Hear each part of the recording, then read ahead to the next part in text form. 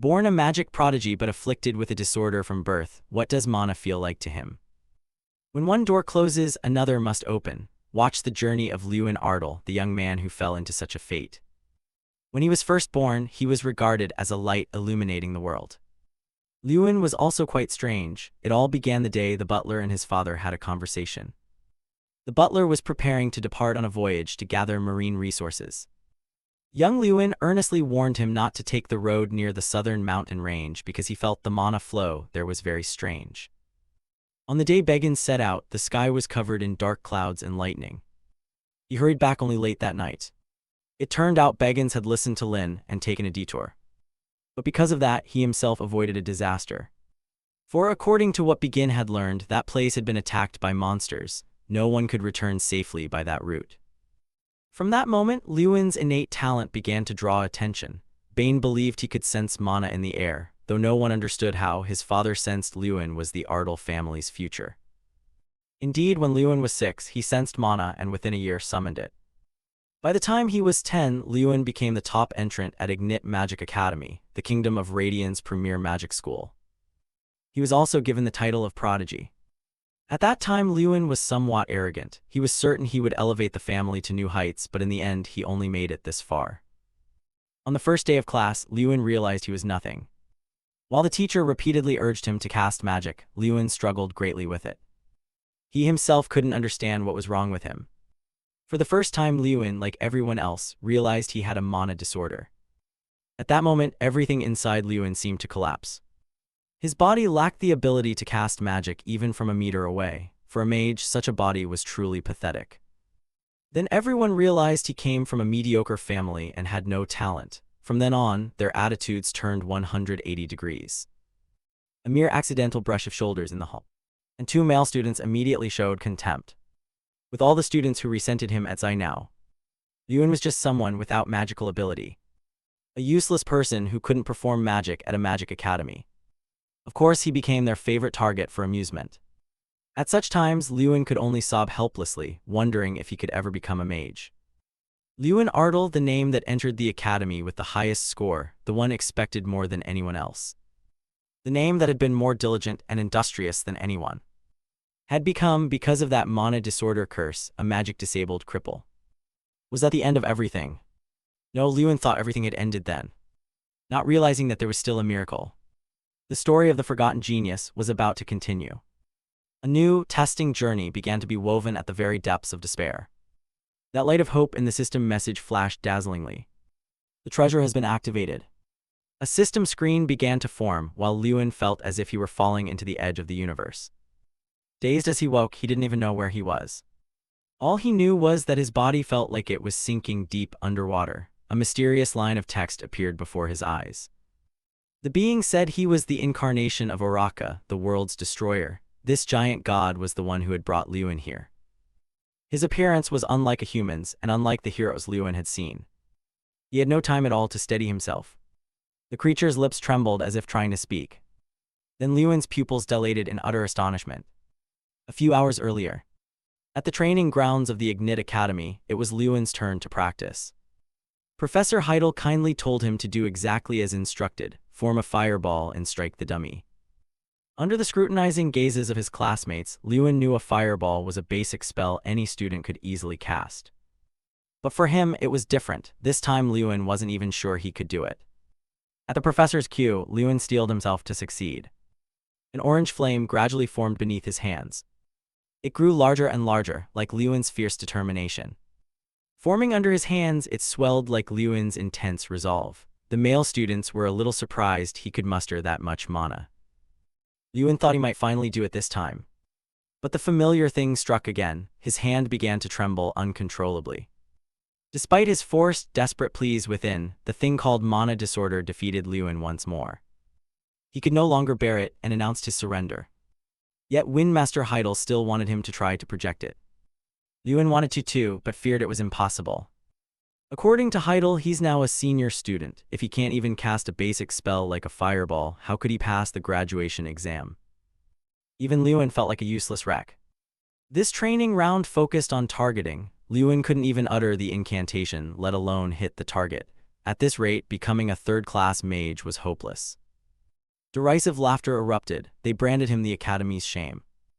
Lewin was so used to this kind of bullying that he paid it little mind. What crushed him was that there had been no hope from the start. It was all due to the curse that had plagued him for 6 years, mana disorder. Although Lewin had forced himself for years, he now began to wonder how much longer he could endure. After that training session, Lewin lurked alone behind the crowd into the main hall. The tree wished for silence, but the wind would not cease. 2 male students deliberately approached him and taunted him with cutting jibes. One repeatedly called him Lewin the Fool with smug delight. Their words grew worse, shifting from mocking his achievements to insulting his family and calling his territory a god-forsaken place. They deliberately said the Ale family was obscure, neither wealthy nor renowned.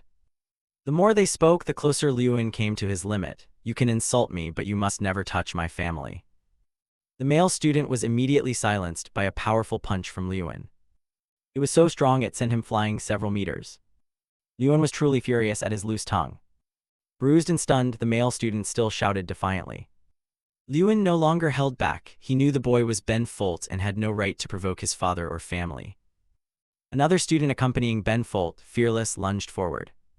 As expected, he was overwhelmed by Lin's punch, and momentarily couldn't stand, collapsing to his knees like a dog. What surprised Lewin was that Ben dared use combat magic inside the academy.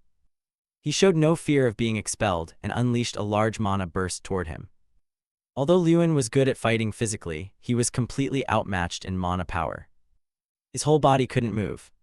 Professor Heidel appeared to intervene. But he was a second too late. Lewin was struck by Ben's enormous mana. He thought he would just sleep like that forever. Now Lewin stood before the giant god and the system text. Faced with this, he still couldn't fathom what on earth was happening. Lost in a strange space and meeting a mysterious man left him puzzled about what was going on. Though he tried to listen closely, he could only catch the last word, Lewin Ardal Deo. A deep voice sounded again. This time it was clearer, definitely his name, Lewin Ardal Deo.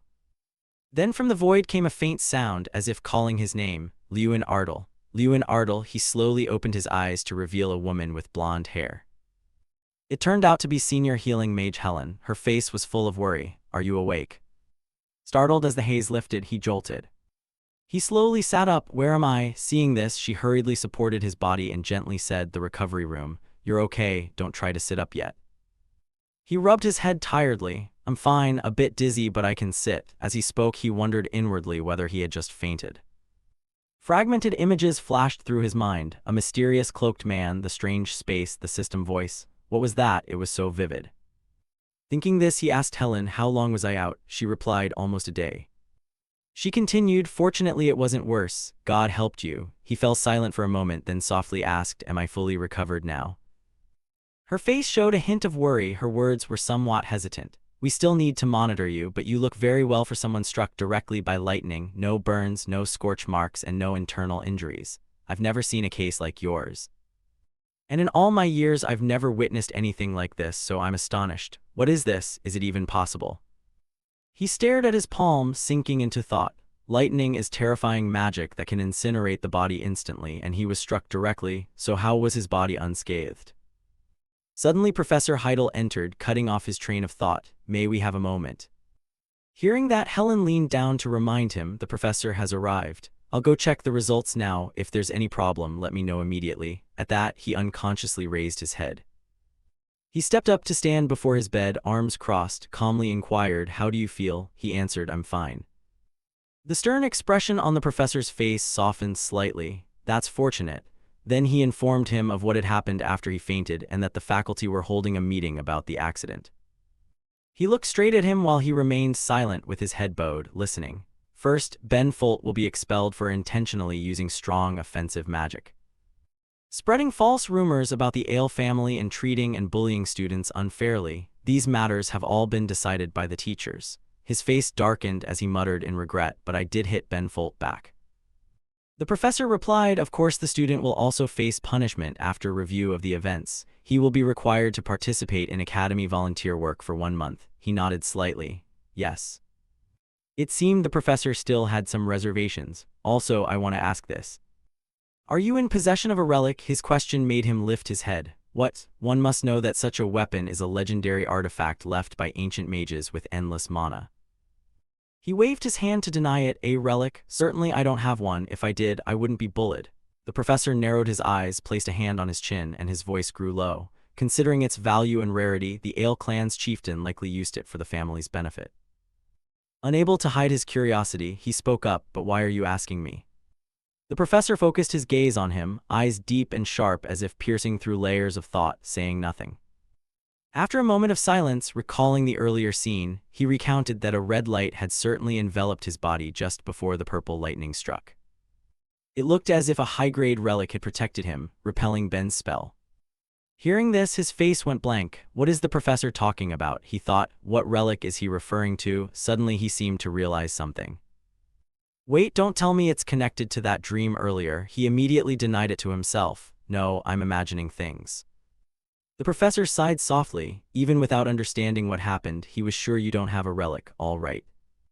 He turned his back and left beneath Lewin's gaze. Rest now. He watched the professor's retreating back. He had told the professor he didn't know what had happened, but the professor said no more. What is the professor thinking? Alone in the room, he sat in deep thought for a long time. What he had experienced felt no different from a dream. And that strange voice, the relic Draka, the world's destroyer and the player. He kept tapping his forehead with his fingers, muttering, I think there was one more line. What was it? Lewin said suspiciously, status window, and immediately a blue panel appeared in midair, making his eyes widen in astonishment. As if seeing a ghost, he instinctively stepped back and shouted, Ah, what is that? Hearing the noise, Helen ran in. Seeing his stunned face, she asked, Lewin, are you okay? Do you feel unwell? He pointed at the blue panel floating in the air, stammering, No, it's not that. Do you see it, the blue panel in front of me? She looked puzzled. What nonsense are you talking about? There's nothing there, Lewin. Are you sure you're all right? Then an idea suddenly flashed through his mind. Impossible. If she truly can't see it, then this can only be seen by me. On the status window appeared your information. Lewin Ardal, the incarnation of Draka, the world's destroyer, born from the pursuit of infinite power. Mage Draka perished along with his world. For Draka, who was born mana-starved, power was the source of his authority. The relic player of Draka can open a status window and gain limitless power by completing missions. Strength 150, Agility 100, Wisdom 1550. To avoid being mistaken for a madman, he quickly thought of a cover story. It's nothing, I'm a bit out of it. She forced a helpless smile. Don't dwell on it. She held the test results in her hand and happily announced that everything was completely normal. He could return to the dormitory. He smiled, feeling somewhat relieved. Yes, thank you. Lewin reviewed all the strange events. Today he survived being struck by lightning. The red-eyed man he met in another space, and the status window could only be seen by him. Then he remembered the first status window he saw in the dream. It said he was the incarnation of Draka. Perhaps the relic of the mage Draka was transferred into me. In the blink of an eye, night had fallen over the training ground. A strange window appeared before his eyes again. He flinched slightly, but curiosity quickly overcame everything and he tapped it. It displayed his first mission. The mission can repeat because you have become a player linked with Draka, the world's destroyer. You must train your body to prepare for power advancement. Perform 100 repetitions of each punching, kicking, and spinning action. Reward +10 strength and unlock a new skill. After reading it, he rolled up his sleeves to begin. His face still showed some doubt and confusion. Punching and kicking relate to strength, but how could that help him become a mage? But this wasn't the time for questions. He had to try. Thinking that, he took a deep breath. He swung his right hand. The punch count rose to 1. Then he swung his left. The punch count rose to 2. He let out a small laugh, a smug grin as if victory were already in hand. Great, it's increasing. At this rate, I'll finish quickly. Riding that momentum, he launched the next punch. He shouted in rhythm with the strikes, but the punch count remained stuck at 2. He scrutinized the mission again, frowning. This time it didn't register. He thought it wouldn't count if the motion was wrong. That thought made him much more serious. Okay, how to punch correctly? Stars rose high, perched in the still sky. While everyone at home had fallen into deep sleep, he was panting as if chased by dogs for a full hour. He wearily propped himself on his knees, and finally. There he smiled in satisfaction. It's finished. The status window appeared, mission completed, awarding +10 strength and unlocking a skill. Wiping the sweat from his face, he glanced up and asked, what's the reward? Suddenly he felt a fresh current of energy gradually flowing into his body. He marveled, what is this feeling? It's flowing gently through my veins, something more fundamental than mana. He clenched his hand, his fingers tightening, his arm trembling slightly with excitement. I've truly gotten stronger. If it's something new, he had to test it immediately. He inhaled deeply, raised his hand, and swung it hard forward. Let's see. With just one punch, the air before him was instantly torn apart. Feeling invincible, he smiled in satisfaction. His strength infused into his magic had truly increased. Speed, air resistance, and impact power had all genuinely improved. While continuously marveling at his new power, he suddenly remembered, what about the skill unlock reward?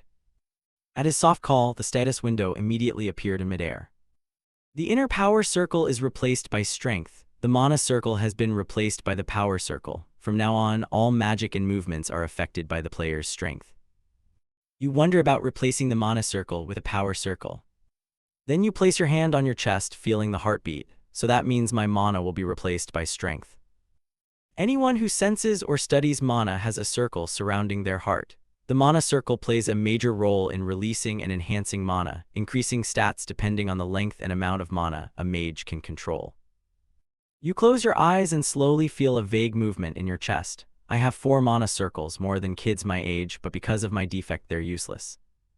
Suddenly you open your eyes wide as if sensing something. Your mana circle has truly disappeared, so the wildly spinning powerful circle replacing it must be the power circle. Thinking this, you can't help but be startled and lean back in surprise. Done, that shock is quickly replaced by confusion. A power circle replacing the mana circle. You can't be a mage without a mana circle. If this new circle can't do what mana circles do, what will happen to you? A trace of sadness appears on your face. Will your life as a mage end like this? But now pessimism is pointless, so you quickly regain your confidence. No, it's far too early to despair. Try it first. You reach your hand forward, focusing all your will into a familiar incantation, Fireball. Immediately, a surge of power bursts from your palm, and in the blink of an eye, a fierce fireball forms. Looking at the flame before you, you exclaim, so fast, how is this possible? Staring at the flame, you exclaim, so fast, how is this possible? You can't take your eyes off it and feel even more amazed. The moment you see the size of the fireball, you realize. Lewin laughs with delight. This must surely be the power of the artifact. Lewin holds the flame in his hand, thinking inwardly that because magic has a basic activation mechanism, before releasing this power there is usually a 10-second recharge. He calculates silently, but I can completely bypass that 10-second mechanic and create a fireball with the power in my body. Of course, the protagonist is always the strongest. He clenches his hand into a fist. This is the power of an artifact. Suddenly something strange appears before Lewin. He's curious. What is that? Turns out to be a system notification. You, Draka the Mad Mage, cannot release energy in the usual way and have created this ability. Focus mana into your body and on the enemy. You are not affected by your own magic. When casting spells, an enhancement effect will be added. Magical attacks will deal additional psychological damage. He reads the information the system provides and ponders. Focus mana into the body to attack. How does that work? He keeps asking himself. Thinking seriously now, Lewin realizes that Draka fellow also suffered the same mana disorder curse as him, and he focuses mana into his fists and feet. The more he reads, the more he understands, and the less he believes it. Why would he devise such a method? Just then, a quest notification appears. The protagonist regains his spirit and exclaims, a quest? The quest requires practicing the Mad Mage method, using the power circle and mana to attack targets. For each target hit, the reward points increase by 10. The protagonist seems a bit skeptical. Attack a target. He narrows his eyes. He'd never considered this method. If I could become a mage if I follow this method. Lewin reaches out and grips the fireball. I have to try it. The fireball in his hand blazes with brilliant sparks as if wanting to burn everything. Finished, Lin's satisfied smile blooms on his face. The system immediately announced, mission completed plus 10 strength reward. At last Lewin collapsed onto the ground. He looked up at the star-filled sky with satisfaction. Finally, I've completed the mission. Remembering how I'd always failed to release magic before, he couldn't believe he'd now succeeded using a punch. Curiously, he wondered how Draka had existed after all. He wanted to investigate, but his body felt leaden. Suddenly strange voices rang out. Oh, what's that? He slept out here. Seems like he trained himself to exhaustion, but he actually fell asleep here. Should we wake him? Voices echoed in Lin's head. What's going on? Have I gone to heaven? How could I be dead? He was struck by lightning, and yet he's fine. Creepy. The murmurs continued. Lewin opened his eyes groggily. What's all the noise about? Everyone panicked. Oh my god, you're awake. Lewin, you scared us to death. Liuan calmly stretched. What's going on? Why is everyone gathered here? Is this the first time you've seen someone sleeping out here or what? They nodded. Exactly what noble would forego warm, soft blankets to sleep out here? They were suspicious. Hey Liuan, did you drink or get drunk? He paid them little mind and waved them off. Drink what? I'm tired so I'm going to sleep. Bye. They helplessly stood frozen. They whispered among themselves. Liuan seemed like a different person. One doubtful voice asked, how's that? Suddenly, a noble student turned and saw something. His voice held some curiosity. But the scarecrow was beaten to pieces, leaving only that stake. Did Liuan do that? But they dismissed it immediately. Nah, probably not. At the noble dormitory, Liuan approached a blonde friend who asked, hey, what's up, Liuan? He asked, you stayed out all night. This is Jason Damon, a 6th-year student at Ignite Academy. He kept asking what happened. You don't usually leave the academy this long, do you? The protagonist brushed it off. You don't need to worry about such things. That blonde guy was actually the heir of the Damon clan, a well-known mining family, but at least he treated someone considered trash like me well. Jason kept teasing, don't tell me you went to see some girl, just getting back now. His flaw was that he was both an alcoholic and a womanizer who often snuck out of the academy. He talked non-stop. Did that guy finally learn to enjoy life after being struck by lightning? Come on, tell me what you did last night. Liuan threw something at him and said, cut it out, I need to take a shower. In the bath, Liuan relaxed and sprawled out. I'm alive. Suddenly he remembered, right, the mission, let's check. Liuan called out mission. The notification appeared, repeatable training mission. Because you have become linked to Draka, the world's destroyer, you must train to increase your strength. Each time you complete the punching, kicking, or spinning task, you are awarded plus 10 strength. The protagonist sighed. The reward stays the same, but the mission doubles in difficulty. He sank into thought, wondering if missions would keep doubling like that. No doubt this won't be easy. But on the other hand, if I can become a mage using this method.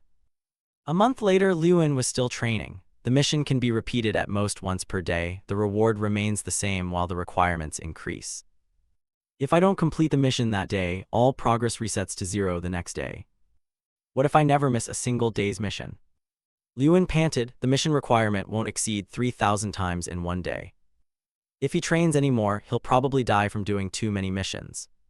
He twisted his heel lightly. Finally, the training mission board updated. All counts like punches, kicks, and spins were completed 3,000 times in total, yet the bonus remained a mere 10 points.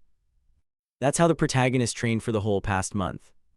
And he also gained a new passive skill, body art, which increases bodily capability, his body becoming more agile through training. In the dormitory.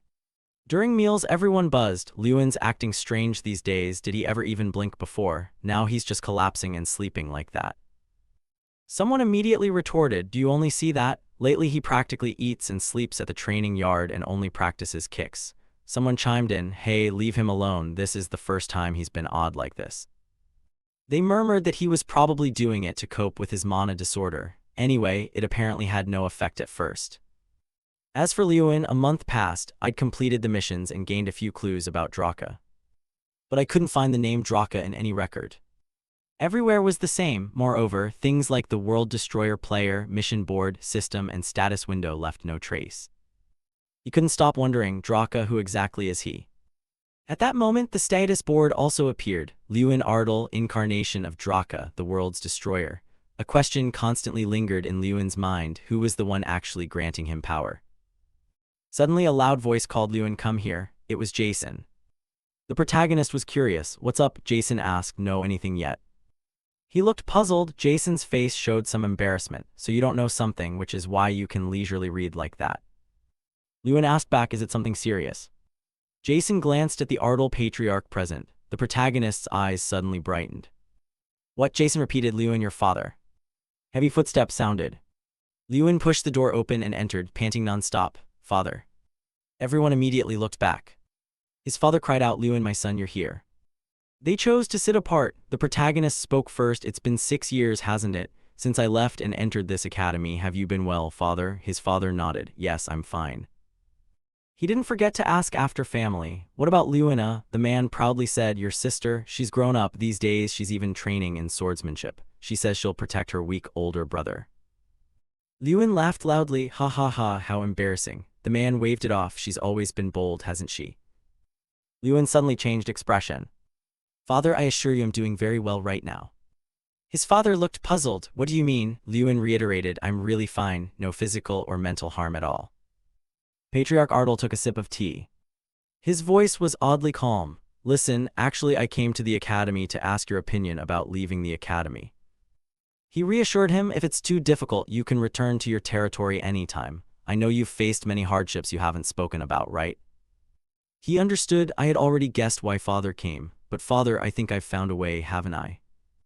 Lewin pleaded, so please promise me one thing. He was surprised. Promise what? The protagonist firmly declared that he would score well on the upcoming practical exams. In return, if I fail, from now on I will no longer act on my own but will obey you. He knew that after promising to score high on the practical exams, his father saw his determination clearly and returned to the manor after their talk. And then the exam the protagonist had long awaited finally arrived. The proctor called out, all right, attention. Standing on the podium, the teacher began to explain the rules. Today is the introductory magic exam. Note that any cheating will result in immediate failure. Voices rose as the students began the test. The protagonist tightened his grip on the brush pen. The school exam consisted of two parts, theory and practical. The practical test had 4 sections: target identification, magic measurement, real combat, and one-on-one duels. As someone with mana disorder, our protagonist had scored full marks in theory for the past 6 years. In practical exams, Michael of the Gaj HIL family always ranked first. Lewin's hand clenched. However, this time would be different. Things would change. He emphasized that this time would be different. Lewin bet he would definitely take first place in the practical exam this time, after the written tests were finished.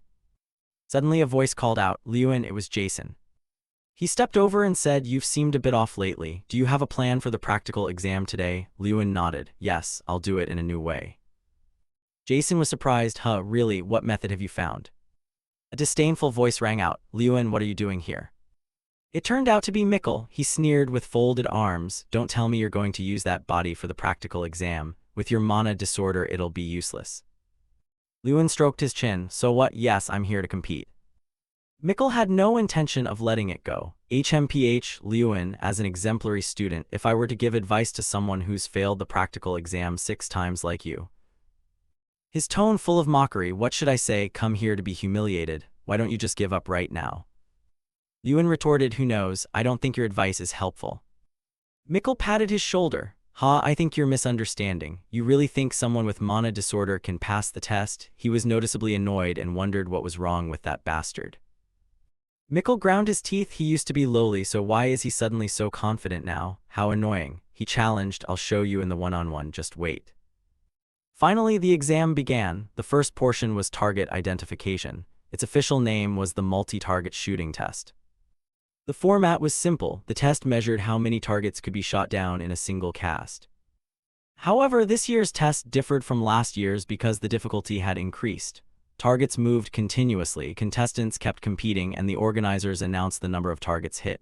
First, Herc hit 1 target. Next, Angelina, no targets. The best anyone managed was only 4 targets. Because of that, this year's average score was terribly low. Next, the following person got 3 targets. The teachers in the back frowned. HMPH, just a slight increase in difficulty and scores have plummeted. This year's student quality is poor. But suddenly a reminder chimed. Professor, it's a bit early to be disappointed now. Professor Elric, head of the Magical Pharmaceutics Department and Mikkel Garihill's uncle, appeared very proud. Next is Mikkel's turn. Watch this.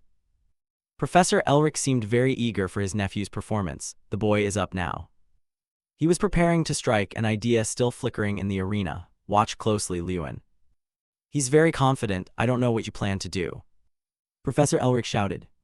Mikkel boasted confidently, this is the difference between you and me. Then he launched the attack. A series of scarecrows were struck and fell after that decisive blow. Everyone watching marveled. Wow, that's Elric. 1 cast hit so many targets, he'll probably take first place again. Teacher Elric edged closer. How was it? The boy lives up to the Garihill lineage, doesn't he? He kept bragging. At this rate, Mikkel is truly the pride of our academy. He'll surely be the representative student this year. Suddenly a voice cut in. All right, Professor Elric. We think we don't need to watch the talents of this year's class any further. The speaker was Professor Tyrion Ignit, the academy headmaster and a level 7 grandmaster. Professor Heidel still objected. Why don't we stay a bit longer? It's almost Lewin's turn. Professor T asked Lewin, is that Lewin Ardell? Professor hello, that kid is still at the academy. He agreed, well, for the boys' sake let's stay and watch a bit. It's fine to sit and observe. Lewin rubbed his wrist. All right, this is a good chance to test my strength. The instructor spoke. Lewin, begin. Lewin, holding a fireball ready in his hand, acknowledged, yes sir. A brilliant flame flared around him, shimmering like scorched gold. Everyone watched in astonishment. What is that? What's happening with the casting speed? The students buzzed. Wow, how many targets? Nobody knew. Impossible. Mikkel ground his teeth in fury. He sneered and reminded them, don't you know Lewin has mana disorder? Even if he casts 1,000 times, who knows if he'll hit any targets? That useless trash can't do anything right, but while no one noticed, a power buff system activated. Time refraction activated, warping time refraction for 30 seconds. Speed increased by 200% power, movement speed became faster. You moved beyond the time warp, cooldown is 5 minutes. Lewin recalled the skill he had obtained recently, time refraction, which lets him move unusually fast to anywhere he wants. In other words, he became virtually instantaneous. The energy radiating from the protagonist was so great it overwhelmed everything around him. The brilliant flames encircled and protected him. The professors watched intently. The students' eyes went wide. Finished, Lewin smiled smugly, it's done. Wooden fragments flew everywhere through the air. Lewin hit 27 targets. The supervising teacher turned pale, sweating profusely. Lewin stood panting, staring at the pile of targets. Whispers began. What was that? Did he cast magic in his hand and then strike the targets with his fist? 27 targets. He set a record for targets hit in this test. How could he move that fast? Did he really use magic to hit the targets by hand? So many surprises. Then everything fell silent. Then a single clap broke the silence. The Academy principal Tyrion Ignit. He was the first to stand and give Lewin a round of applause and praise. Lewin was outstanding. Everyone was still stunned by his surpassing pick-serve performance. Even the headmaster acknowledged him. People began to cheer. Yes, amazing, Lewin, congratulations. But amid the cheers there were those who refused to recognize others' abilities. Some were angry, some silent, some puzzled. What could they do? Things remain as they are. Of course there had to be that arrogant one. Judging by his angry face, he clearly couldn't accept it, but could only monologue inwardly. Lewin, that brat, how could this be? He clenched his jaw and brows as if ready to explode, but could do nothing. The cheers of congratulations echoed everywhere. He stood silently, but was secretly delighted, praised, and recognized by others. It was something he hadn't experienced in 6 years. He hadn't once received praise all those years. His chest felt warm. Lewin lifted his head and smiled faintly. Sunlight fell on his youthful face. His eyes showed pride in himself and the feeling of being acknowledged. Yes, this was the feeling he'd always wanted. In the meeting room, Elric spoke irritably, casting magic in your hand and then striking the target. How can you call that magic? I've never heard of any magic like that. Just look at his scrunched-up face. Of course he won't accept it. Heidel immediately retorted, but you know magic has no limits. This is a field where anything can happen. He set his face sternly. If everything only followed rules, it wouldn't be magic, but mathematics. Exact. If you stick to the rules forever, how do you advance? Advances by whom and judged by whom? Elric still wanted to argue with Heidel, but before he finished speaking, Tyrion signaled for him to shut his mouth. He spoke gently. Today I witnessed a student create a miracle. Joy showed plainly on his face. It was a miracle of magic that felt almost unreal to meet. However, it seemed the professors disagreed on the matter. All fell silent, tacitly agreeing with the headmaster. Elric, furious, refused to accept the truth. Damn it, that Lewin's causing chaos. Who would have expected this to happen? Jason slapped Lewin on the shoulder and shouted, hey, the supreme mage is here. You're about to knock the whole place over with Jason's shoulder pat, then whispered, all right, cut it out. Hearing that, a few people approached them. Oh, it's Lewin. Everyone greeted him. Lewin, hi, how did you do it in yesterday's practical test? He returned greetings but couldn't say anything. Questions from classmates kept piling on. Lewin, you know my name, right? We've been in the same class for 6 years. He hurriedly escaped the crowd, thinking that until yesterday he had been an anonymous nobody at this school. Lewin turned his back on everyone and hurriedly told Jason, I'm heading back now. Even today, he still couldn't believe how quickly everything had changed. Overnight, everything was different, and he couldn't adapt yet. Honestly, being alone felt more comfortable. Still, he knew one thing clearly: many people still disliked him. He slowly opened his room door. Some blonde-haired guy was standing in his room. Hearing the door, he spoke, there you are. Oh, you barged into someone's room and talk like that. What are you doing in someone else's dorm room? Mikkel asked, frowning, his gaze as if ready to set him on a pedestal and admire like a rooster. Mikkel stepped closer, lifting his contemptuous tone. You're puffed up over that thing that's not even magic. Your arrogance makes me sick, so I'm here to remind you not to be conceited. He spoke words that made one want to scratch a monkey's butt immediately. But you retorted right away, aren't you embarrassed that your score was lower than the one you've looked down on for 6 years? He thought the other was something, but it turned out to be just that.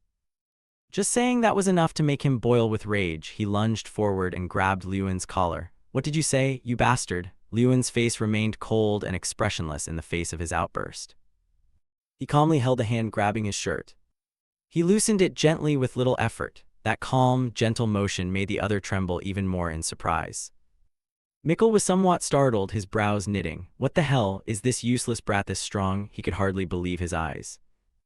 Mikkel, we both need to graduate. Liuan leaned close, his gaze more intense. If you really want to bully me, wait until the one-on-one combat test and we can have a fair match. He spoke with a low growl, making Mikkel break into a sweat.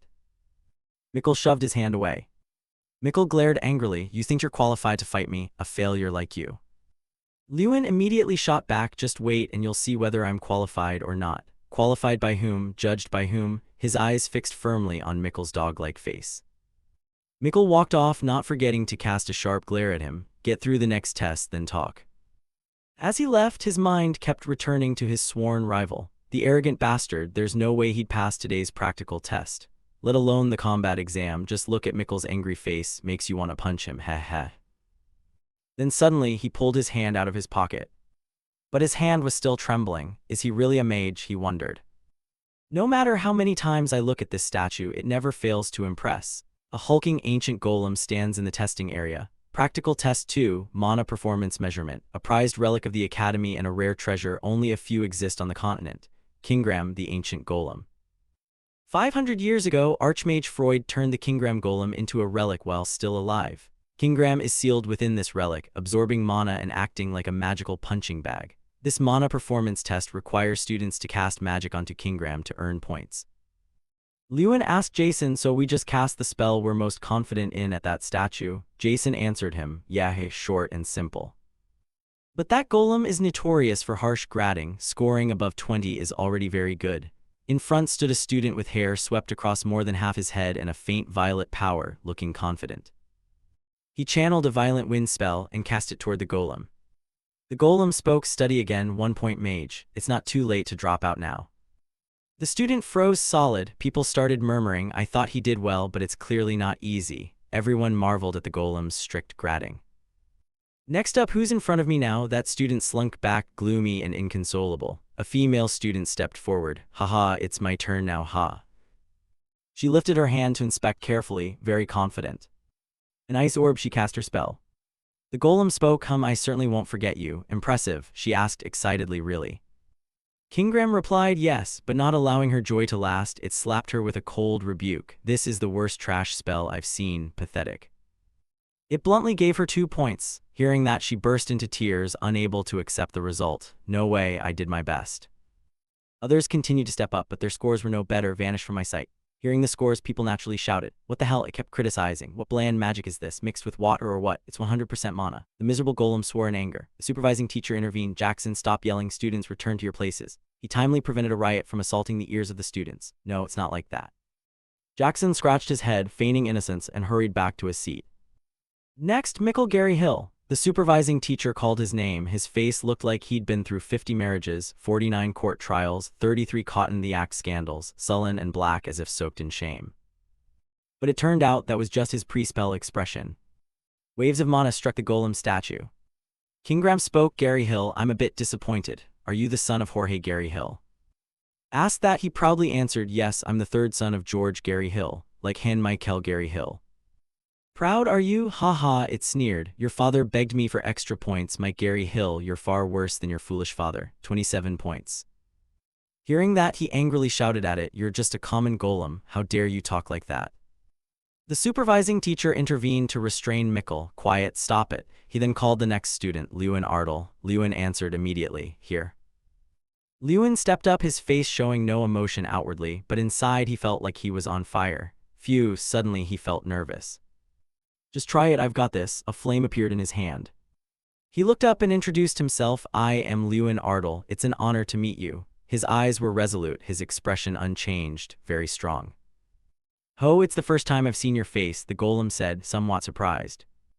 Well then, perform your test. It wasn't overly concerned while Lewin and his magic were ready. The flame burned bright like his eyes. What that meant, no one knew. One student recognized Lewin's spell. Is that a rampage fire skill? His face showed astonished disbelief.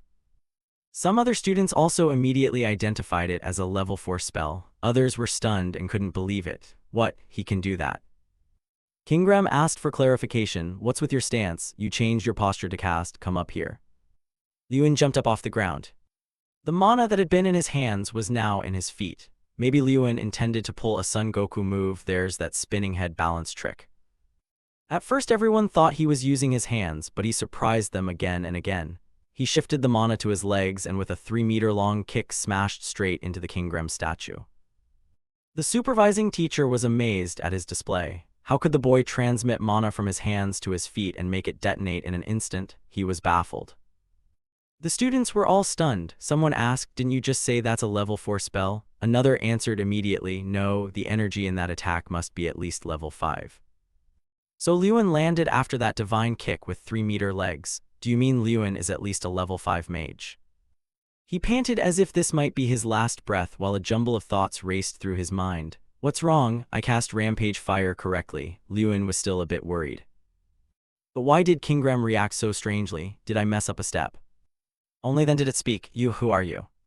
He was puzzled. What? I already introduced myself. I'm Lewin Ardle. Before Lewin finished, Kingram cut in. Are you Draka? The question made his face go pale instantly. Draka. I've been waiting for you, it said. Even with only those blood-red eyes, one could imagine its expression. Despairing and yearning, Kingram's voice echoed. I've always been waiting for you, Draka. That whisper cut through the silence, sowing bewilderment. The crowd immediately stirred, their scrutinizing gazes raising countless questions. Draka, who is that? Did it mistake Lewin for someone else? Curiosity mixed with doubt spread through the room, furrowing many brows. Lewin's mind, fragments of memory from 2 months of tireless searching through every related document, surged back. He had turned every yellow page and delved into every ancient record, but found nothing. Min had ransacked the related materials for 2 months and still found no trace of Draka. Yet unexpectedly, Kingram knew. Lewin's face darkened at once, a gloom settling over him as he truly understood, truly grasped the deep meaning behind the golem's cryptic words. You know Draka? Lewin asked, his voice carrying astonishment and a faint glimmer of hope. In response to that probing question, Kingram uttered a single word, brief but heavy with certainty, yes. Seizing this rare opportunity, Lewin decided to press his advantage. He hurriedly asked a few more questions, hoping to pry out even the smallest scrap of information about the mysterious figure. Could you tell me more about him? A mysterious smile flickered across Kingram's stern face. He murmured, how intriguing. I didn't expect to encounter his incarnation at this academy. His deep voice rose again, his words oddly disjointed and strangely enigmatic. Lewin blinked, trying to grasp the meaning of each phrase. What did he mean by incarnation? Suddenly, a question rang out from Kingram, cutting through Lewin's thoughts. What is your name? Startled, Lewin quickly replied, Lewin Ardle. He answered the abrupt question. Very well, Lewin, I will remember you, Kingram said. Each word seemed carved into Lewin's mind as the golem stood firm. Kingram's massive form loomed like a mountain, tall enough to block the sun from Lewin's perspective, casting a gigantic shadow over him. As Kingram began to turn away, a voice suddenly sounded, immediately halting that intention. Excuse me, before you go, could you tell me how many points? The question echoed. There are too many people here, I'll tell you later.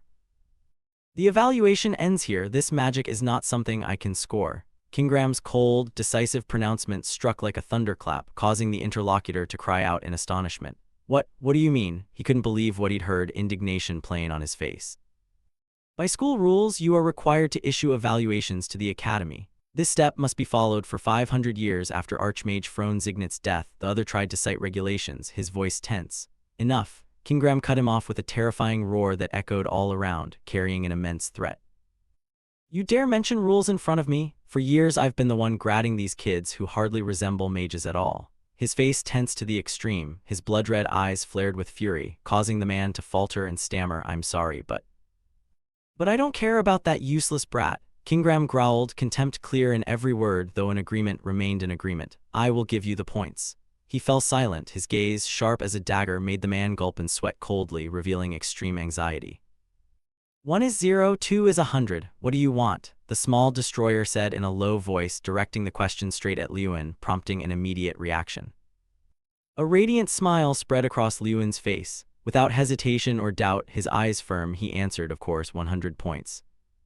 The news spread like wildfire, causing a commotion throughout the academy halls. Did you hear? Kingram gave him 100 points on his test. Whispers and discussions followed instantly. Kingram gave who 100 points? Someone asked, surprise audible in every word. Word as he awarded the legendary low-ranked Liyuan Ardal. People around began to chatter, their faces showing utter astonishment at such shocking news. At that moment, a stern voice rose, cutting through the noisy atmosphere. It was Professor Heidel. He walked over to Liyuan, eyes assessing. Causing trouble again, huh? Liyuan started, immediately turning toward the voice. Professor Heidel, why are you here? Liyuan asked, a little surprised. Heidel folded his arms sternly and took measured steps closer to Liyuan. News of Kingram giving Liyuan 100 points had reached the principal. Upon learning this, the principal decided to reward you because this had never happened before. Professor Heidel's words carried a special solemnity, underscoring the significance of the matter. Here, take this first. Saying that, he handed Liyuan a scroll he was holding. Liyuan read aloud the words on the scroll, his face full of confusion and doubt. Treasure Vault Room, what is this? Without further explanation, Heidel waved toward himself, turned his back and began walking, signaling for him to follow.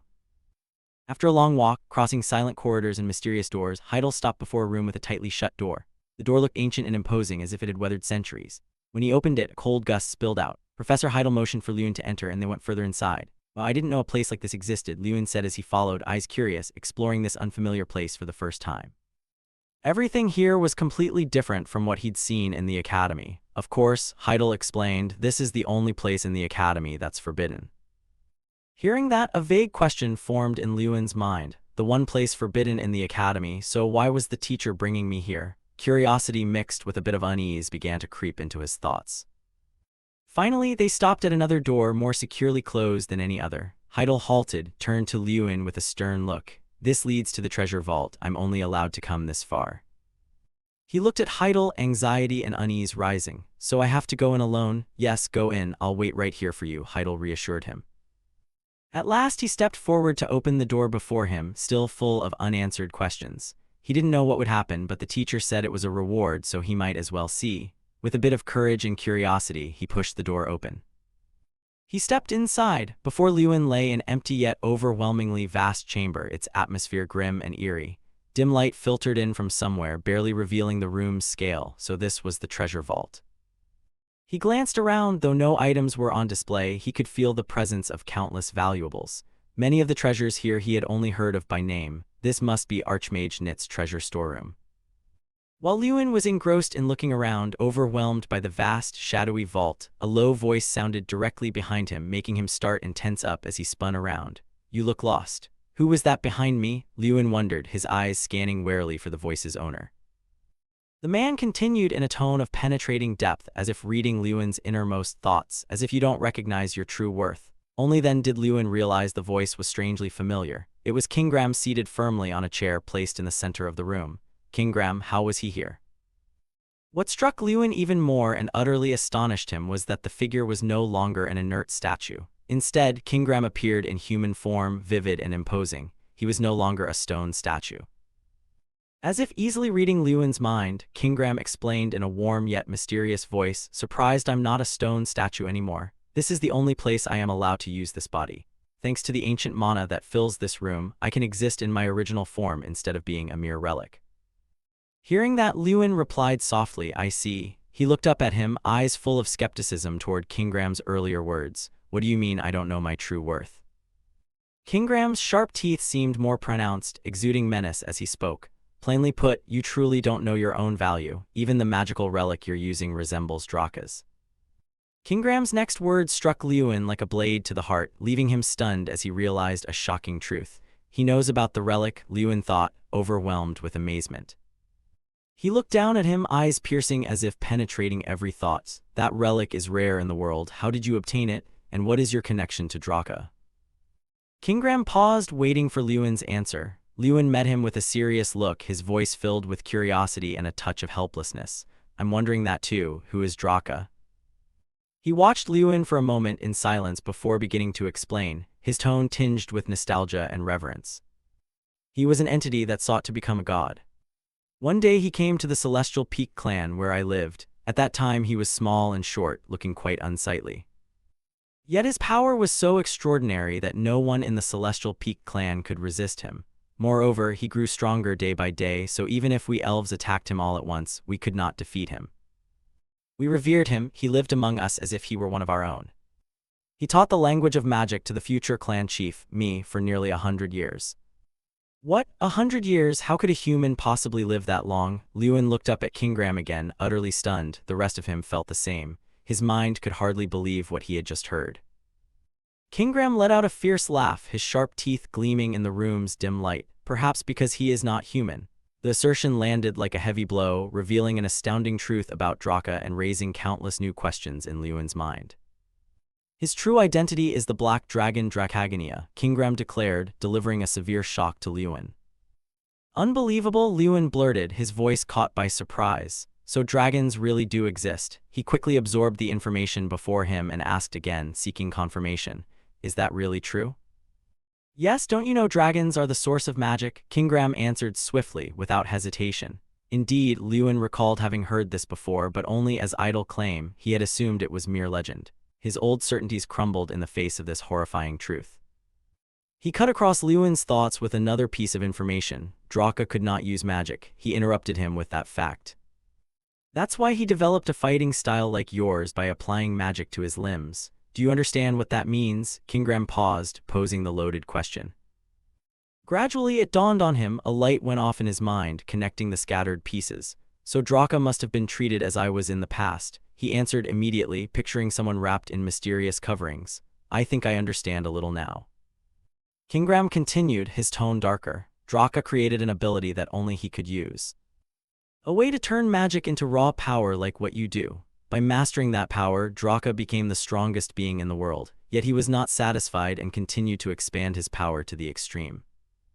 In the end, he destroyed everything, including himself. Lewin was once again surprised by the new information. He had raised everything. No wonder he was called the world's destroyer. He couldn't imagine the extent of power needed to annihilate the world, all mixed with fear as Lewin envisioned that terrible strength.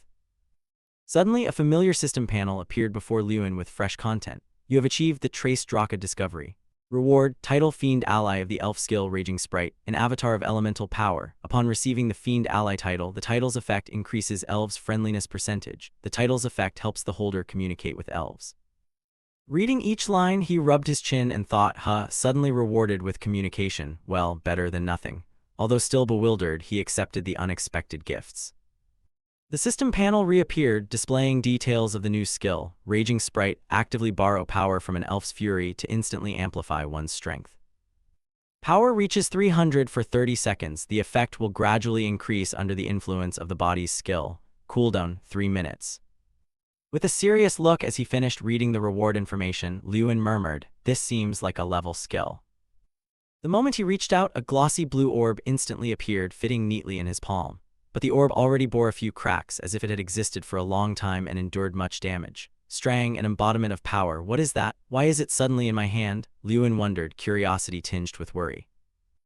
Kingram rose from the stone throne, his massive form blocking part of the room's light. It seems you've just received a quest reward. Draka used to stare into space and speak like that too. Kingram's words confirmed what Lewin was experiencing. Still holding the blue orb, he looked up at him with questioning eyes. Do you know what this is? Kingram replied confidently, all right, bring it here for me to see. He leaned in to stare at the glowing orb in Lewin's hand for a moment. He examined it carefully and then stated, it's a strang. Eager for more information, Lewin asked further. Kingram answered in a deep voice, an item? It's not an item, it's an embodiment. He looked at the orb in his hand skeptically, barely able to believe his ears. What? This is an embodiment? Kingram began to persuade him, his tone certain as if he'd seen it all. He had always been beside Draka. Why wouldn't I know? From its current state, I suspect Draka sealed it in the spirit stone before he died. He continued explaining Strang's nature. It is an embodiment of power, though called a spirit, it is unlike ordinary spirits. Its temperament is hot-headed. It begged Draka daily for boundless power, but if its desire is met, it will grant you limitless strength. Kingram concluded, revealing a potent but risky force. You mean that embodiment will revive from this stone? Liyuan frowned, raising the orb higher. The orb now looked slightly more cracked than before. Tiny fissures were beginning to appear. Don't worry too much, the old man reassured him. As Kingram finished speaking, something unexpected happened. The orb suddenly sprouted more cracks, the fissures widening. When it was about to burst, Liyuan held it and watched it slowly fracture. His heart pounded, it's breaking. He silently cried out in surprise. But contrary to what he'd imagined, an object no larger than his palm emerged as the smoke and shards of the orb dissipated into the air. Liyuan stared at it, astonishment clear on his face. This is a bear. It rubbed its eyes and cursed hoarsely, its voice shrill but annoyed. You brat, how dare you call me a bear? This bear could talk, a bear that can speak. His curious, surprised questions kept coming, and the bear bared its teeth in anger. Don't you dare look at me as a bear anymore, you brat. It snarled sharply, its irritable voice echoing through the vast treasure chamber. Feeling that Liyuan's words had crossed a line, the bear snapped and pointed a paw at his face. Don't call me a bear anymore, you powerless one, though you are a bear. His face showed shock and confusion, a bead of sweat rolling down his cheek. How could a bear talk? It reddened with anger. Hey, are you deaf? It stood with its hands on its hips, steam practically coming from its head, words tumbling out without pause. How dare you compare me to those things? I'm not a bear, he asked, so what am I then? It folded its arms and chuckled confidently. I am an embodiment. I can become whatever I like. I want to show you. It struck a proud, determined pose. Look, I'll show you my power. Hearing that, he on the other side waited expectantly. But nothing impressive appeared, its face turned pale as if drained of blood. What an embarrassment for Strang. After a pause, it panicked as if it couldn't believe the ridiculous scene before it. What though? Where's my power? What's wrong with your face? What did you do to me? Suddenly spoke up, probably because I was reborn with an empty stomach. Give me food. You saw and assessed. Why is this bear so rude? You broke the bad news to it. There's no food here. I don't even know what you can eat. Like a thunderclap, it screamed in despair. What? There's no food either. Why is my master so weak this time? You were baffled. Master me. Bored and annoyed said it gave up on the world, curled into a ball like cotton candy and fell asleep. Whatever, I'm sleepy now. When it's mealtime, remember to call me. You felt 30% powerless, 70% amused. What do you mean? Call me master, then say I'm weak. You gently hoisted the sleeping Strang onto your shoulder. The naive sight made Kingram chuckle. Ha, giant Jason truly is hard to change his nature. Seeing it again stirred a bit of nostalgia in him. Seeing you with Strang reminds me of the old days. He seemed lost in memories of the past, recalling the days facing Strang and Draka in the old place back at the Celestial Peak clan. When the reverie ended in the vast treasure chamber, he sat regally in his seat, his gaze fixed on you. Liyuan Ardulal, the little destroyer bearing Draka's will, what do you intend to do? You asked back. About what? He hurriedly replied, the power you hold will make you stronger. It may lead you to greatness, or it may consume you. I ask again, once you grow stronger, what will you do? Hearing that, you fell into deep thought for a long while. The reason you want this power is to protect your loved ones from monsters. To restore the family's name. To prove yourself to those who dared to look down on you.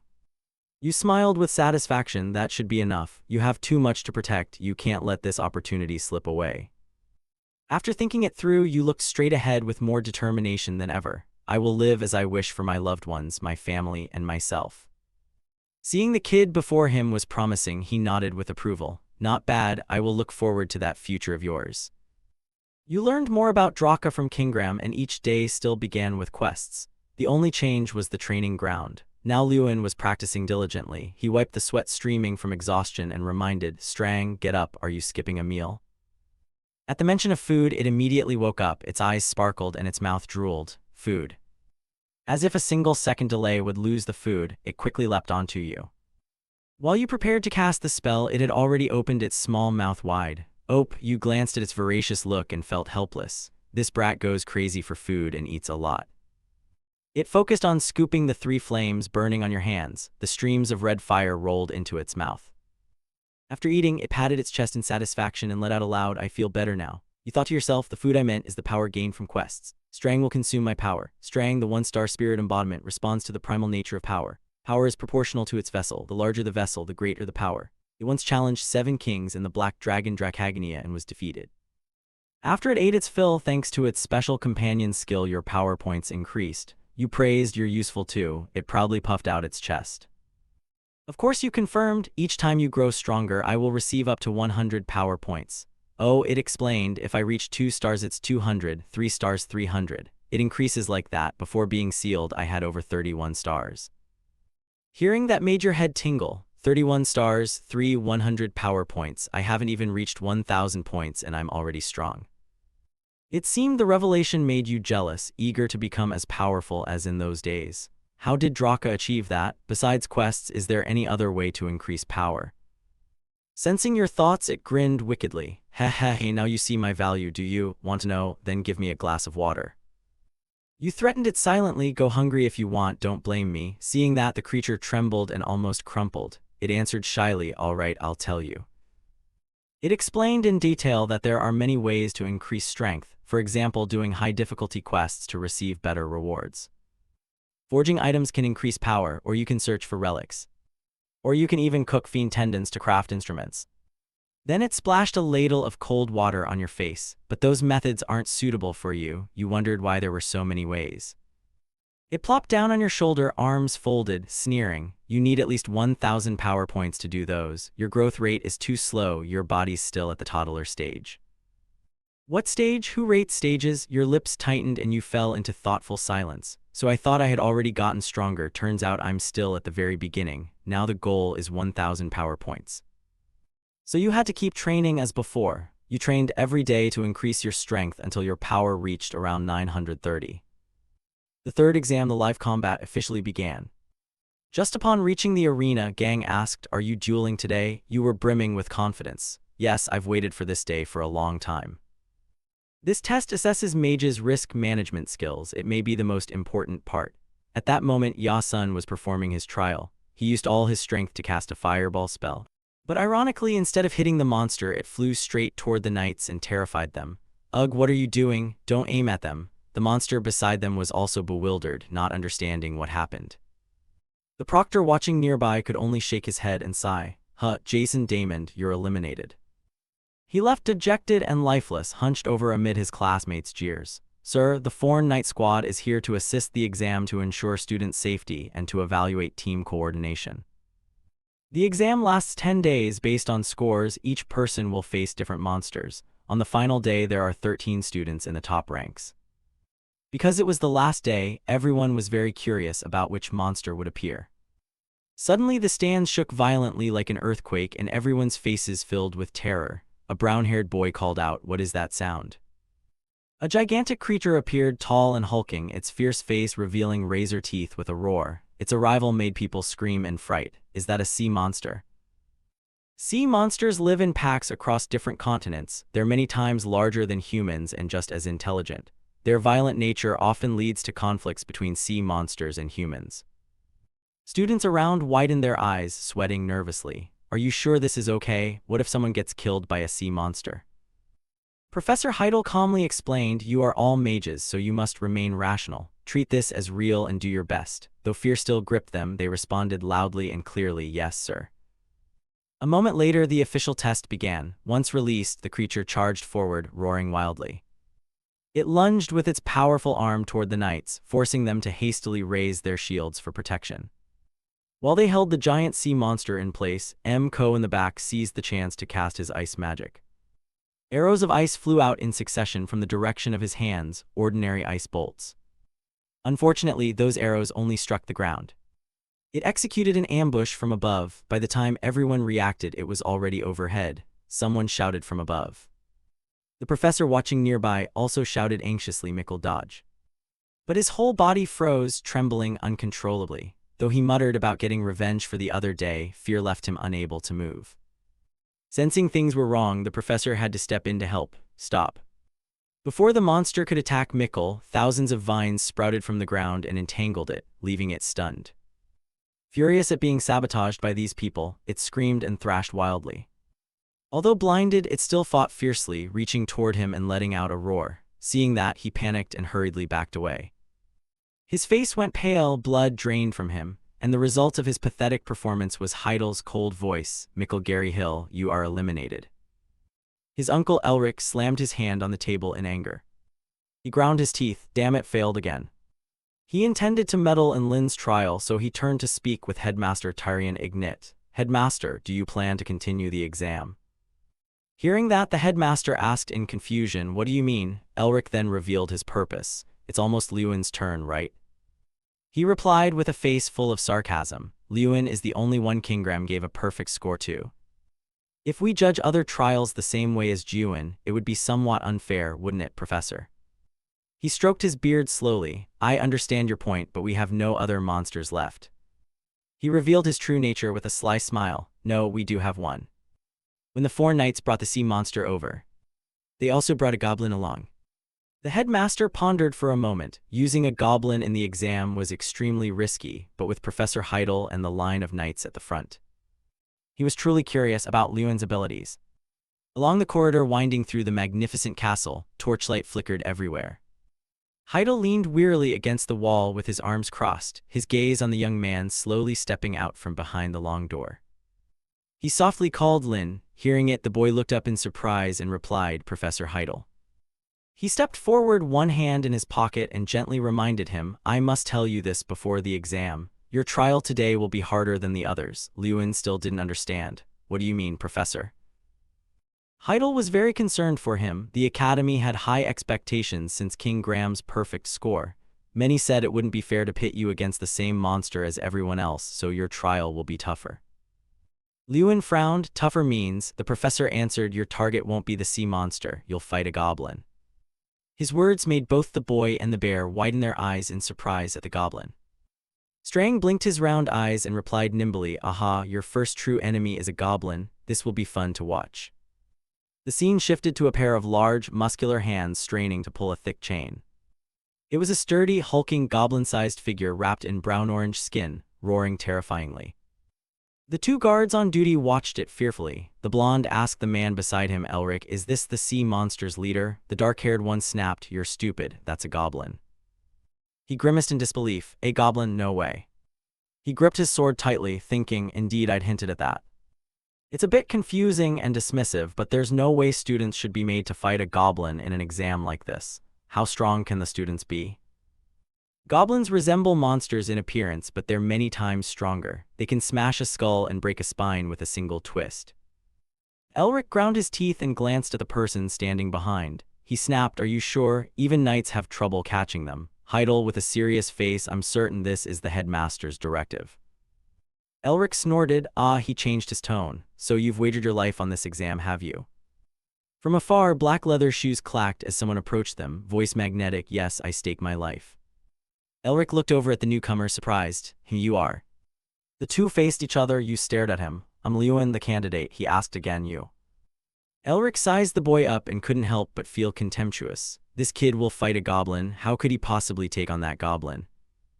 Elric still focused on Lin, thinking he and the professors would protect him, but the boy walked past him coldly. Elric startled, where is he going? He scolded sternly, you're in the wrong place, what are you doing? Lewin replied matter-of-factly, I'm preparing for the exam, I'm in the wrong position, I should be at the back. He snapped in annoyance. You reiterated to Elric, I'll stand here. He frowned in puzzlement. Lewin's jade-green eyes turned icy as he explained seriously, my incantation is a little different. Elric raised his voice, if you stand in front we can't shield you. It's not as easy to deal with as a sea monster. You reaffirmed your stance. Yes, I know, but he still acts like that. Why would I gamble my life like this? Lewin shrugged off his cloak, looking no different from a modern CEO. You're lazy, no more explanations. With nothing left to say, he stepped toward the goblin. Elric, seeing his recklessness, couldn't help but worry. You've been frowning so long you look ready to marry the frown. I don't see any fear in him. He must be different somehow. Professor Heidel, watching from behind, finally spoke up. Lewin is ready to go. Then he shouted, your trial officially begins. As he spoke, he snapped his fingers. A click sounded. The shackle on the large goblin's hand popped open in an instant and fell to the ground. Its freedom officially began. The goblin erupted, roaring in all directions, charging straight at a few sword-bearing, shield-wielding soldiers and Lewin. You assumed a combat stance. A flare of fire magic burst from your hand, launched forward, sweeping past the astonished soldiers. Aaron shouted to stop him. Hey, what are you doing? He dares face the goblin head-on. Stop, what is he doing? They couldn't intervene in time. the goblin and Lewin clashed as his burst of magic met it. The goblin growled deeply, raising its hand to draw in summoning power. Crash! The sound of shattering echoed from the ground. Lin stepped forward and shouted, hurling a fireball straight at the goblin. A thunderous clash, the fiery collisions of two magical forces flared violently, lighting up the area. Even onlookers couldn't withstand the explosive combat energy. Everyone was swept up in the searing clash between Lin and the goblin. Elric kept his eyes on the battle, and his expression couldn't help but turn aghast. He actually dared to use a close-range spell in this situation. Professor Heidel waved away the dust before him. He must have anticipated this moment. Lewin truly hadn't disappointed his teacher at all. Of course, he was the only one. The onlookers had long since gaped, eyes wide and stunned. Even those seated in the stands were the same. The arena was now full of smoke and dust. The soldiers stood motionless, uncertain of the combat. A student daring to fight a goblin in melee, let's hope he survives.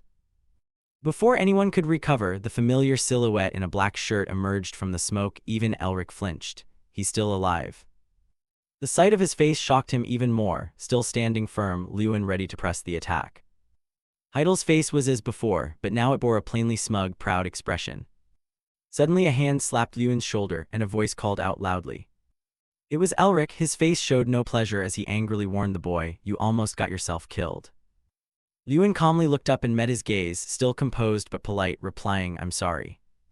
But if I had warned you beforehand, would you have let me rush in?" Elric, at a loss how to refute, could only ask, "What?" He shifted his gaze toward the enraged goblin. "We don't have time to talk now. Finish this exam quickly." The goblin was now clearly angrier than ever. Elric brushed past Lin, waving his hand to warn, "Step back. I know you're strong, but this one is very dangerous." Not satisfied, he warned again, his voice much louder than before, "Stand still and let me handle it." Lewin ignored Elric's words and quickly moved forward, stopping right in front of him. He turned, face stern. "This is my exam." Elric, like a deaf man, kept asking, "What?" Lewin's expression remained resolute. "Let me complete my trial." A gigantic, ferocious monster appeared. Its body was enormous, 5 times larger than normal. Lewin studied the beast seriously with iron determination. Behind him, Gutter also looked tense at the threat of a sudden attack. He concentrated, fully unshaken. There were 2 reasons he could be so brave.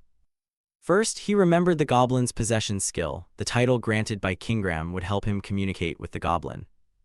The ferocious creature hissed, "Stay away, free me." He was not frightened because he understood what it was screaming. To others it was a savage monster, but to him the goblin was terrified of being surrounded by mages and knights. The second reason was the urgent quest he had been assigned, to strike first and defeat the enemy, with a reward of +30 strength and unlocking the spectator's ice skill. He smiled confidently and charged without hesitation, indeed a reward worthy of him. People who repeat dull daily tasks would gain in one mission as many points as 3 days combined. In a flash he lunged, leaving a cloud of dust behind. He summoned a fireball in his hand, blowing it forward like a gust of wind to Gutter's astonishment. In an instant his punch collided head-on with the giant monster's downward strike, creating a huge shockwave and showering sparks everywhere. It took one of his blows and roared in fury. With a bang, the swirling fire knocked it flying far away. Very quickly, the objective of attacking the enemy in front of him was accomplished. He sneered, "It's not over yet." It roared, eyes blazing red and bulging, sharp teeth snapping with murderous intent. "I'll kill you." The monster leapt high into the air and poured all its strength into this surprise strike. It shouted, "I'll smash your head." Its blow made the ground shake violently. Fortunately, his long legs nimbly dodged. He carefully watched every movement of the beast, needing to find its weakness. After landing safely, he used time refracting to advance. The captain marveled at his lightning speed. How is he so fast? While moving, he cast fire arts. He had to get closer. In an instant, he closed the distance to the creature. He aimed for its weak spot. Before the monster could react, his punch drove straight into its belly. It cried out in pain. Among the knights, some gaped in amazement. It didn't flinch before the goblin. What on earth is this guy? Some hid behind shields to avoid flying sparks. The students were equally stirred. What's happening? Hey, look. The goblin counterattacked. It swung a powerful punch at him, but he blocked it with his bare hand. Not giving up, it used its other hand, but he still stopped it. He lifted his leg and delivered a kick to its arm. Suddenly the monster caught his leg, and without mercy hurled him away like a sack of sand. His body spun through the air like a leaf tossed in a storm. He clung to the wall like Spider-Man. Before he could recover, he suddenly widened his eyes. It hurled a blazing fist at him. Luckily, he dodged in time. A large section of the wall crumbled. He landed lightly as the monster turned its head to look at him. It ground its teeth, showing obvious hostility toward inferior humans. He dashed forward like a squirrel, spinning to prepare a kick that would stun it. He delivered a spinning kick, one he had trained for a long time, straight to its head. The goblin fell, shaking the ground, sending gravel flying everywhere. He leapt straight onto its chest. Wanting to finish quickly, he activated the goblin's rage skill. A red aura surged wildly around his hand. It broke into a cold sweat, trembling as it asked, "Are you really human?" He replied, "You probably don't need an answer, do you?" It blinked in astonishment, unable to believe its ears. It wondered, "You understand what I'm saying?" He didn't care much and lazily began casting a move. "You understand me too, right?" Before it could finish speaking, a violent fire strike, fierier than brimstone, slammed into its face. The accumulated effect of the goblin's rage shifted into a berserk state. This made controlling the energy more difficult. His pupils constricted, jaw clenched in apparent pain, as flames shot up, engulfing the giant body of the monster. He stopped. The monster was charred all over and completely defeated. "Are you done being cautious?" Strang watched from afar, marveling in admiration. "Not bad, huh? Even beyond expectations." He stepped away from the creature, perhaps exhausted from the fight. He breathed heavily. Everyone around was astonished. He actually defeated the goblin, it seemed so. Everyone cheered excitedly, relentlessly praising him. "Turn it up, Lewin is so cool." Elric showed visible displeasure that he had won. In contrast, Headmaster Tyon Ignit smiled with satisfaction. The murmurs didn't stop. Some still found it hard to believe what had happened. He really defeated the goblin by himself. How could that be? The guard team quickly moved in to inspect the creature's body. Gutter approached him and asked, "Lewin Ardle, who taught you those spells and combat skills?" He replied, "No one." Doubt lingered on his face. "You learned them by yourself." He looked every bit the serious young man. "Yes." He turned to the professor standing pensively nearby. "Professor, how did I do on the exam?" The professor fell silent, thinking for a long moment. After a while he spoke, "I thought you couldn't handle it, but I didn't even have the chance to stop you." He looked directly at him. "You always exceed my expectations. Do you want me to confirm that you passed?" Just that line sent the hall into an uproar amid the wreckage and lingering dust. Lewin, handsome and radiant, smiled confidently.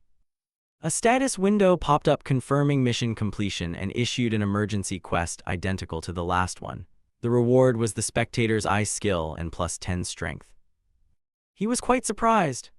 Spectator's eye. Looking into it, the skill lets you perceive the essence of things, collect and digitize all information, and it unlocks invisibility detection and the ability to see others while they're invisible. Strang perched on Lewin's shoulder, looking excited. "Spectator's eye, now you're a real player." You turned to him. "Do you know about this skill?" He chuckled slyly. "Of course, it's something only players possess." He stood with hands on his hips and explained enthusiastically, "You can see enemies using invisibility. They'll have a faint outline around them. Handy, right?" Suddenly the status window appeared again, unlocking the minimap. He asked Minnie. It grinned with delight. The feature lets you observe everything within a 500 m radius around you. Additionally, the skill allows viewing a target's status at will, with the amount of accessible information depending on the target's level. He crossed his arms, barring a smug, toothy grin. "There are plenty more surprises." New gear had to be tried immediately. He suggested checking the unconscious goblin's name and activating the spectator's eye. He glanced at the huge body. "Look at that goblin." He focused intensely, channeling energy to use the skill. The status window gradually appeared. Sure enough, it provided information on the creature, from name and origin to traits and target evaluation. He was so amazed he exclaimed, "Awesome. Do you want to test it on other subjects?" The next target was Professor Heidel, but only his level appeared. Suddenly he realized, "There are things I can't read. The information is limited." Trang replied, "Of course, you can't read the info of those above your rank. You can't read so much information about someone higher than you."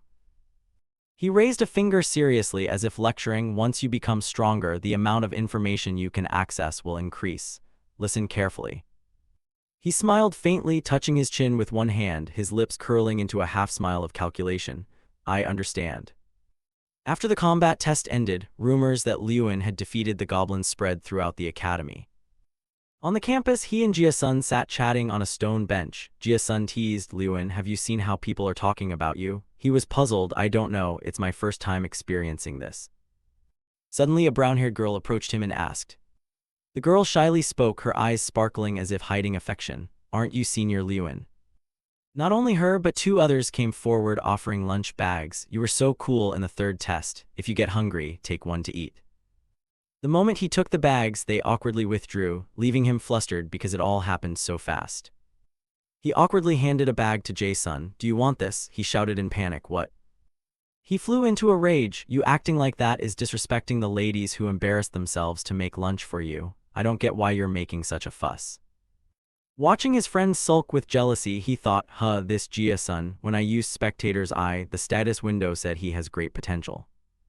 He teleported beside him and patted his shoulder. "In the past few days, I checked everyone's status and only M shows high potential."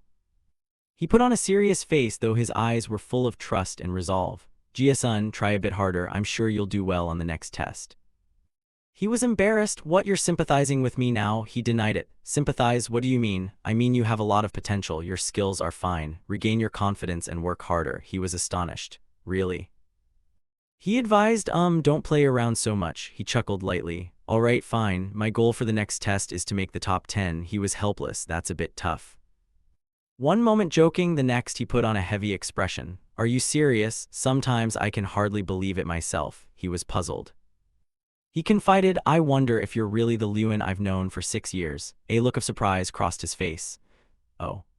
Lewin looked up at the high blue sky. Sometimes even I find it hard to believe, so I understand how he feels."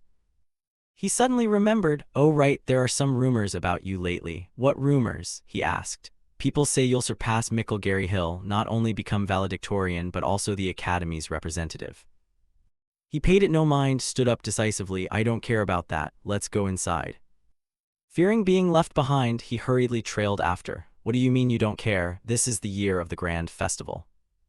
Every May, representatives from renowned academies gather, and a magic festival is held to select the outstanding participant.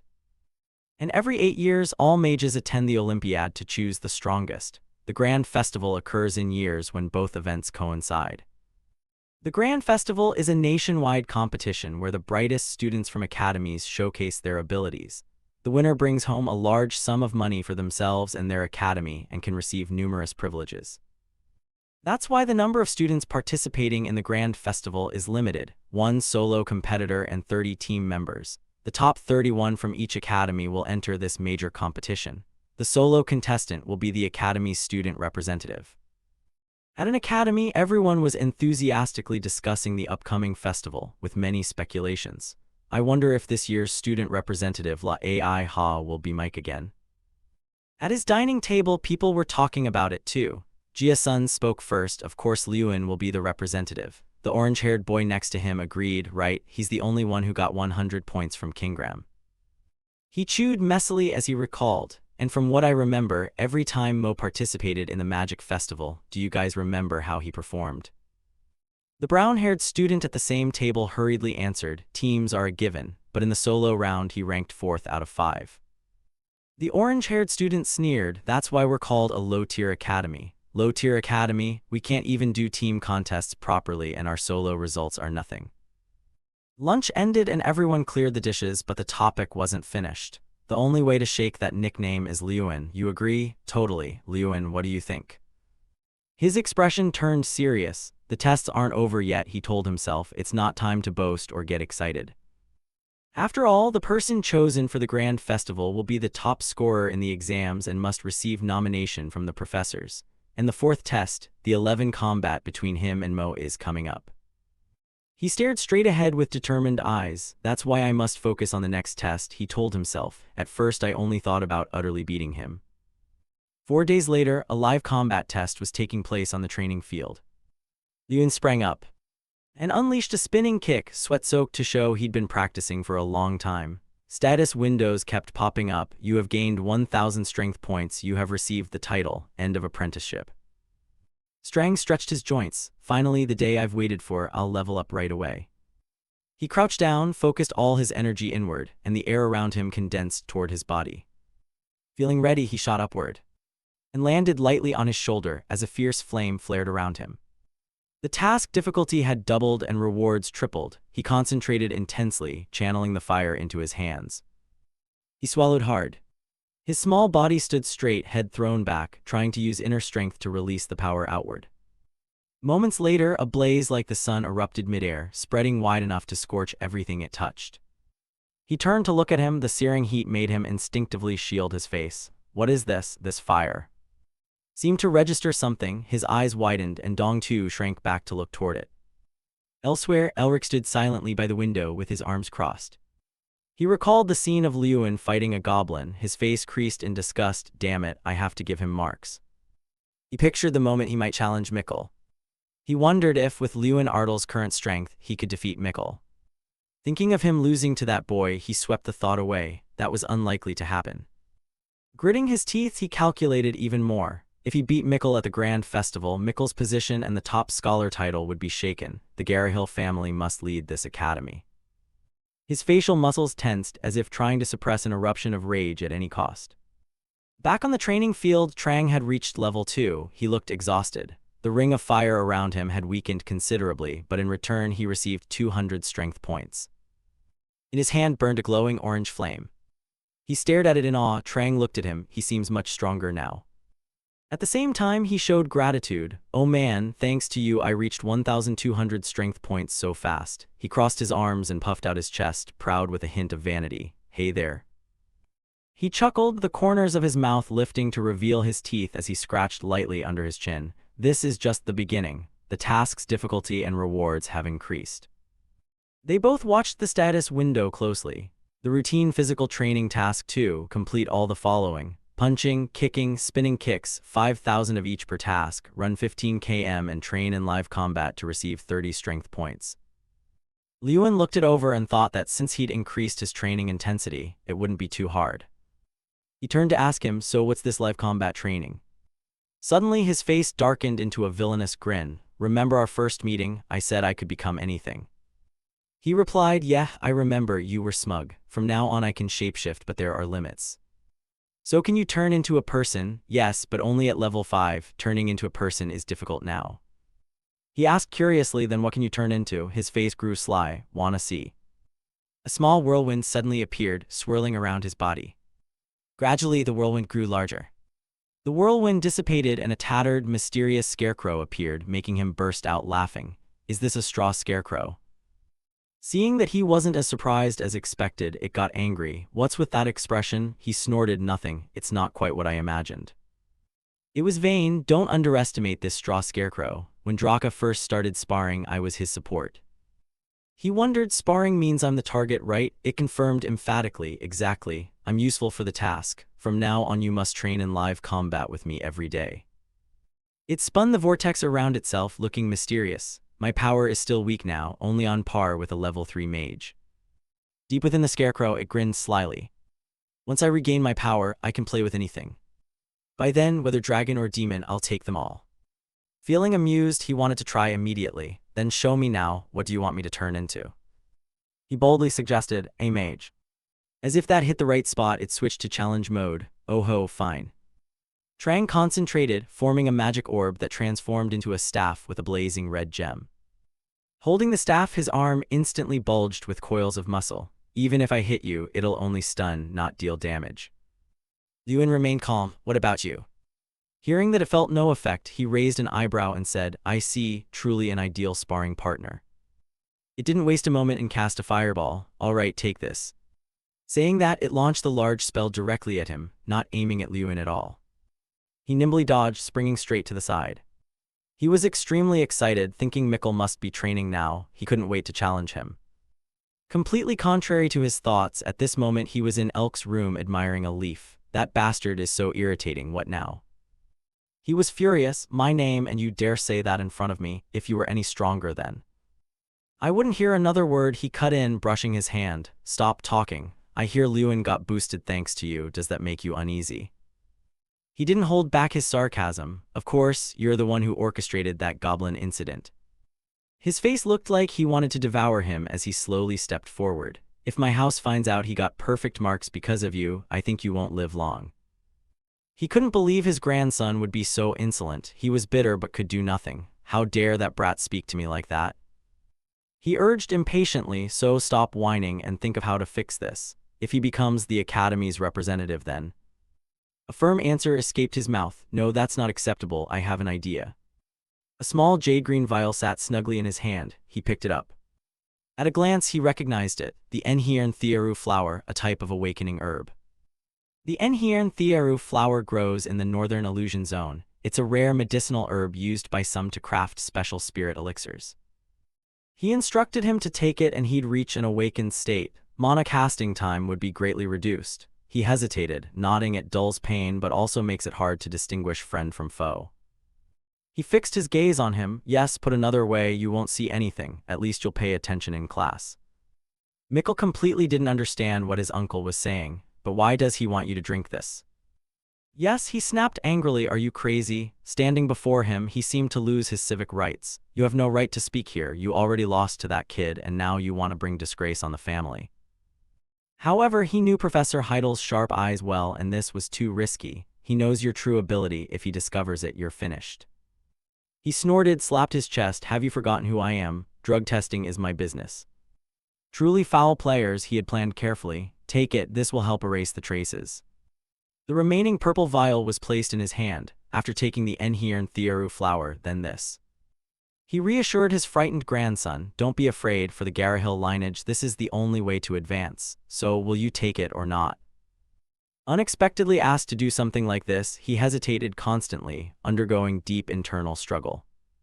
Finally, the one-on-one exam arrived. At this moment, warm sunlight bathed the arena, the mana-shielded plaza. Everyone excitedly looked down, conversations and laughter ringing out. Always like this, whenever the sparring test occurs, the venue is packed, and this was the final match. Lewin and Mikkel stood facing each other, staring intently. The atmosphere grew tense. With a few rustling sounds, footsteps moved quickly forward. Lewin's expression turned serious. This was finally the final test, a direct confrontation with Mikkel. He braced himself as Trang reminded him, the opponent already knows you'll focus on close combat. If he prepares, it'll be tough. Lewin scoffed, but what if I can get close to him? It nodded briefly, then just one Lewin punch and he's down. The man standing between them spoke, this test simulates real combat as closely as possible. Terrain elements have been prepared and arranged diversely in the arena. He asked, are you ready? Professor Heidel replied in turn. Lewin glanced at Mikkel, feeling that something was off. He frowned, pondering, but that bastard Mikkel had a strange look on his face, his whole body tensing. Lewin made a preliminary assessment. His condition looked very abnormal. He watched Mikkel grit his teeth and stare at him without making any move to attack. He wasn't arrogant as usual. Something was wrong. He needed to use the connoisseur's eye to check. Then Lewin used the connoisseur's eye skill. A circular blue light appeared before his eyes. An info panel appeared above him. Mikkel Garahil, level 3 mage, high potential, dual spellcasting ability, special status, hidden frenzy. Lewin felt puzzled. Hidden frenzy, he'd never seen that status before. Moreover, the system window said it was hidden. Had he done something to conceal illegal drug use? He remembered Elk. Before the test began, students were checked for banned substances. Wait, Professor Elric was responsible for that check. Could he be Mikkel's uncle? Did Professor Elric let Mikkel use something and cover it up? The man announced the match rules. Listen carefully, this battle bans only one thing, dark magic. You may use any magic from the 4 elements and scoring will be based on the tier of the magic you use. He added that you needn't worry about harming your opponent. In this mana-shielded arena, magic power is reduced by 99%. Any more questions? Seeing Lewin raise his hand, he asked, what's the matter? To Lewin Ardel. Mikkel's face went stiff when he heard Lewin ask, if one of the two is using banned substances and gets caught, what happens? He replied sternly, they will be disqualified and fail this exam. It could also lead to expulsion depending on the severity. But why do you ask? Lewin glanced at Mikkel and answered indifferently, nothing, sir. He gestured for them to stand apart, then called out, ready, take your positions. He stood in place, clenching his fists. This was all he could conclude for now, and since only he could see the status window, no one would believe him. Lewin's gaze hardened. I have to find proof. The two faced each other, an intense sword-like tension filling the air. He took a deep breath and shouted to begin.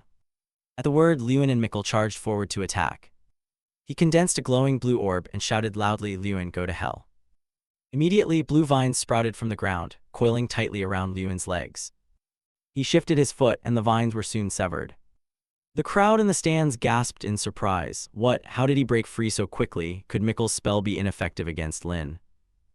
Liyuan thought to himself, the mana-shielded arena reduces contestants' magic power but not my own. He then rushed toward Mickle.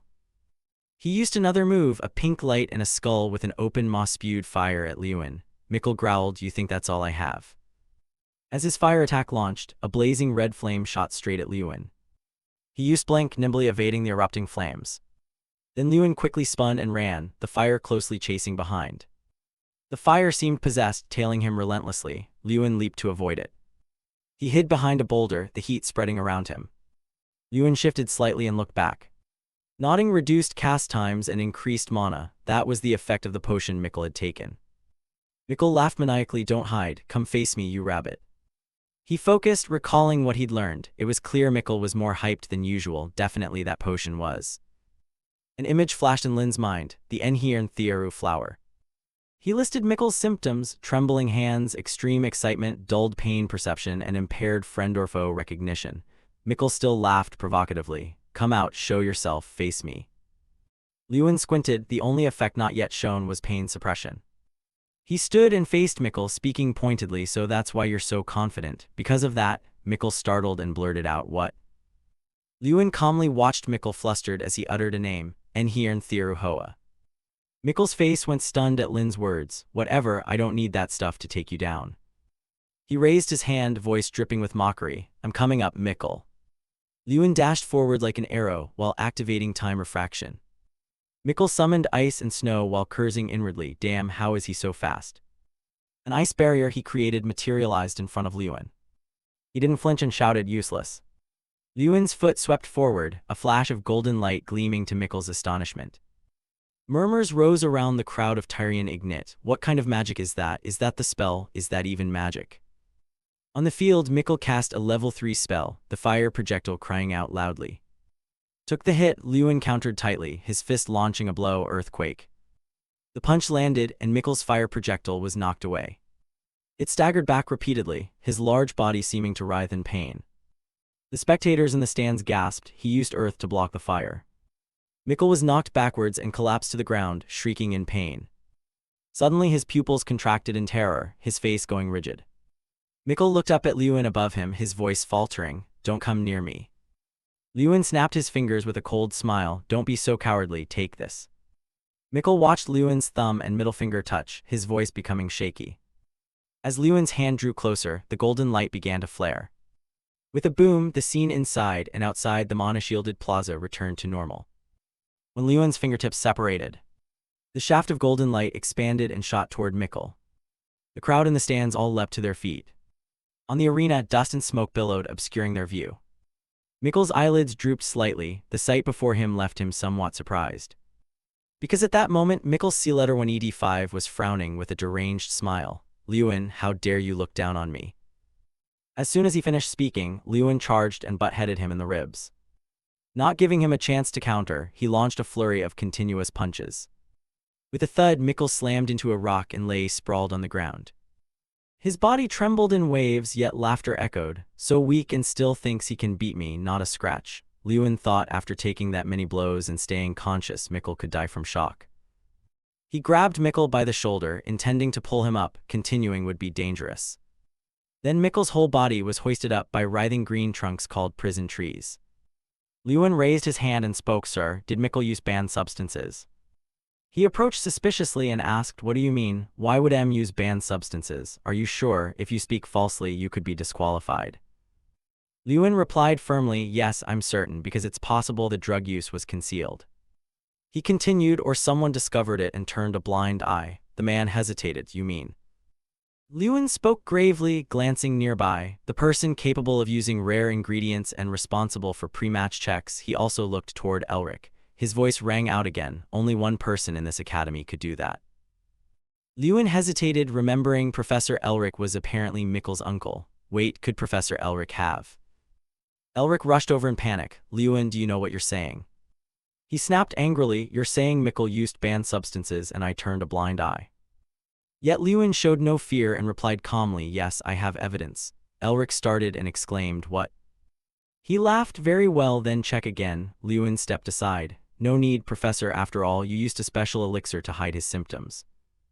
Elric grew flustered, so what do you want now? Where is this evidence you speak of? Lewin touched the trunk and smiled, I'll let you see for yourselves. Immediately. There was a loud explosion, and a golden flash gleamed in the middle of the trunk. His hand remained in the same position as before, his fingers still spread. Lewin looked at the trunk, which now had a large chunk missing. This was my earlier snap.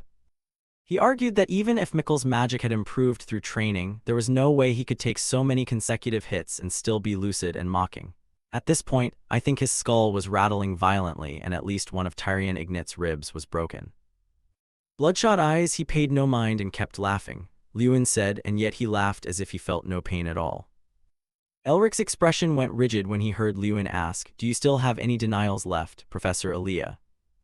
Above, Tyrion Ignit sprang to his feet and called out loudly, Professor Elric. Seeing the guilty look on his face, he formed his own conclusion. Tyrion Ignit angrily shouted, how dare you do such a thing in this sacred place? Professor Elric, come to my office immediately. Hearing his indignant tone, Elric hesitated and looked toward his nephew. He only saw that the boy didn't realize how serious the situation was, and Mikkel's careless laughter. Then Tyrion Ignit's exam quickly concluded. The decline of the Garryhill line was halted. People murmured in the halls. I heard Professor Elric was fired and Mikkel was expelled too. I have a new nickname, someone clapped Lynn on the shoulder and chuckled, Saint Exiler Lewin. Thud thud, regular footsteps echoed through the quiet space. At that moment Lewin stood before a gigantic door. The space around him brightened, because Lewin had been summoned by the headmaster. He felt time stop, no sound reached his ears. Suddenly a faint sound rang out and he looked up. His eyes widened in astonishment, there was nothing but disbelief in them. For Lewin now stood in a large, grassy courtyard, before him was a red throne. Lewin looked around in confusion, this was the Ardell domain. He murmured to himself, it doesn't seem quite right. Then Lewin looked again at the object in front of him. He looked at the chair and realized the Thuron throne, the seat of the supreme mage. How was it here? Tyrion Ignit's voice suddenly sounded behind him. What do you see? Lewin turned and saluted. Ah, good day, sir. He spoke as he walked. This place was created by the Eyes of Manlarok. Have you heard of the Eyes of Manlarok? Lewin followed and replied, yes, I've heard of them. As he understood, Manlarok was the leader who began the invasion of the Frelia continent. He could make a person see what they most desired. After his death, his gaze was forged into a relic. Tyrion Ignit glanced back and continued, the Eyes of Manlarok are a treasure that lets one see what they wish to see. What appeared before you just now mirrors your deepest desires. Lewin bowed his head slightly, a fleeting thought passing through his mind. His greatest desires were to restore House Ael's domain and become the most powerful mage. He suddenly asked, may I ask what you see? Lewin, curious, replied, what do you see, sir? Tyrion Ignit smiled softly, his gaze warm. A world where everyone fulfills their duties. Students are students and mages are mages. Now the two stood before a door. He continued, of course it won't be easy. Lewin murmured, yes. With a creak, the thick, heavy door opened. As Lewin prepared to step inside, he glanced back over his shoulder. He saw himself holding the championship cup, carried high by male students as Lewin soared through the air amid roaring cheers. Lewin won, Lewin won. Then the scene shifted to Lewin wearing a graduation cap as a voice announced, congratulations to valedictorian Lewin Ardell. The corner of Lewin's mouth lifted slightly, forming a barely noticeable curve unless you looked closely. The scene cut to another place. In the quiet space, a soft sound suddenly came. A cup of tea was set on the table with an invitation to drink. Lewin nodded and replied, yes, thank you, sir. Tyrion Ignit watched silently as Lewin lifted the cup and took a sip. After Lewin finished his tea, he asked, I called you in because I have something to ask. Will you answer me, among the many banned substances? Tyrion Ignit clasped his hands together, his voice turning serious. How did you determine what Mikkel used, Enhir and Thearuhoa? Lewin said nothing, seeming to arrange his answers in his head, then listed the characteristics. Mikkel's behavior wasn't normal, he was aggressive but restless. Moreover, the amplification and mana flow were abnormal, so I suspected he used Enhir and Thearuhoa. Tyrion Ignit pressed on, but you seem certain now, not merely guessing. Why is that? Lewin frowned in explanation. The mana-shielded hall only reduces magical power, not physical strength, and what he used was physical strength, not magic. He mentally noted not to mention the eyes of the spectator. Lewin's tone dropped. I'm sure he was in extreme shock, yet he could still mock and showed no sign of pain. That can only prove he used Enhir and Thieru Hoa. He privately praised the boy, only 16 yet perceptive enough to notice the smallest changes in an opponent. Moreover, he remained calm in that situation and displayed flawless spellcasting. Tyrion Ignit placed his hand on the table and spoke firmly. As headmaster of the academy, I deeply regret this incident. My sincere apologies to you, Lewin. I will ensure the Garryhill family cannot harm you. He stroked his long white beard and said, one more thing, I have a proposal. Lewin was stunned when Tyrion Ignit said, do you want to participate in the Grand Festival this July as the Academy's representative? Although mentally prepared, he couldn't hide his surprise. Representative of the Academy, a coveted position he had vaguely hoped for when he came here. He squeezed his eyes shut, trying to steady himself, seemingly weighing a very serious matter. Tyrion Ignit listened intently for his answer. Thank you, sir, I am honored by this offer. But Lewin's voice grew hesitant. You know, I still lack experience. I have never fought in an actual combat during my years here. He bowed his head slightly and his voice dropped. During that time, I achieved nothing because of my mana disorder. The Grand Festival gathers the best. I'm not sure I have the strength to compete with them. Tyrion Ignit's voice made Lewin look up. That's not a problem. You will serve as a judge at the Grand Festival. He raised his index finger and said confidently, I think you deserve the title undefeated candidate. He hesitated and asked, sir, why undefeated candidate? Tyrion Ignit stroked his long beard and said, I assert you are a very promising contestant, and what's even more frightening is. Lewin's face flushed with a hint of embarrassment at his words. You will be a secret weapon nobody expects. Tyrion exhaled a satisfied breath. To them, you are an enigma. They have no information about you, don't know what techniques or fighting style you'll use, and of course can't find a way to counter you. Hearing that, he was secretly pleased. So that's it. Since I'm always last, they won't be on guard. They don't have much intel on me like Miko does. It looks like this time I can pull off a surprise. Lewin clenched the hem of his trousers with both hands when asked whether he would participate or not. After putting on a thoughtful expression, he answered, I'll do my best not to let you down, sir. Suddenly, there was a knock at the door outside. Tyrion Ignit said, perfect timing, please come in. He looked at the newcomer, then said to Lewin, I think physical skills classes will benefit you more than magic classes. I've invited this professor to help you develop those skills. At the greeting, how have you been? The boy was at a loss. Lewin was momentarily stunned. Oh, this is the visitor Gutter Perante. He grinned teasingly. What's with that face? Aren't you happy to see me? Lewin recognized him. He was the captain of the cavalry in the Foreign Domain, one of the few elite-level knights in the Kingdom of Jadi. He recalled that this was also the man he had met during the third exam. Seeing Gutter seated before him, Lewin couldn't help but exclaim. He hadn't expected to take physical skills lessons with him. Gutter then said, first I must confirm a few things. Gutter asked, I heard Professor Heidel say you're a special mage because you can only fight in close combat. Is that true? He nodded slightly and replied, yes, that's right. He commented on Lewin, from what I see, your movement is quite good, quick, efficient, no wasted motion. He froze when Gutter spoke, but honestly, at a glance it's clear you have never formally trained in martial arts. He spoke gravely, your moves might work on that goblin earlier, but against us you'll be completely red. No matter how strong you are, opponents with good physical skills can predict your attacks from your shoulder and hip movements. With his empty hands resting on his knees, Lewin thought, he's right, my techniques are just repetitive motions from tasks, so they're not very useful in real combat. Suddenly Gutter stood up, but don't worry, if you learn from me, your movements will change from the very basics. He looked straight into Lewin's eyes. Shall we start now? They then moved their training to another location. Gutter's voice rang out. For a knight, the most important thing is the feet. Stable feet give stronger sword swings. Moreover, the feet help you anticipate an enemy's next move, so your first lesson will be proper footwork. He sat on the platform and said, only when you learn to walk correctly can you use physical skills properly. Lewin extended his hand, his expression serious as he followed Gutter's instruction. Thien Vo is a martial art commonly used to train knights.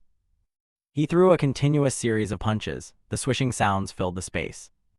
Gutter slowly rose, watching Lewin strike the air, and said, "This discipline comprises a total of 36 forms, not including sword techniques." He continued to train tirelessly, his hands clenched into fists, Lewin poised to charge forward. One blow after another smashed into the air, each slicing through the wind with a sharp sound. Nearby, Gutter crossed his arms over his chest, silently observing each of Lewin's actions. His expression grew serious. He recalled Lewin's earlier remark, wondering about it. At that time, Lewin had asked why the teacher would bother teaching him martial arts and why he had to come to the academy every day. "So why, sir?" Gutter had replied then, "Think of it as an investment." Hearing that, Lewin asked doubtfully, "An investment?" He stroked his chin thoughtfully. "I've met someone who could become a talented mage in the future if I can help support that person." Lewin fell silent as Gutter continued, "So it's worth the investment, isn't it?" Then he bowed deeply. "I will rely on you, sir, Professor Gutter." Suddenly Gutter cleared his throat awkwardly and said, "Calling me professor sounds pompous. Just call me Hyung, I'm not even 30. Hearing that, Lewin was startled in surprise. No way. Back in the present, he continued to train diligently. Lewin switched from striking on one side to throwing punches on the other. Gutter watched nearby at ease. He was somewhat pleased. "The kid's decent, he's got guts." Gutter remembered earlier while checking the goblin's wound, he had heard whispers. Was the goblin's jaw really broken? Seeing Lewin kick high again, he inwardly admired. A close combat mage stronger than a goblin, what an interesting kid. And so, 3 weeks passed. Lewin saw a system notice. Body arts skill leveled up. Body arts reached level 10. Awarded title. The body is a weapon, a reward that increases the effect of the mage's frenzy skill. With mage's frenzy, you can channel magic throughout your body. He told Trang that mastering Thien Vo was useful, right? Trang laughed heartily. "Of course, it's how I reached level 3. Lewin looked at the notification. Strength 2130. His hand curled into a fist. "This power is enormous, I can feel it clearly." Chang exhaled. Lewin's rate of reaching this strength was even more astonishing. "It took Draka over 1.5 years after meeting me to reach 2000 strength. Is it a difference in temporal perception between humans and dragons?" Suddenly a voice called out from afar. Lewin saw Jason sprinting over. Curiously he asked, "Jason, what's the matter?" Jason leaned on his knees, panting, and asked, "Did you see it?" Lewin asked back in confusion, "See what?" Jason answered, "The contestant list. The Grand Festival has been posted at the Academy gates." Lewin froze, thinking, the Grand Festival. Memories surfaced for Lewin, a voice announcing first place, Lewin Ardle. "At the opening ceremony, I represented the new students on the podium. Because of that, I became the target of jealousy and suspicion. In response to that envy, I behaved miserably for the past 5 years. All I could do was stand at a distance and watch Mikkel receive everyone's congratulations." And now, Lewin and Jason hurried toward the academy gates. When they arrived, they saw a crowd gathered in front. Seeing the notice's contents, he couldn't help but shout, drawing the attention of those around him. Lewin could hardly believe his eyes. Had he truly become the academy's representative? The male students recognized him too. It's Lewin." They ran up to Lewin, shouting, "Congratulations on becoming the representative. Lewin will represent you at the Grand Festival." "It took a long time, but I finally became the Academy's representative once more." Lewin beamed at those around him. Jason was so happy he cried. "I'm also listed at position 31 in the team competition." Cut to another scene. Heidel praised, "I'm very surprised Gutter said you've mastered Thien Vo." His voice faltered, but a 16-year-old S-rank student, "Your prodigious talent sometimes frightens me." Heidel then changed tone to one of conviction. "I believe you can do it, Lewin." And so preparations for the Grand Festival proceeded smoothly. Just as we arrived at Intan, the festival venue, everyone was standing waiting for the Mana train to arrive. Voices murmured, "Are we boarding? Is the Mana train here? This is my first time. I've heard it's extremely fast." Lewin stood among the crowd as chatter reached his ears. There are only 2 transfer hubs in the Kingdom of Jadi, but the Jia Imperial League has over 100. Well, they're an empire. We're the smallest nation among small nations. Lewin and Jason both frowned when someone clicked their tongue. "You country bumpkins making such a fuss over a Mana train." A sneer sounded. "Don't be so rustic, quiet down." Jason snapped back sharply, "What did you say?" Then the boy angrily barked, "You bastard, are you done talking?" Lewin remained silent and didn't intervene. He recognized the name. That bastard was Hankus, Mikkel's henchman, the one who'd attended last year's magic festival with him. Hankus, unconcerned, continued, if you think Lewin will pull off some miracle at the grand festival, give it up. He's so arrogant just because he scored high in the first term. The male student beside Hankus chimed in, right, representatives from other academies are like ghosts. We'd have a better chance if Miko, who fought them before, were chosen as our representative. Jason trembled with anger at that declaration. In any case, I won't accept Lewin as the Academy's representative. Mind your own business, he shouted. What? Lewin fell silent. Many scoundrels try to profit in small ways by clinging to the Garyhill family, but I must perform well in this competition. Even if I have to be on the same team as those bastards. Trang perched on his shoulder and smiled. Lewin, you're in a difficult spot, aren't you? Hankus glanced toward the source of the sound. He'll be pleased, no doubt. Lewin offered an icy smile. Dogs remain loyal to their masters, even when their masters are about to be driven away. Hankus stepped up to him and raised his voice. Did you just call us dogs? Lewin laughed. Lucky for you, I tried to be as clear as possible so someone of your intellect could understand. So you get what I meant. He continued, just because you're the Academy representative. Before Hankus could finish, Lewin cut him off. Lewin's tone grew serious. This grand festival will be on a different level from the magic contests you've entered before. If you achieve good results, you'll gain opportunities the Garyhill family cannot offer you. Hankus laughed derisively. Of course, if we do well, everything will be fine, but is that realistic? The competitors are monsters. In the end, we'll be stuck in the kingdom of Jadi working under the Garyhills. Stop dreaming. His voice remained calm. We can do it. Lewin turned and walked away. The grand festival is an event where unity matters most. It's best to remove elements that undermine team spirit. Hankus called after him, so you mean you'll compete without us? Lewin gave him a cryptic reply. On the way there, think again about who your current representative is.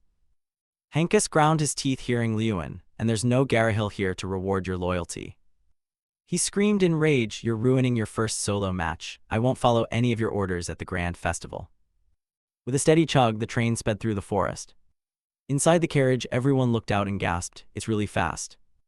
Trang, perched on his shoulder, laughed loudly. What's going on here? The world has become a better place. In my day, the fastest transport was... His face showed obvious embarrassment. Suddenly footsteps sounded near the door. Then a voice spoke into Lewin and Jason's ears. Ah, I think I can smell a loser somewhere. 3 male students stood there, the one in the middle sneering, well, who do we have here? The country bumpkins from that dumb academy. Lai looked at the emblem on the boy's chest. That emblem, it's the National Magic Academy of Yoda. From what he knew, the National Magic Academy of Yoda, the only academy in Yoda of the Sand Kingdom, is built on the desert. Renowned for its ancient history, they're especially known for hunting swordsmanship and bodies to the extreme. Lewin looked there in puzzlement. What were people from Yoda's National Magic Academy doing here?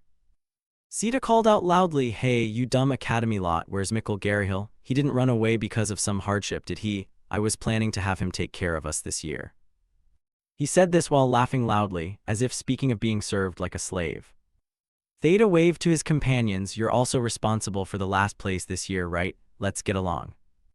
Trang covered his mouth, chuckling, oh my, aren't you patient? Can Lewin just sit there hearing this? Lewin looked at Theta's mockery and thought to himself that he'd never been here before, but it seemed their academy was being treated very poorly. His gaze shifted to another direction nearby. He saw Heidel staring at his notebook, feigning indifference. Lewin realized the professor had no intention of intervening. The grand festival is a competition among students, and now the teacher's role was simply an advisor. He bowed his head slightly, furrowing his brows. The authority and responsibility of the whole team now rested on him, the academy's representative. Theta walked over to Hankus, draped an arm over the seatback and called, hey Hankus, where's your Garyhill representative? At least he's an interesting one. But Hankus remained silent. Suddenly a sound made Theta turn his head. Mikkel was probably bedridden, praying his broken ribs would heal right now. He saw Lewin standing tall, full of confidence, staring straight into Theta's eyes. Hankus spoke hesitantly, that's our academy's representative. Seta said in disbelief, the representative is that kid, it's my first time seeing him. Then he turned and walked toward Lewin. The footsteps sounded like drums pounding on everyone's hearts. No one dared breathe loudly. Sita stood before Lewin and introduced himself. I am Yoda's representative, Sita Mankiri. What's your name? Unfazed, he replied calmly, Lewin Ardle. His voice grew low. I think a simple greeting is enough for a first meeting. If you're done causing trouble, leave our carriage. Theta snapped. What? He curled a corner of his mouth. And of course you'll apologize for calling us a dumb academy before you leave. Do it politely, that's what I mean. Lewin repeated, before you go, you should apologize for calling us a dumb academy. Yes, apologize sincerely. A vein throbbed on Theta's forehead, his voice cold as ice. What did you say? He stepped up close to Lewin. You told me to apologize, did you? Then Theta spun around angrily and shouted, Hey Hankus, didn't you tell him who he is? Hankus's whole body trembled. Hearing that, Theta grew even more furious. Something this simple and you couldn't handle it? I'll give me a lesson he'll never forget. Seeing him like that, Lewin realized what was going on. He looked at the fearful expressions on everyone's faces. This was why participants in the Grand Festival were terrified when they saw the Yoda Academy crowd. Lewin fixed his determined gaze because Theta had been bullying him. He felt an atmosphere of fear sweep through the carriage. They were doing it deliberately to demoralize people before the match. Lewin clenched his fist in anger, so the Grand Festival had started from this very moment. Suddenly he curled his lip provocatively. Want to test yourself? Theta must think this is a joke. Has this bastard lost his mind? With that, he prepared to throw a punch, still threatening, You think I'm scared? If you get punched, don't complain. Before the blow could land, someone shouted, Theta, stop. Zeta withdrew his strike and his voice faltered, Professor. The man spoke sternly, Can't you just sit still? What are you doing before the match, already trying to make enemies? He looked sincerely at Heidel and apologized, My student was rude. On their behalf, I sincerely apologize, teacher. Heidel nodded slightly in acknowledgement. Then he shoved Theta forcefully and ordered him back to his seat. Theta still looked resentful but said, Yes, Professor. Theta turned and cast a hostile glare at him, Just you wait. Lewin watched the man walk away and fell into thought. Just as he'd suspected, it hadn't been easy from the start. In another carriage, an angry voice rang out, Professor, why did you stop us? Zeta fumed, unable to understand. You're the one who set this up, so why?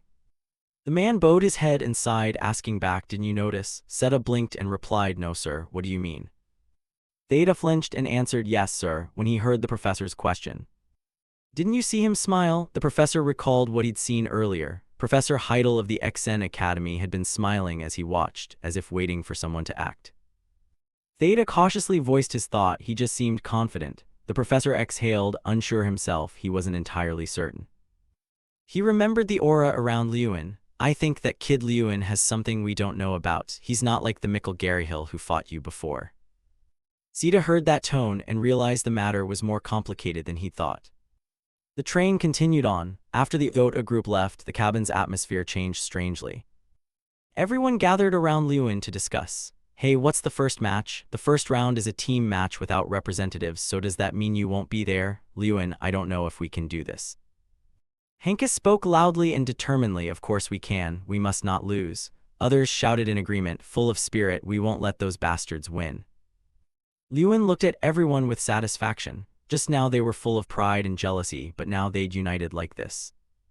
People worriedly asked him, Are you okay? Lewin, why are you so tense? Those guys have been fighting since they were born. Yeah, he's right if it comes to real fighting. Lewin's words made the group fall silent. Don't you feel uncomfortable? He emphasized each word. They look down on you, they openly belittle our school's representative. As the representative, what would happen if I just sat still? Inside the carriage, Lewin's voice rang out again. They'll only become more amused and look down on us. Moreover. One person hesitated, That's true, but you cut him off. If you do nothing, we'll really be the stupid academy they say we are. Do you want that? The group hung their heads at Lewin's question. Do you want to be despised forever? Suddenly he raised his voice. It's precisely because you give in that they've looked down on us throughout Elric these past years. Lewin continued, So what do you want to do now? This isn't the time to let pride break our unity. Someone shoved Hankus forward. Yeah, we're thinking of making Hankus the goalkeeper for the shuttle match. What do you think? He scratched his head awkwardly. Me as goalkeeper? Lewin was somewhat pleased. It seemed M's tail would join in too, so by the time the tournament ended. A chime sounded on the train, followed by someone urging, We're here, everyone take your luggage down. Antenachi is a state within the Royal Federation of Danak. It's also the only state recognized as the Empire's neutral territory. So when you step foot here, even centuries-old enemies must put aside their grudges. If bloodshed occurs within Intenuchi's borders, the Empire, as continental overlord, will step in to adjudicate the matter. For that reason, major international competitions are held in Intenuchi, such as the Grand Festival of Mages and the Great Sword Tournament of the Sword Guild. The boys stared at the crowd ahead and murmured, "So this isn't the Danak Empire?" Someone scoffed, "No, it's not the Empire, it's just the Royal Federation under the Empire's administration." Another sneered as if it made no difference. Jason looked around. This place felt like another world. Liyuan, our Daemon district seemed impressive, but this place. Liyuan's eyes drooped slightly. "So this isn't Tenuchi." He glanced at two men chatting happily. It truly lived up to being the kingdom's capital. Then he looked toward two girls laughing with delight. Everything exuded antiquity, and people seemed at ease. Liyuan thought to himself that this place made their hometown seem truly small. Suddenly a voice announced, "We'll be arriving at the rest stop now." Everyone board the carriages. After that, people climbed into the horse-drawn carriages one by one. The carriages traveled along the road in a line. Seated opposite Liyuan and Ji-sun, two teachers spoke up with a reminder. "I'm only saying this as a precaution. Even unintentionally, don't go into the areas of other academies." His gaze flicked at Liyuan. "Now is not the time to cause trouble." He became flustered. "Why did you say that while looking at me?" Suddenly Chang looked in another direction and shouted, "Hey, look."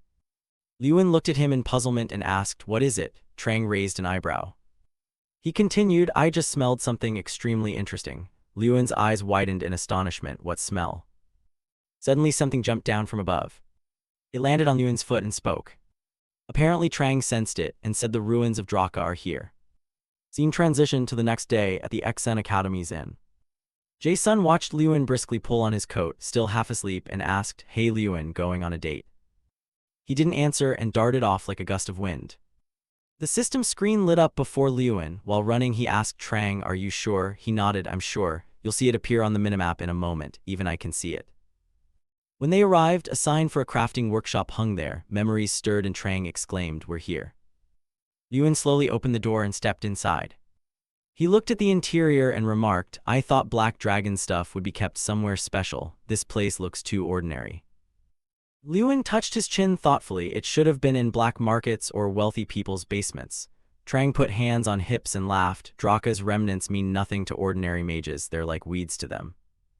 When he activated the invulnerability marker, his eyes suddenly widened. Then a brilliant stream of light flashed. The light struck the man, leaving him astonished. A ring hovered in that light. System information appeared, the player's innate treasure and also Draka's first failure. The invulnerability ability resists physical impacts on the player's body, increasing resistance to physical damage. Liyuan, puzzled, asked, "A failure?" Trang chuckled and explained, "It's a bit unusual." She clarified that it not only negates attacks but also blocks normal touches. Even a lover's embrace wouldn't work. Trang forced a smile. "It's useless when you need it and present when you don't. That's why it's called a failure. But you still need this. You can't refuse it, you can only nod." Reading the system message that equipping it grants plus 200 strength, Liyuan nodded. Plus 200 strength, just that alone makes you want to wear it. He then tried the ring on his middle finger. Liyuan admired his hand with great satisfaction. Perfect, fits as if made for him. He asked the seller how much for this ring. The man laughed out loud and gestured, "Take it, it's been here a long time, I don't even know how to preserve it." Having no choice, Liyuan offered, "Then let me buy another one." The man smiled again, "Be my guest." He walked down the aisle, glancing left and right, a connoisseur's eye, really convenient.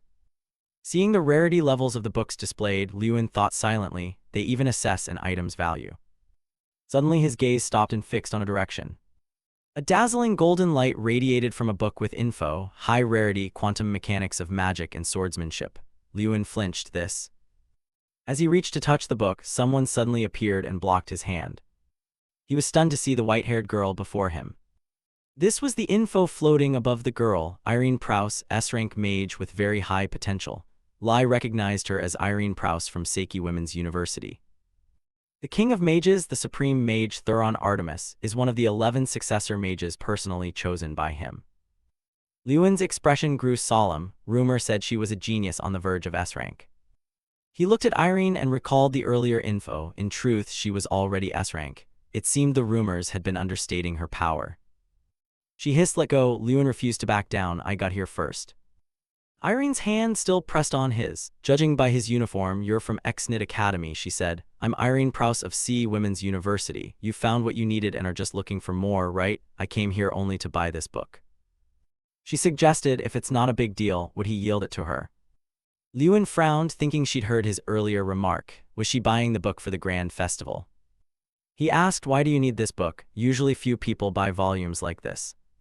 Irene's voice grew hesitant. I. She withdrew her hand, her face flushing slightly as she looked away. It's just for an assignment, I can't explain it, you know that. Lewin guessed it probably wasn't a school assignment, but something related to the Infection King. He suddenly said, then take it, it's important to you. Take it, no need for words, and Irene, flustered, replied, oh thanks. Lewin resumed his search. So what should I buy now? Irene watched his retreating figure, a look of mild puzzlement crossing her face. Back at the lodgings, after Lewin recounted everything, questions came pouring in. You met Irene Prouse, what did you say to each other? Is she as beautiful as they say? Jason's son and Henkes' eyes lit up with excitement. Where did you meet her? How did you meet her? Lewin was at a loss. Can each of you ask just one question? Jason looked up sadly, truly jealous. His dream was to touch Irene's hand just once. Henkes took the chance to brag, so ordinary. I also met I at the grand festival. I even sat next to her for a bit. Jason cut in angrily, that doesn't count as talking to her. Lewin endured the two of them screaming like children. What? Look at yourself, you haven't even been close to her, let alone more. As if remembering something, Henkes, waving a flag, spoke up. He's strong, sure, but always second best. I heard he loses to top-ranked Doom Pram every year, actually to death. Jason sprang up yelling, nonsense, how dare you speak of my Irene like that? Henkes sighed, Irene, when did he become yours? I'm serious, he's top-ranked at the Danak Military Academy. In other words, on this continent he's the most recognized among his peers. He added that he also possessed a light sword. Lewin was surprised, a sword. He recalled that book, so that's why Irene needed it. He needed it to defeat Doom Pram. As Lewin knew, being a swordsman wasn't all that great. Compared to other weapons, a magic sword doesn't grant much power, and mastering sword techniques isn't easy. Henkes added, but Doom Pram is different. His light sword is an S-rank treasure, and his skill level is at least comparable to a typical knight. Jason sighed dramatically. Mastering swordsmanship, proficient in magic, and an S-rank treasure, what more could one want? Plus he's from a prominent family, his father's influential, he's good-looking, and the girls are obsessed. Hearing him complain, Lewin thought silently, are there really people like that in the world? He stayed quiet. He remembered Irene, an S-rank mage at only 16 and a swordsman who always took first place. Lewin frowned, pensive. Could he possibly win when facing such prodigies? He recalled his encounter with Theta. Surely no one would pay attention to someone like him. But Lewin closed his eyes and remembered Tyrion Xnit's words. You are a title contender, not an exaggeration, he told himself. He wanted to try and see. Suddenly someone from outside burst in, breathless. Your debut lineup for the opening ceremony has been posted. Hearing that, a determined glint flashed in Lin's eyes. Good. He then stood up and walked toward the door. Lewin walked straight toward the beams of light pouring in from outside, the grand festival. His cloak billowing in the wind, like a declaration that it was only just beginning. He thought to himself that finally the debut lineup had been announced. Lewin's face grew very serious as he looked up and waited. Our opponent is. Staring at the bracket for a moment, he was quite surprised. Damn it, a match against those stupid academies. Suddenly a voice rose from behind, then that's too easy. It turned out to be that Theta. He arrogantly stepped forward and taunted, fighting you lot just gives me more time to play. Immediately he turned and thought of the Yoda students. Lin's face showed no fear, but inwardly he thought facing them would be the trickiest. He scanned the whole group and considered them. They were notorious for dirty tactics, not to mention. Those behind the others looked frightened and whispered, damn, why did it have to be them? Yeah, they do look scary. Hearing that, he thought many at school had been psychologically traumatized by them. Theta sneered arrogantly and mocked them. You're so weak you can't even excite us. Boring, boring as a fried snack. His subordinates laughed heartily at that. Ha ha ha. Watching the crowd whispering, he arrogantly and challengingly said it was lucky to face those stupid academies, like hitting the jackpot. Aren't you worried they'll hear you? So what? What can they do to me? They can't do shit. Lewin's mouth curved into a malicious smile as he thought, fine, I'll use this chance to show you. He clenched his fist, pride on his face, thinking, we're not what we used to be. Then he spoke boldly, I've been waiting for you. He immediately approached them and provoked, "Are there a lot of people participating in the grand festival here?" Hearing that, Theta bristled and asked, "What do you want?" He stepped closer and said quietly, "I want to make an introduction." Then he loudly announced, "Pleasure to meet you all. I'm Lewin Ardle, the representative of the so-called stupid academy group you're talking about." Lewin continued, "I won't say much, just one small request." His face turned menacing and he added, "Never call us the stupid academy again, it sounds awful." Theta, furious, ground his teeth and snorted, "HMPH." He bared his teeth threateningly, "I'm sick of being at the bottom, no more of that from now on." Lin looked them squarely in the eye and declared, surprising them, "I want to be number one." The others reacted violently, cursing, "If not stupid academy, then what should we call you? Cut the act." Theta, annoyed, retorted, "Do you think this is some backyard contest? Number one, what a sore ear that is. Who do you think you are?" Hearing that, he thought of the old silver-haired man and muttered to himself, "Ah, he is." Lewin's face was confident as he spoke clearly, keeping his trump card hidden. He resolved inwardly never to flinch again. Cut to the white building where the others were buzzing excitedly. "Who is that, Lewin Ardle?"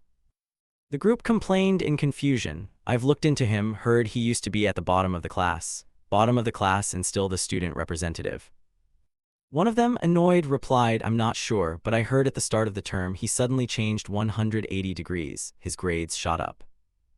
Theta, puzzled, asked back about the 180-degree change. The other continued, "Yeah, maybe that's why he's so confident."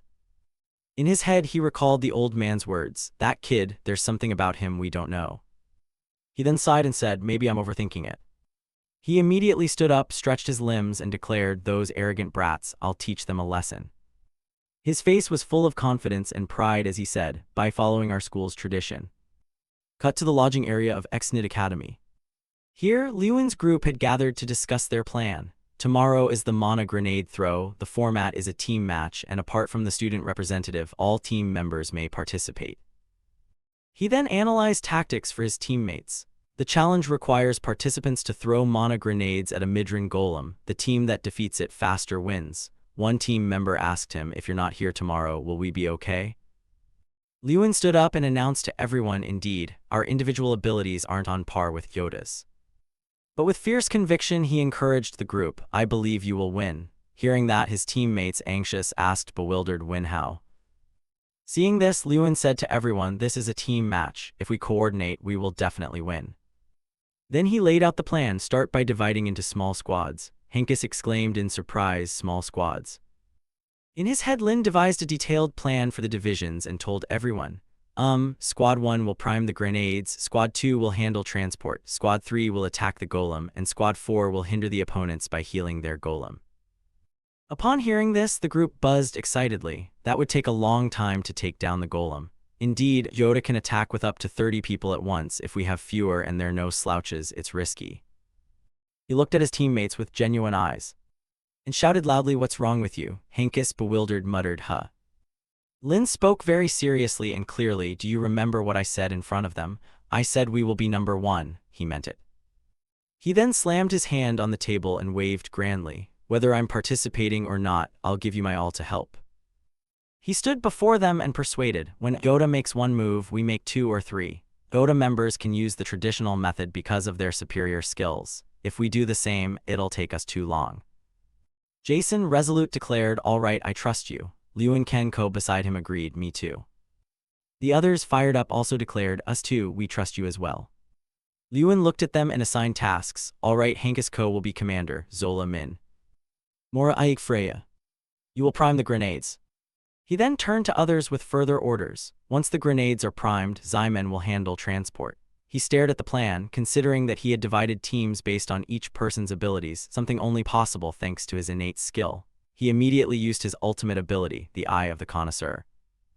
He examined his teammates to assess the opponents. The ability to see through others' powers would let him minimize disadvantages and focus on everyone's strengths. Everyone was filled with confidence and chatted excitedly. "This should be okay this time, right? Yeah, hey, we might actually win." Seeing everyone so upbeat, he thought to himself that once in the right squads, people's confidence would grow. They happily talked, "I'm not good at throwing, but I can prime in 5 seconds. What do you mean not good? I'm great at throwing." Lewin felt very satisfied and thought quietly, "What a relief." Watching everyone laugh and talk, Lewin felt better. People were gaining confidence and their belief was strengthening. Suddenly someone burst in, out of breath, pushing the door open. His face was covered in injuries. He slumped down. Seeing this, everyone in the room panicked, shouting and glaring. His lips trembled as he managed to say, "Lewin." Seeing him like that, Lewin rushed over in alarm and asked anxiously, "What's wrong with your face? Are you okay?" The wounded youth, using all his strength, stammered, Oda did this." After a long moment, Fun Lum finally managed to speak, surprising Lewin. Their representative had called his gang over and they dragged me away. Cut to the room of that other team. When Theta saw him enter, he exclaimed, "Oh wow." Looking at him, he sneered contemptuously, "See, I told you he'd show up. What do you plan to do, huh? You think you can take us on?" His expression turned deadly serious as he fixed a killer stare on him and said, "Seta Mankiri, come out here now." In that room, Lewin raised his voice and loudly called the name, "Seta Mankiri, get out here now." Theta laughed with scorn and cursed, "Damn it, is this guy crazy?" He then stepped in front of him, ground his teeth and said, "Who do you think you are, always acting like you're something special?" At that moment, Lewin fixed him with a murderous glare, placed his hand on the other's shoulder and said through gritted teeth, "Who do you think you are?" Immediately after, he drove his hand into the man's arm with force. Instantly, he knocked him down, forcing him to his knees on the floor. Theta was horrified watching this and thought to himself, "What is this power?"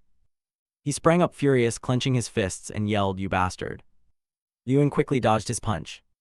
Then with a single move, he twisted the man's arm, causing Theta to scream in agony. His face looked dangerously threatening as he warned them, "I'm warning you, if you ever lay a hand on my people again, this won't end here." Theta was left gravely injured, collapsing to the ground and wailing in pain. His subordinates, terrified, rushed over to ask, "What's going on? Theta, are you okay?" He was writhing in pain, clutching his shoulder and crying out miserably. Lewin stood over him and said threateningly, "You want to bet on a match with me?"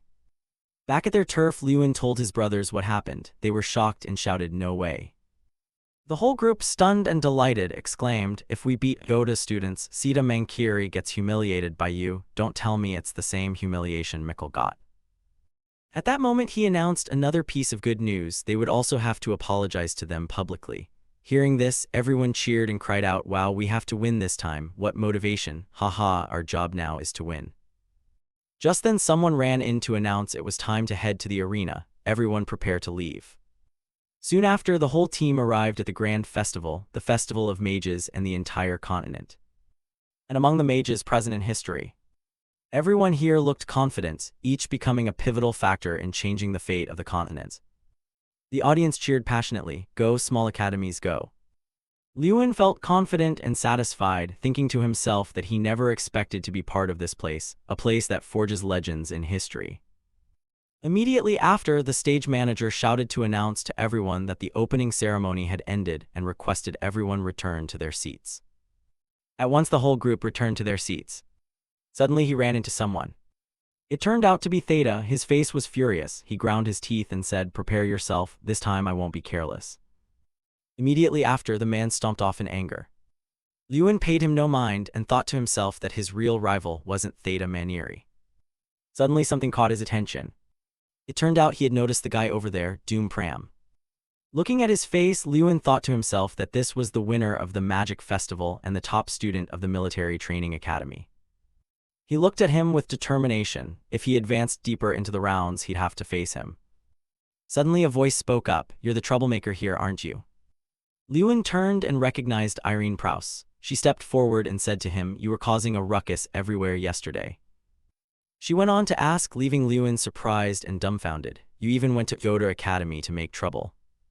He was shocked and asked back, "How did you know?" She walked on and replied, "This place is small. I'm sure everyone here already knows."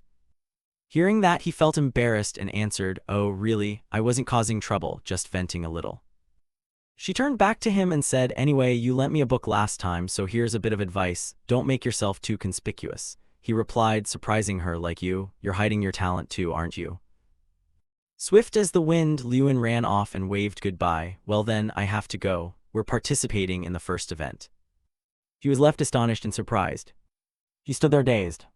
Soon after, the competition began. In a few minutes, the Mana grenade throw would start. The first two teams were Xnit Academy and Yoda Academy. He rallied the team and asked, "Ready?" Everyone encouraged and boosted each other's morale. Show them our strength, prove we're not a bunch of useless academy students anymore. Immediately, the whole team strode in with confidence. The first event, the mana grenade throw, officially began. Everyone was puzzled. Even the audience turned to each other and wondered, what's going on? What are they doing? Seeing his team's formation left everyone confused. Until now, team victories relied on individual power. Arranging a formation like knights was strange to everyone. Even the outer mage teams were surprised. They split into two groups, primers and throwers. Oh well, whatever, Yoda will take the win anyway. He remained completely calm, ignoring the whispers. Those people were just posers, stupid academies, no wonder they're at the bottom. They probably don't know how many things lie beyond human comprehension. Even Irene's group held their breath in anticipation.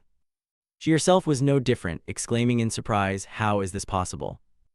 Then his team managed to break off one arm of that stone man. To everyone's astonishment, look at Xnit's golem, its arm fell off. Seeing that, he immediately ordered the group to charge in. Everyone continued to press the attack. Immediately, he shouted orders to everyone. Kenko, speed up the warming. Mora Ayake, you two handle transport. Jason, aim for the right arm. The members promptly received the orders and carried them out. In no time, they had destroyed the right arm. At this, Theta clenched his teeth in furious anger. Seeing the situation, he raged and cursed. What the hell are these idiots doing? How could they lose to those stupid academy kids? Immediately after, he pulled out the controller and shouted, these bastards are weird. They healed the golem so it didn't weaken at all. Seeing that, he was enraged and could do nothing but curse, damn it, Luanao. As for Irene, she was full of admiration and exclaimed, impressive. Watching Luan's team fight so vigorously made her consider why Xnit had overcome Yoda's individual superiority, because they used strategy. She admired him greatly, but noted that the tactic only works if you accurately understand each member's abilities. She then recalled that moment when he found the book he needed in an instant. Seeing his members execute the plan so smoothly impressed her. He could even divide the team based on each person's capability. Then her gaze turned to him as she wondered who he really was and why she'd never seen him at previous magic festivals. At that moment, he formed an enormous sphere of energy in his hand. Then Jason gathered all his strength and hurled the orb. Finish him, you demon. Very quickly, that force shattered the stone man to pieces. Witnessing the scene, Theta went pale and stood frozen. He snorted coldly in anger. Immediately after, the giant stone man collapsed to the ground. Seeing that, the group cheered with joy. Woohoo, we did it, we won. Then they dashed off quickly, at the Grand Festival's first event where everyone expected Yoda to win. His comrades happily ran back to embrace Luan and celebrate, yet the victory went to the so-called stupid academy. After winning, they were elated and joked among themselves, so the dumb academy isn't last anymore. Yoda's last. What should we call them now? Oyotak? Sounds ridiculous. Immediately after, the referee announced the next event. The flag capture between academy representatives was about to begin. For this event, Luan would compete. His whole team cheered him on enthusiastically, boosting his confidence. Luan crushed them. The referee then announced the next match. The first bout would be between Luan Ardal representing Xnit Magic Academy and Sita Mankiri of the Royal Yoda Magic Academy. Recall. He stepped close to Theta, who was seething with rage. Trang, seeing his tense expression, mocked him. Why do you look so stressed, Luan? But he seemed unconcerned and mumbled, we're currently ranked top 20 out of 32 schools, right? That's perfect. Hearing this, Trang was puzzled and asked, why perfect? His attention met the audience's surprise and analysis.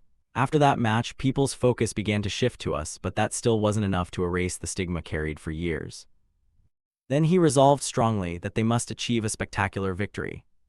Luan stared straight at Theta, his voice heroic. Only a spectacular win over Yoda will make people see us differently. Hearing that, Strong finally understood and exclaimed, oh, I see. Then his gaze shifted upward. And look at that mage furnace. Resolutely, we also need to prove ourselves to the Supreme Mages. Cut to that dark room. The Supreme Mages sit around, watching the match through the crystal orb. Inside the orb appears an image of the two standing side by side. King of the Underworld Thuron looks at them with deep thought. Then he turns to the man beside him. Luan Ardal, this boy was once a candidate among the 11 ordinary children. The man next to him, surprised, asked, you still remember? Hearing this, he bowed his head and explained, I have a habit of remembering talented people. That boy is a natural genius, which is why he learned to use mana on his own at such a young age.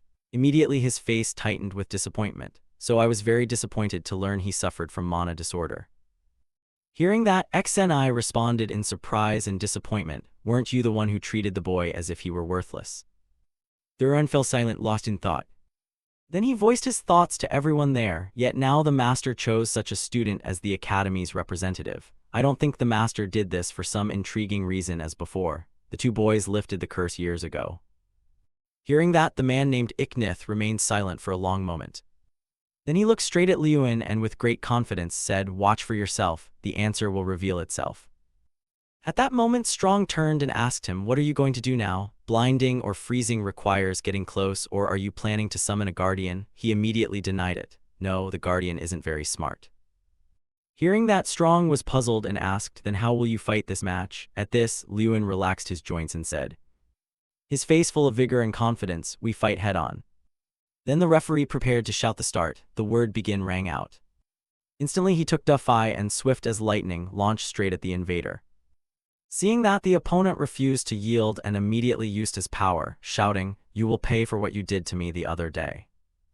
Right after, he unleashed a summoning guardian to fight toward him. Seeing that the giant senator was closing in on Liyuan, Liyuan showed no fear and immediately used the time refraction technique. Very quickly, he cleverly dodged the senator's attack with ease, then swiftly dashed forward. Immediately after, he was as fast as a blade behind Theta. Seeing this, Theta flew into a rage and struck out, gritting his teeth and cursing, "Damn it." But Liyuan remained unafraid and calmly used his bare hand to block the punch.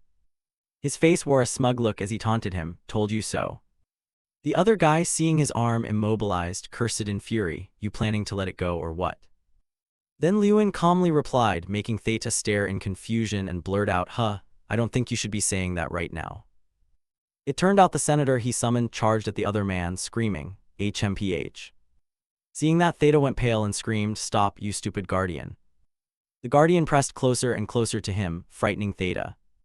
He fumed in anger, unable to move, thinking he couldn't move at all. Liyuan wore a defiantly challenging expression and taunted, "Try running away then." Suddenly he seemed to realize something. The other man recalled how a single strike had felled him and realized that feeling back then was real, not because he was careless. The spear tip, poised to thrust straight into Theta's face, helplessly dropped. "It's over." His eyes were squeezed shut as he awaited death. But nothing happened. This made him open his eyes to check the situation, and to his surprise, Liyuan had darted out and taken the senator's blow. Seeing this, Theta couldn't believe his eyes. He stood frozen, thinking, impossible. He watched as Liyuan, barehanded, pounded the senator repeatedly, leaving him in awe as he struck the steel guardian with his fists. The senator was battered to pieces by his blows. Liyuan had defeated the senator, much to everyone's astonishment. Immediately after, he took step after step toward him, causing Theta to panic. Theta looked at him, moved, stammering, "You just saved me." Liyuan feigned ignorance, then coldly replied, "Why would I save someone who humiliated my friend?" Then he closed in with a dangerous look and slowly said, "I want to finish you myself." He then reminded him, "Remember the bet." Liyuan flexed his wrist and casually said, "Just a boring little snap." His snap was so light it only sent him flying. He lay sprawled on the ground, dazed, thinking, the sky looks so blue. The audience was equally stunned and cried out, "Oh my." Seeing this, his academy cheered in delight, and the arena erupted. Everyone couldn't stop praising him. "Whoa, what kind of magic is that? No contest needed." And Liyuan caught the attention of another person. He glanced over at him and thought to himself, here we go again. Thuron's face went blank as if stunned. Countless thoughts raced through his mind. As a demigod-ranked being, the only mage at rank 8, dubbed the Supreme Mage, he had never seen magic like this. He couldn't believe his eyes. He stared at him in puzzlement and asked, "Who exactly are you?" Watching him joke around. He was furious, the name Liyuan flashing through his mind.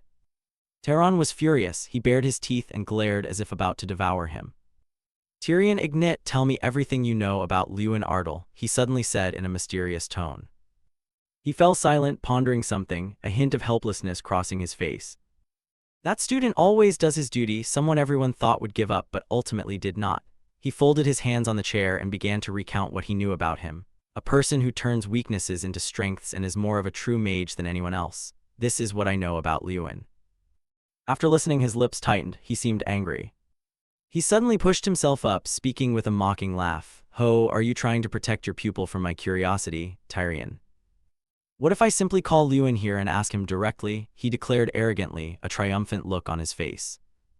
If you intend to force the boy to speak, he said enigmatically, making him even more curious.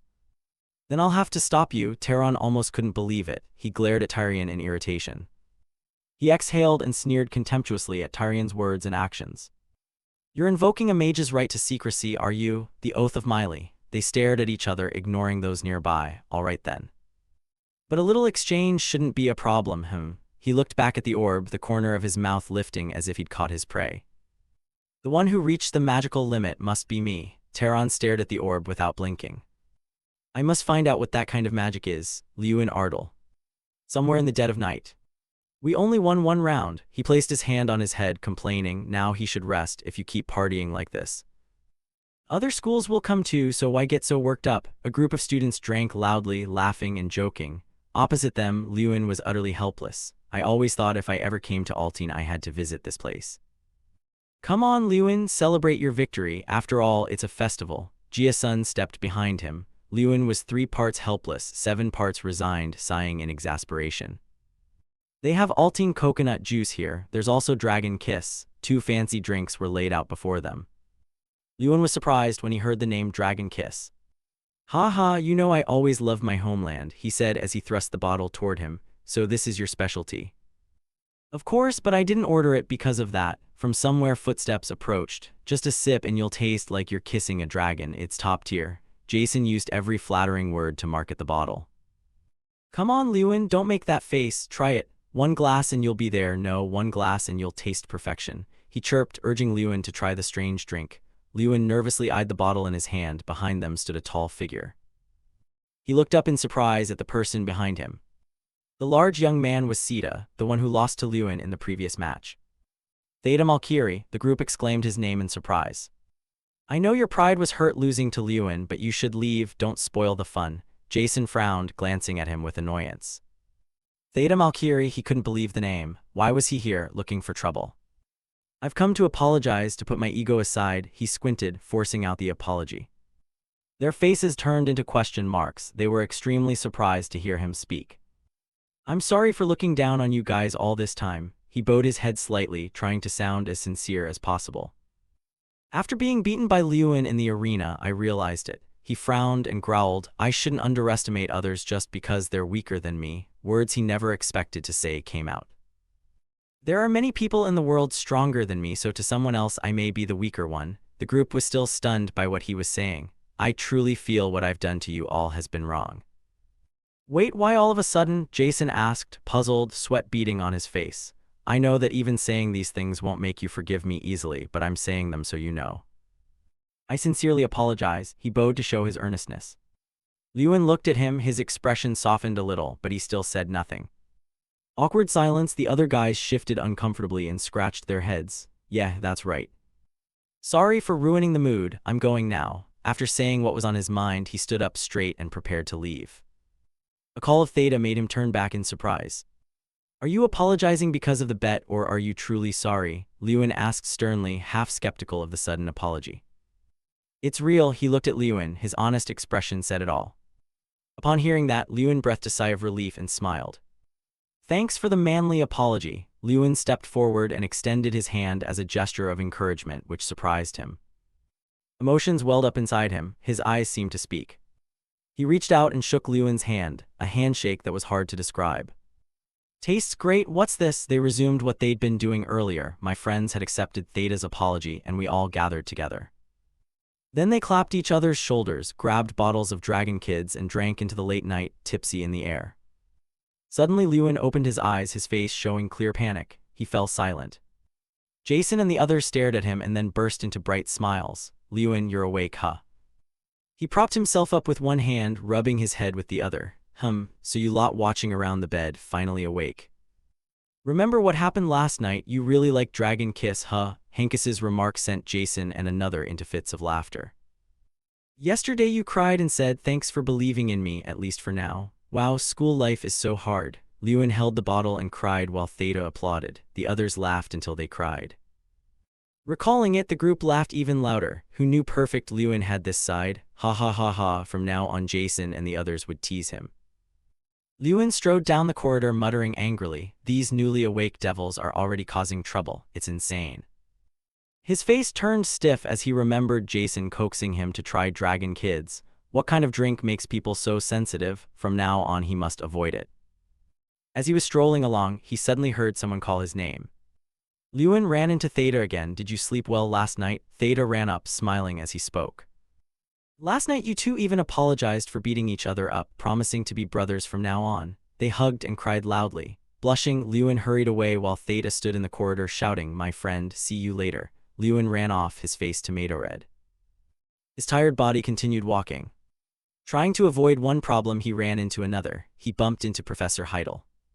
"Wherever I go, trouble follows." The professor's words made Lewin uneasy. "You knew about that already, teacher."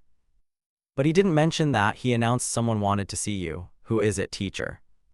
The two stood facing each other. He said the person was dangerous despite a polite appearance, which only heightened Lewin's curiosity. "Who is it?" Lewin's face showed shock when he learned the visitor was the false god called King of Hell Terran. The professor earnestly warned him, "Be careful. Lewin Terran is a mysterious man." He continued in a serious tone, "People who hide their true nature like him are very dangerous." Lewin stood and listened intently. "That's all I can tell you," he added, his face thoughtful for a moment. "I'll keep that in mind, sir." Lewin seemed to soothe the professor's worries. "All right, after the contest today I'll let you know the time."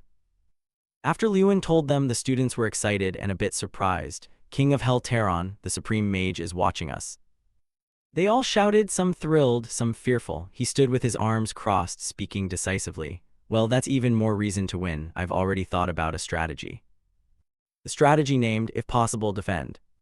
Hearing that, everyone was confused. "What do you mean?" Lewin confidently pointed at himself like a pyramid scheme guy. "I'll run to the goal." The next match is Shuttle Arrow. It's a game using movable arrows that continuously fly around. Each team has 9 members divided into attackers, defenders, and a goalkeeper. The team that fires more arrows into the opponent's goal wins. The rules are simple, but the match demands high tactical skill. You must know when to use defensive spells and when to use control spells. You must know how to catch the shuttle arrows and throw them into the opponent's goal. Normally you consider many factors, but with Lewin the rules are just words. Someone on the other team shouted in panic, "Watch out." He dashed like an arrow toward the opponent's goal. The match began. The others yelled, "Ice technique, ice arrows," as hands charged with ice magic attacked Lewin. Someone gathered mana in their hand and released a massive flame arrow of fire toward Lewin. With one hand he shattered the ice block, and with the other he punched through the flames. They used every kind of magic, but all was useless. In the stands, Theta cheered for Lewin even louder than those from Ignit Academy. "Go Lewin, go Ignit." People looked at him with disdain. What's wrong with him? He lost yesterday and is still making a fuss. Probably went crazy after Lewin beat him. Must be that. Hearing that, he roared in anger. "Say something. Lose what? Don't you know you fight first and then your brothers?" A student spoke up. "What fight? Aren't you the one who got punched?" Those cutting words reached his ears. "What did you say, you jerk?" His friend replied fearfully, "Nothing." Then no one dared speak in front of Theta anymore and instead whispered behind his back. What's up with these representatives?" The tall, dark, sweaty guy folded his hands in his pockets and thought. "Lewin Ardle, after fighting you, I'm certain of one thing. You will be the next generation mage." The image of him looked impressively grand in his eyes. Irene Prouse from the Women's University, then Dalian Malkin from Ferlia School of Sacred Arts. And finally Doom Pram from Jenk Military Training School. Theta had faced the best at the Grand Festival, yet Lewin was stronger than all of them. Not only strong, Lewin also has leadership skills and patience. His image replayed in his mind. Thinking that, he couldn't believe Lewin still accepted being friends after everything. "Captain, we're up next. Aren't we having a strategy meeting?" "Yeah, let's go." With that, Theta could no longer keep cheering for Lewin. One guy shouted at full force, "Block Lewin Ardle." They were desperately trying to stop Lewin with everything: ice, fire, earth, wood, whatever worked they pulled out. The whole group shouted in unison that they were giving it their all. Lewin, using his body, nimbly dodged all of the opponent's attacks. He grinned triumphantly. "Done right, now it's my turn." They hurriedly raised thick ice barriers out of fear. With a word from him, he punched and shattered the ice into shards. Ice shards. They scrambled to flee and fell flat on the ground. Watch out. Have you forgotten about us now that Lewin's here? While Lewin was disrupting the enemy formation, Jason had already caught the shuttle arrow. He caught the shuttle arrow stop him, but even if they wanted to stop it now, the defense line was already in tatters. They also ran into Jason, a master at throwing. Take this, he shouted. He raised the score to 2-0. From outside came the uproar. Nice, another point. After that, all attention focused on Lewin. Jason and his teammates exploited the weakened defense to attack that gap. He lunged with wind-tearing speed. Lewin and Ardal couldn't be stopped. Their defensive line collapsed. The whole stadium couldn't believe their eyes. It was unreal. On the field, everyone was panting from exhaustion. He's a monster. We can't beat him. It's over. A normal shuttle arrow match has 3 to 4 goals. But IGNIT Academy scored 11 goals, setting a record and not allowing the opponent a single goal. A surrender signal was raised. The commentator's voice echoed through the stands. The winner is Ignite Magic Academy. He and his teammates celebrated joyfully amid cheers across the arena. Our academy won decisively with an 11-goal margin. Looks like the guy wasn't bluffing. Yeah, maybe he's the top leader. The crowd began to gossip about Ignite Magic Academy. Back in the waiting room, the group celebrated the victory. Wow, we won again. At this rate, we'll be first for sure, someone asked. While enjoying the win, he suddenly heard someone call his name. Lewin Ardal. It was Professor Heidel.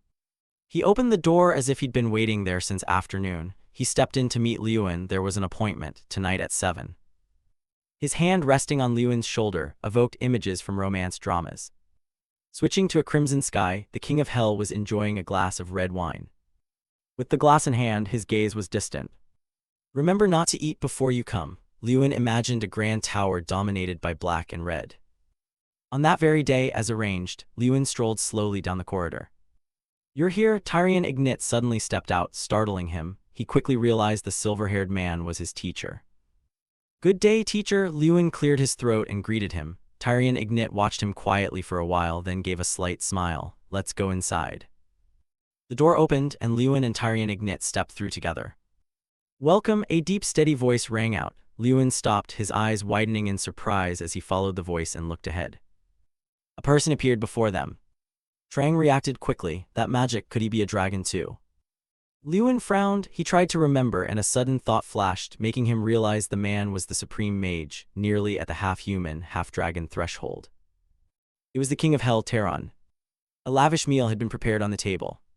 You probably don't know we have met before.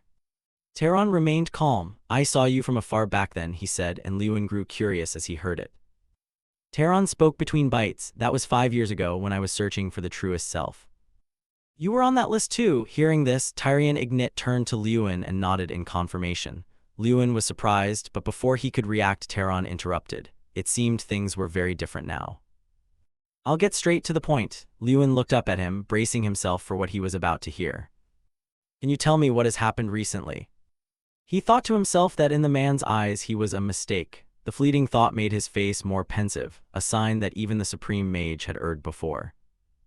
Teron wanted to hear it from his own mouth to prove he wasn't wrong. Lewin looked down into the dimness and guessed his intention. Forgive me, sir, right now I can only say one thing. Lewin's hoarse voice made him pause for a moment. He frowned, wary. Lewin continued, no matter how talented I am, my efforts won't be acknowledged. Effort? Teron propped his hand on his chin, his eyes mocking as if he'd heard an old joke. Are the two of you related somehow? Why do you always talk about effort? Tyrion Ignite seemed to chuckle warmly at Lewin. That's why I like this kid. Lewin smiled slightly at that. So what have you been striving for? Came a reply. Lately I've been focusing on martial arts.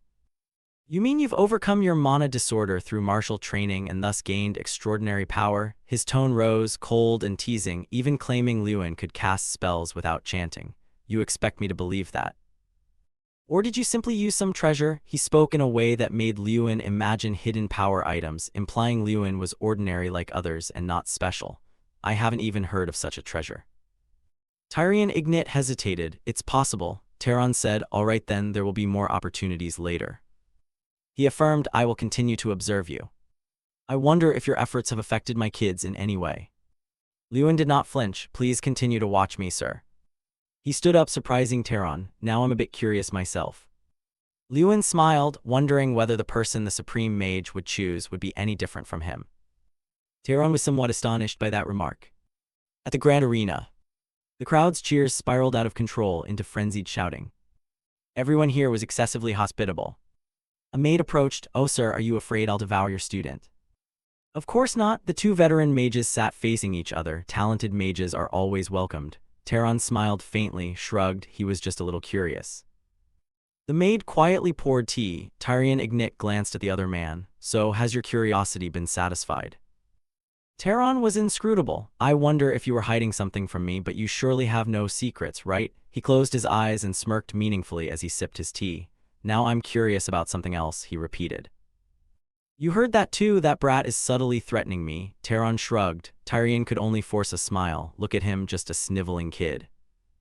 That named fellow shows no fear at all, while many mages tremble before me." "How interesting," he chuckled softly, a hint of expectation in his tone. In the silent space, Taeron wore an impassive expression, hoping the named brat he had his eye on would do something noteworthy. Outside, the cheering continued. The door swung open. The clatter of other mages' footsteps filled the corridor as Doom Prime strode forward like an alpha beast. He scowled in anger. "What good is all that cheering? To me it's just—" Bang! The door flew open and someone rushed in, nearly tripping. He whispered into Doom Prime's ear. Doom Prime asked if it's certain. "I'm sure, I saw it with my own eyes." The representative for Lewin Ardal had arrived at the tower. Doom Bram's wrath flared up inside him. "The King of Hell tests others instead of me." He trembled with anger. He began rifling through memories of matches he'd watched. He'd seen his matches several times. At this grand festival he'd caused quite a stir. Rumor said he was a tough opponent because his magic was unusual, but he didn't care. No matter how high he climbed or how he writhed, he wasn't a match for him. Doom Prime fell into thought. In his eyes, the other was simply a freak, nothing more. Reaching a peak, he seemed to lose control to his jealousy and anger. Others noticed his odd behavior and hurriedly watched him. "What's wrong with you, Doom? What's the matter?" Voices echoed with concern and some caution. "I will never forgive you, Lewin Ardal." The only one he should have acknowledged was me. On the other side, a mysterious gate slowly creaked open. Behind the gate stood Lewin, the young man everyone was talking about. He stepped through the doorway and stood there, staring at the hem of the black cloak before him. It was him. It was Doom Prime. He glared at him with a slightly annoyed expression. "What did you say to the King of Hell?" He glared, baring his teeth in a fierce challenge.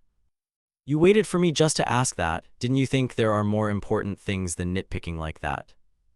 In the great hall, the man's shouting echoed. His eyes flashed with fury. "Answer me." Opposite his anger, Lewin replied indifferently, "HMPH." You do not flinch before his rage. A calm voice rang out. "Why should I answer?" Though soft, the words slapped him like 10 buckets of cold water. Doom Prime frowned and without hesitation drew his sword as a threat, for no particular reason. The hall's air seemed to thicken. His sword emitted a cold light. "But I want to hear," his voice rang out, yet Lewin remained composed and unshaken in the face of his fury. "This guy wants a fight." Lewin's face hardened, his gaze like a bullet flicking toward him. "You challenge me? This isn't an arena." He balled his fist as a provocation. The two stood opposed with completely different streams of power. "If you like, come on then," he said, eyes wide as he taunted Lewin. The moment the last words finished, the ground beneath their feet shook violently. A blinding beam of light exploded from ahead and hurtled toward him like a whirlwind. Before his reflexes could respond, the danger was already upon him. Their energy flooded throughout the great hall. "He's truly strong. I can't see any weakness." My initial arrogance died out in the face of his power. Could he really be trying to pick a fight here? This is outside the arena, he wondered as he saw him still pressing the attack. He silently drew his mirror blade, preparing for the next move. The two stopped out in the distance. A sudden shout made them both start. Irene Prouse, a girl with long white hair, stepped up to them. "Is today a reunion?" "Everyone's here," she said as she moved closer to them. "Reunion? No, it's just that I don't know whether we should greet those two properly." Irene stood beside him, arms crossed in helplessness, saying no need. He fell silent, saying nothing. HMPH. He glowered in anger, turned his back and walked off, ignoring the two watching him. "Always like that?" he asked, looking at her in puzzlement. "No, only on days like today. Normally he rarely speaks." "What does that mean?" Lewin still didn't understand her remark. "Doom Prime is provoked by matters related to the King of Hell." She recounted an image of him kneeling submissively before the domineering King of Hell. More than anyone, he desperately wants that man's recognition. It's rare for the king of hell to summon others like he did today. She continued, he probably thinks the king is paying attention to me. He stood there pondering her words. Suddenly she turned to look at Lin and smiled, leaving him dumbstruck and speechless.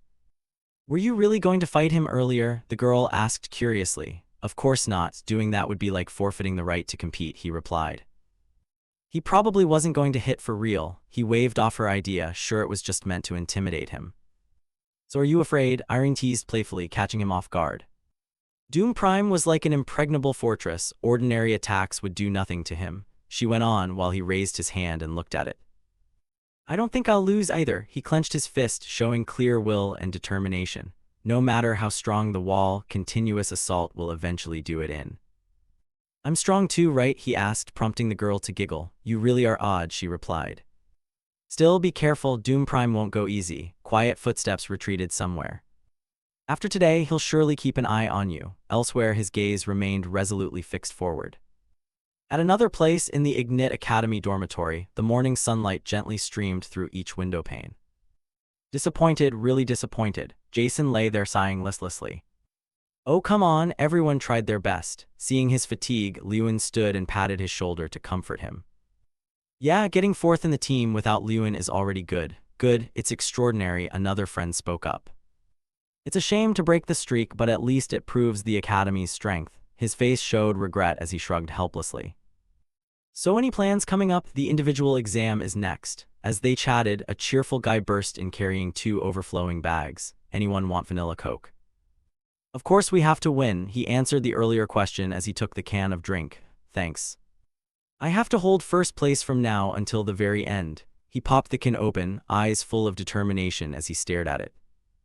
Right now I'm still tied for first in the individual rankings. Irene Prouse, Cherky, Dalian Malkin, Doom Prime.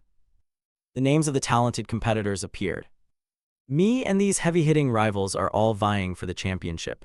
If nothing changes, the next match will be crucial. It's a fight for survival. This is a survival battle among 32 representatives on an artificial island. First place gets 32 points, last place gets 1. Players earn points based on performance, so rankings can swing dramatically.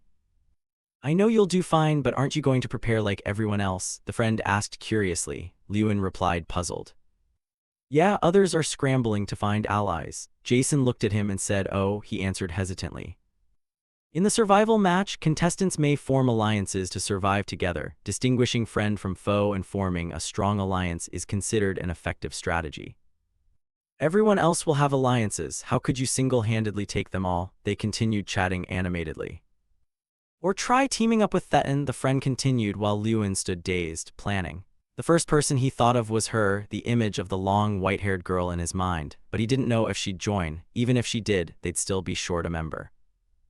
Hey Lewin, form a team, someone shouted as Theta burst in excitedly through the door. Lewin looked at him in surprise. Oh right, there's still that guy. Lewin's face lit up as if he'd caught a big fish. He looked at him triumphantly. Don't betray your brothers halfway through, that's what I should say. The two dashed out the door and hurried away. Theta is very sincere, he's someone you can trust. Lewin glanced at Theta with a glint of hope and full confidence. Hurry, we're missing one more, saying that he ran on ahead leaving his cart. Theta shouted from behind. Hey, who's left besides me? He asked as he chased after them. Who? Or try again, never mind, we can't reach her anyway. Could it be she turned down everyone, or doesn't want to team up with anyone? Amid the crowd, the two boys stood solemnly staring. Hey, don't tell me it's you. Theta jumped at the sight before him. A bright red scarf with a 5-petaled flower in the center fluttered. You want to team up with Irene Prouse, but she's a title contender. Are you close with her? He still couldn't believe it. After a moment, Lewin answered his abrupt question.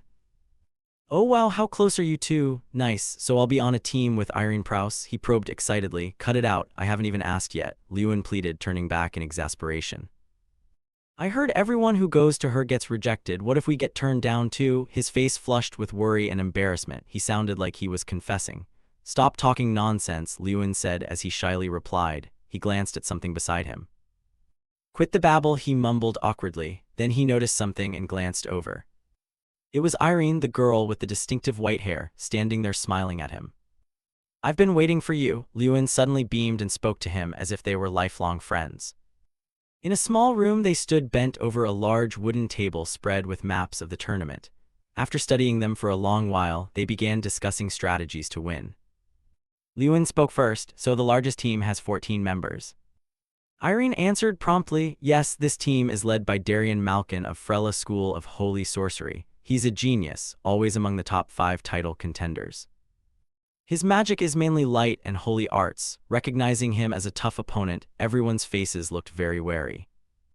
Theda's eyes squeezed shut, brows slightly furrowed, one hand propping his chin and the other folded across his chest, making him look even more uneasy and anxious as he muttered nonstop. Numbers aren't the issue, and of course his team is the most formidable. Feeling that what he said wasn't entirely accurate, he spoke up to cut off that line of reasoning, causing the two to turn back in surprise. There's someone even more formidable. Just the name Doom Prime was enough to silence the room. It seemed this was a dangerous opponent everyone should be wary of, yet for some reason the two had forgotten that. He remained unmoved, keeping that serious expression. The content of the contest will change depending on each person's abilities. In the blink of an eye, the day of the competition arrived. It was a clear, sunny day. Sunbeams hit the ship, making it glitter brilliantly. Whether that was an omen of a good start or fragile hope before a storm was unclear. The supervising teacher checked if everyone had put their armor on. Then, before the contestants who listened attentively, the teacher went over the rules once more. Note, when your armor's durability reaches its limit, you will be eliminated and automatically teleported out of the contest area. Note, when your armor's durability reaches its limit, you will be eliminated and automatically teleported out of the contest area. Everyone boarded the ship in order through the opened gangway. Some wore tense expressions, worry evident in each heavy step. Others looked confident, ready to face whatever challenges awaited on the mysterious island ahead. Just after stepping down, Theda couldn't help but hug his trembling body. I'm already shaking. Lewin, meanwhile, didn't blink and stared intently forward. He raised a hand to shield his eyes and observed the island, intermittently visible and covered by a layer of barrier. He asked, we just need to stay there for 72 hours, right? With a calm posture and cold gaze, he nodded slightly in confirmation.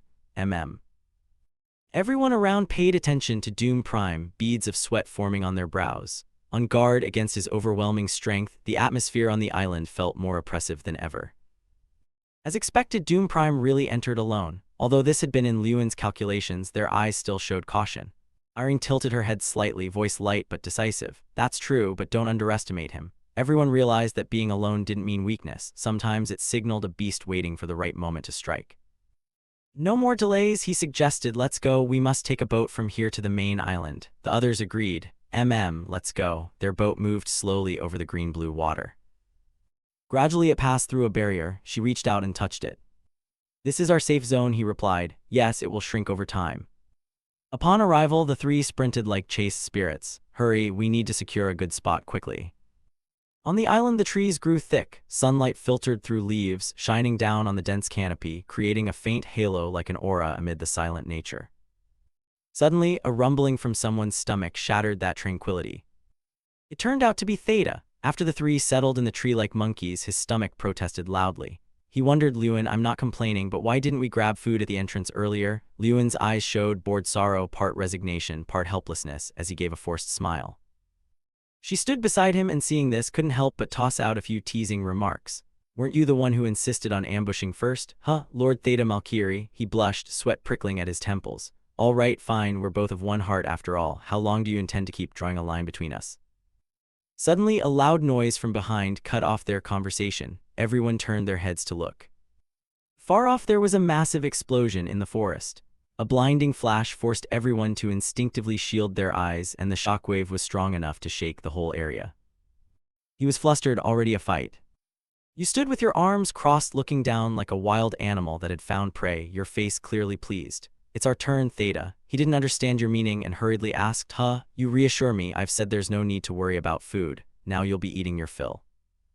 Our prey has arrived, you said calmly. Below, a group of 5 people were sneaking around, probing cautiously like weak prey that could be attacked at any moment.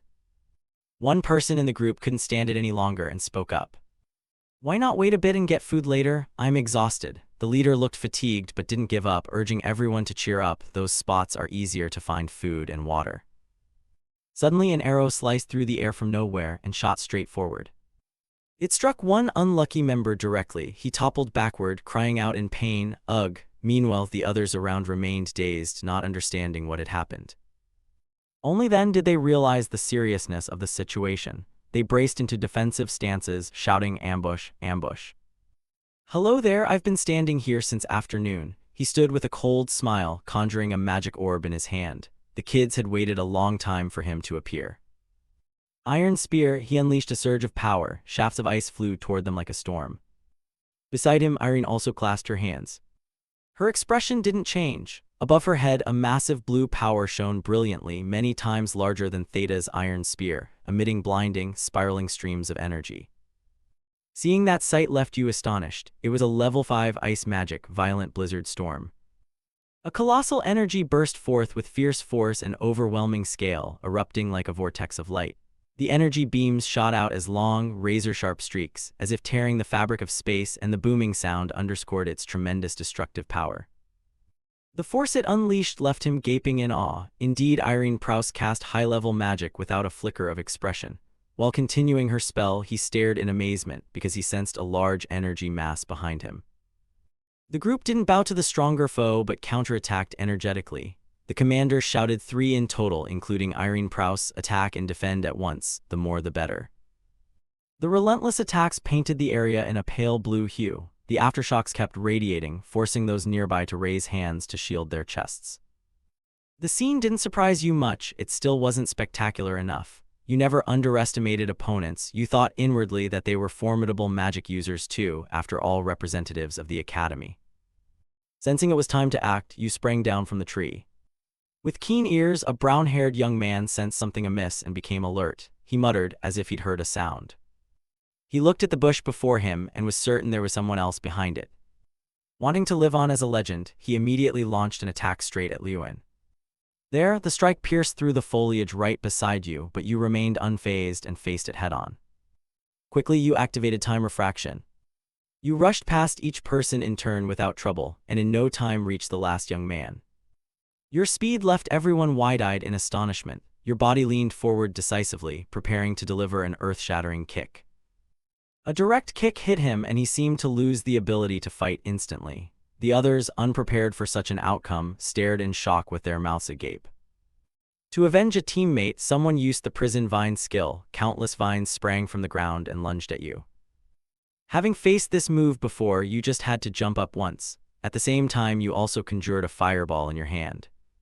Sensing its danger, fleeing was the best tactic. They scattered in all directions like a disturbed hive, shouting, "Fire bandits, everybody get out of the way." But unlucky for them, they hadn't run many meters before Theta's ice darts blocked their path. He cheered from behind like an enthusiastic fan. Liuan, handle them. Not letting his teammates down, you swung at the attack like a basketball player going for a dunk. The unlucky youth, even running frantically, couldn't dodge the fireball. His face went ashen, eyes wide, and he screamed in vain. A massive explosion occurred, expanding into a hemispherical shockwave that swept everything away. Trees were blasted apart and blinding light filled the space. As a result, he was knocked unconscious, foaming at the mouth as he lay on the ground. At the same time, the armor's durability reached its limit, so he was eliminated and automatically teleported out of the contest area. You glanced at the others, they involuntarily bristled and cried out. With the air of victors, you were calm. Now it's 3 versus 4, right? Behind you, Irene and Theta also stepped closer. Realizing they'd met a far stronger opponent, the gang leader humiliatingly spoke up. "We surrender." You couldn't hide your excitement. "Now we have food." After defeating them and taking their provisions, they acquired a good amount of food. There was even meat. "If this holds out, maybe we can eat for 3 days. They'd been saving carefully. Theta checked a bag with a satisfied grin. Irene and Liuan each had a black sack. Thanks, we'll feast well." Suddenly, a distant explosion rocked the area, surprising Theta. The 3 quickly turned their attention to it. "Is that where Team Dan is?" "Whatever it is, it looks serious. Who would take on a team of over 10 people?" "This is what they call a choke point." Irene folded her arms. "Very few mages reach this level of power." "Geez, in just 1 year he's improved that much," Theta exclaimed in shock. Liuan fell silent, pondering. "He's truly very strong." Your expression grew serious and somewhat intimidating. "Thinking of the famed swordsman Doom Prime?" The door ajar let in orange twilight light into the dark house. Everything unfolded exactly as you had planned. Liuan fell silent, his face contemplative. This is the central village, the only place on the island large enough to hold a big number of people. The map showed a large island with countless trees and hills. Team Dalian might come here. Yeah, it makes sense. And Doom Prime could also come there. At the mention of that name, your expression grew even more serious. Knowing there will be many people there, he still decides to go alone. Isn't that recklessly bold? Irene voiced her question. No, he'll definitely go. It's the best way for him to secure victory. Hearing Lewin, she was puzzled why. Kill points. Each time someone is eliminated, kill points increase. If I were Doom Prime, this is a brilliant idea, truly ingenious and cunning. I was just putting myself in his shoes to think what I'd do, you said with an embarrassed smile. Not to mention he's trying to get the Reaper's attention now. He has no choice but to act recklessly. You're really strange. Irene looked at Lewin suspiciously, making you flustered. At night, a silhouette prowled outside the house. Have you checked how many there are? Lin peered through the gap in the curtain and asked Irene. Just one. He must know someone's sneaking around. He's not letting his guard down and is investigating quickly. I turned off the lights in case anyone spotted us. I don't think they know we're here. Is he coming this way? You watch the stranger very carefully. Go wake Theta up, Irene said. While danger lurked outside, he was still sleeping soundly. I'll stand guard and see. The mysterious figure approached the doorway. The crunch of footsteps on the grass sounded through the still night. He stood at the door, seemingly probing to see if anyone was inside. Lewin lay in ambush inside, ready to grab him the moment he opened the door and stepped in. If he were alone, his face would likely have been extremely tense. That man stepped in and shut the door. He entered without noticing Lewin hiding beside him. You immediately grabbed his cloak from behind, catching him by surprise. Then you hurled him forward and toppled to the ground. Before he could react, Lewin had already clapped a hand over his mouth. Suddenly, Irene appeared and cast an illumination spell that shone directly on him. As his face gradually became clear in the light, Theta froze slightly. You're Canales.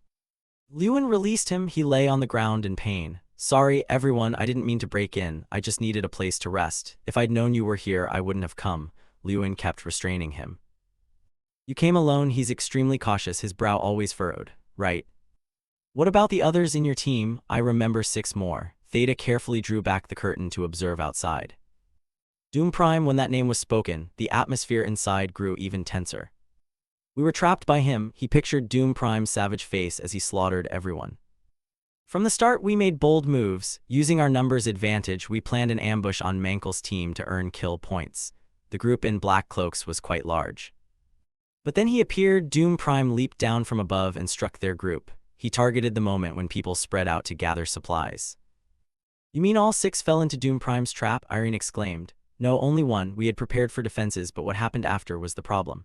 After the explosion, Dalian brought his whole team to attack us. They had to fight Doom Prime while being wary of other enemies. Though we fought back fiercely, we couldn't hold. Including me, only 2 of us escaped. But it didn't end there. While Canales and another teammate were gravely wounded, they were desperately fleeing. At that moment, Doom Prime appeared once more, radiating murderous intent as he stood over his prey. He had initially hidden and watched us silently. When the battle ended, he followed covertly as we were injured. He recounted this with an enraged expression. He exploited the situation for his own gain, truly a clever move. Lewin couldn't help but praise Doom Prime's scheming. This time he's sure to profit. So I know it's a bit presumptuous, but could you let me join your team? He pleaded pitifully. Theta was surprised by the request. Now he's truly exhausted, but this guy does have good tactics. He rubbed his chin, thinking. No, when Lewin said that, both Theta and Irene were taken aback. Why not? What's wrong? How did you get away? Collies asked him with a cold look that made sweat pour down his face. If it were Doom Prime, how could he have allowed you to escape while wounded? His face turned serious, like interrogating a criminal. Only then did the other 2 notice something odd. C pointed in a direction. Oh, you mean.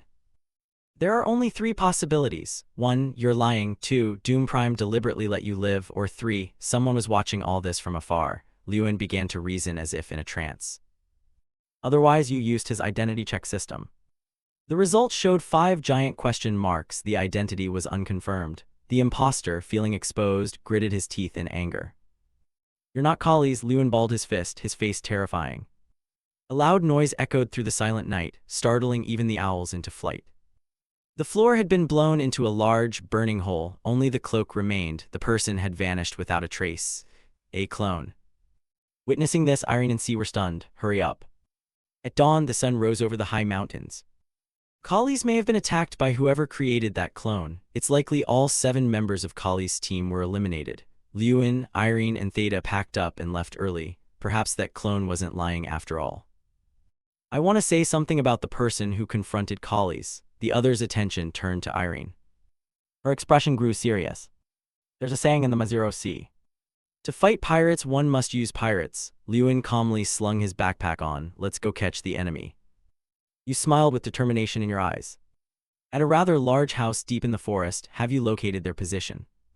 They're hiding out on the west shore, ha ha. He covered his face and sneered while Dalian looked at him with annoyance. I faked almost everything, but unfortunately they still found out.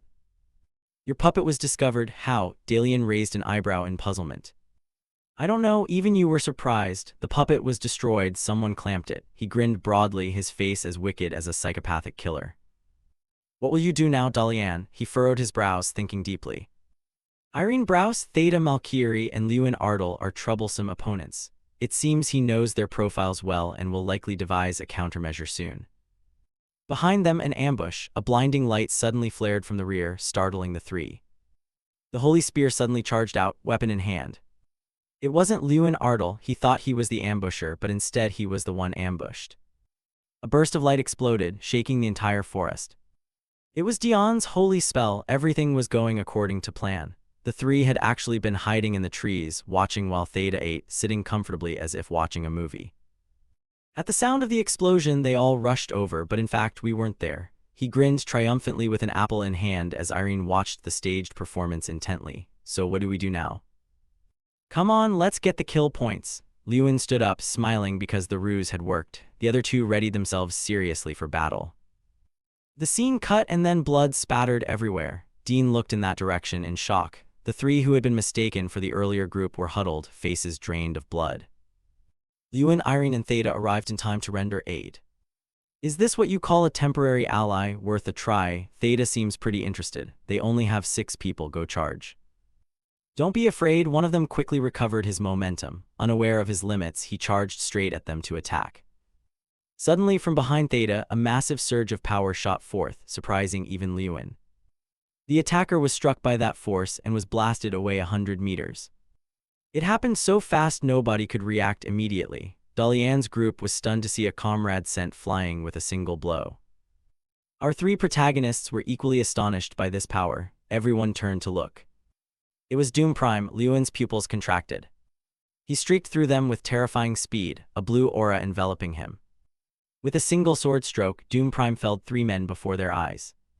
Whoa, you want to join us? Doom Prime. Theta hesitated. Irene frowned. It seemed we had another temporary ally. Agreed. Lewin, though still wary, recognized the advantage. After taking out Dalian's team first, you began to calculate everything, watching sharply. The survivors were all here. Perhaps the fight was nearing its end. Why are only we being attacked? Doom Prime said. Everyone retreat to base. Dalian's men fled. Cherky and Dalian still tried to fight back. Don't withdraw, join forces and fight. Lewin slammed his fist into the ground, creating a quake to strike those charging him. Pained screams echoed across the sky. Oh, the voice drew Lewin's attention. He looked up and saw. Doom leaped over an unconscious man to land in front of him. He stared at him with a stern expression. Lewin Ardal brushed past his shoulder. His low, fearsome voice made Lewin's eyes widen. I will end you with my own hands. He looked at him with murderous resolve, a definite declaration. With that he dashed off, sword flashing as he charged forward, leaving Lewin standing silently. You sighed and watched his figure fade into the distance. Some time later in the observation room. Inside a small solitary house deep in the forest. A young man was training tirelessly. We had stopped at base B near the island's center. Lewin punched madly forward, sweat pouring. After that battle, the largest alliance was reduced to only Dalian, Malkin, and Cherky. The temporary allies vanished along with Doom Prime. Routine tasks: punch 5,500 times, kick 5,500 times, run 15 km laps 1-1, practice 1 real combat session. You stopped, glanced at the notice board and panted. Good, finally done. It's been a long time since you did quests. The door opened gently. You turned to look. You're awake, Irene smiled as she stepped out. Training. She walked down the hall toward you, feeling a bit itchy, sore from yesterday's heavy sparring. Hearing her, you didn't know how to reply, so you stayed silent. Theta left breakfast for you, remember to eat, I'll come in later. Lai quickly changed the subject. Ah, thanks. On the table was a neat plate of beef and eggs. Irene took a bite of the beef. The thick, juicy slice was well cooked and looked appetizing. As she took a bite, her eyes lit up like sparks. Tasty, right? He's quite versatile. Lewin came in from outside, hands coolly in his pockets. I went to bed last night without saying anything. Sorry, Irene said shyly. You smiled, moved closer, and comforted her. It's okay, you were tired after your shift. Lewin sat at the table and poured himself a cup of hot tea. Hey Lewin, about that, just as you were about to drink your tea, your attention shifted to her. There's something I've wanted to ask for a long time. What's that? Lewin replied indifferently. What are you going to do after you graduate? Irene asked, looking at him seriously. You were silent for a moment. Why do you want to know that? I'm just curious. Your abilities are extraordinary, so you probably won't choose a normal path. The mages competing in this tournament will eventually enter the outside world. At that moment, they will begin a life of coexistence. Some will join the ranks of knights in some domain, taking on the duty of protecting the land under the royal army. Some will become members of the magic tower. Others will join special teams to earn money. Those are the normal paths. Lewin looked down at his cup of tea. What about me? Actually, I don't know. I never thought about it. He set the cup down, laced his fingers, and spoke seriously. Just last year, I was at the bottom of the team. I didn't have time to think about the future.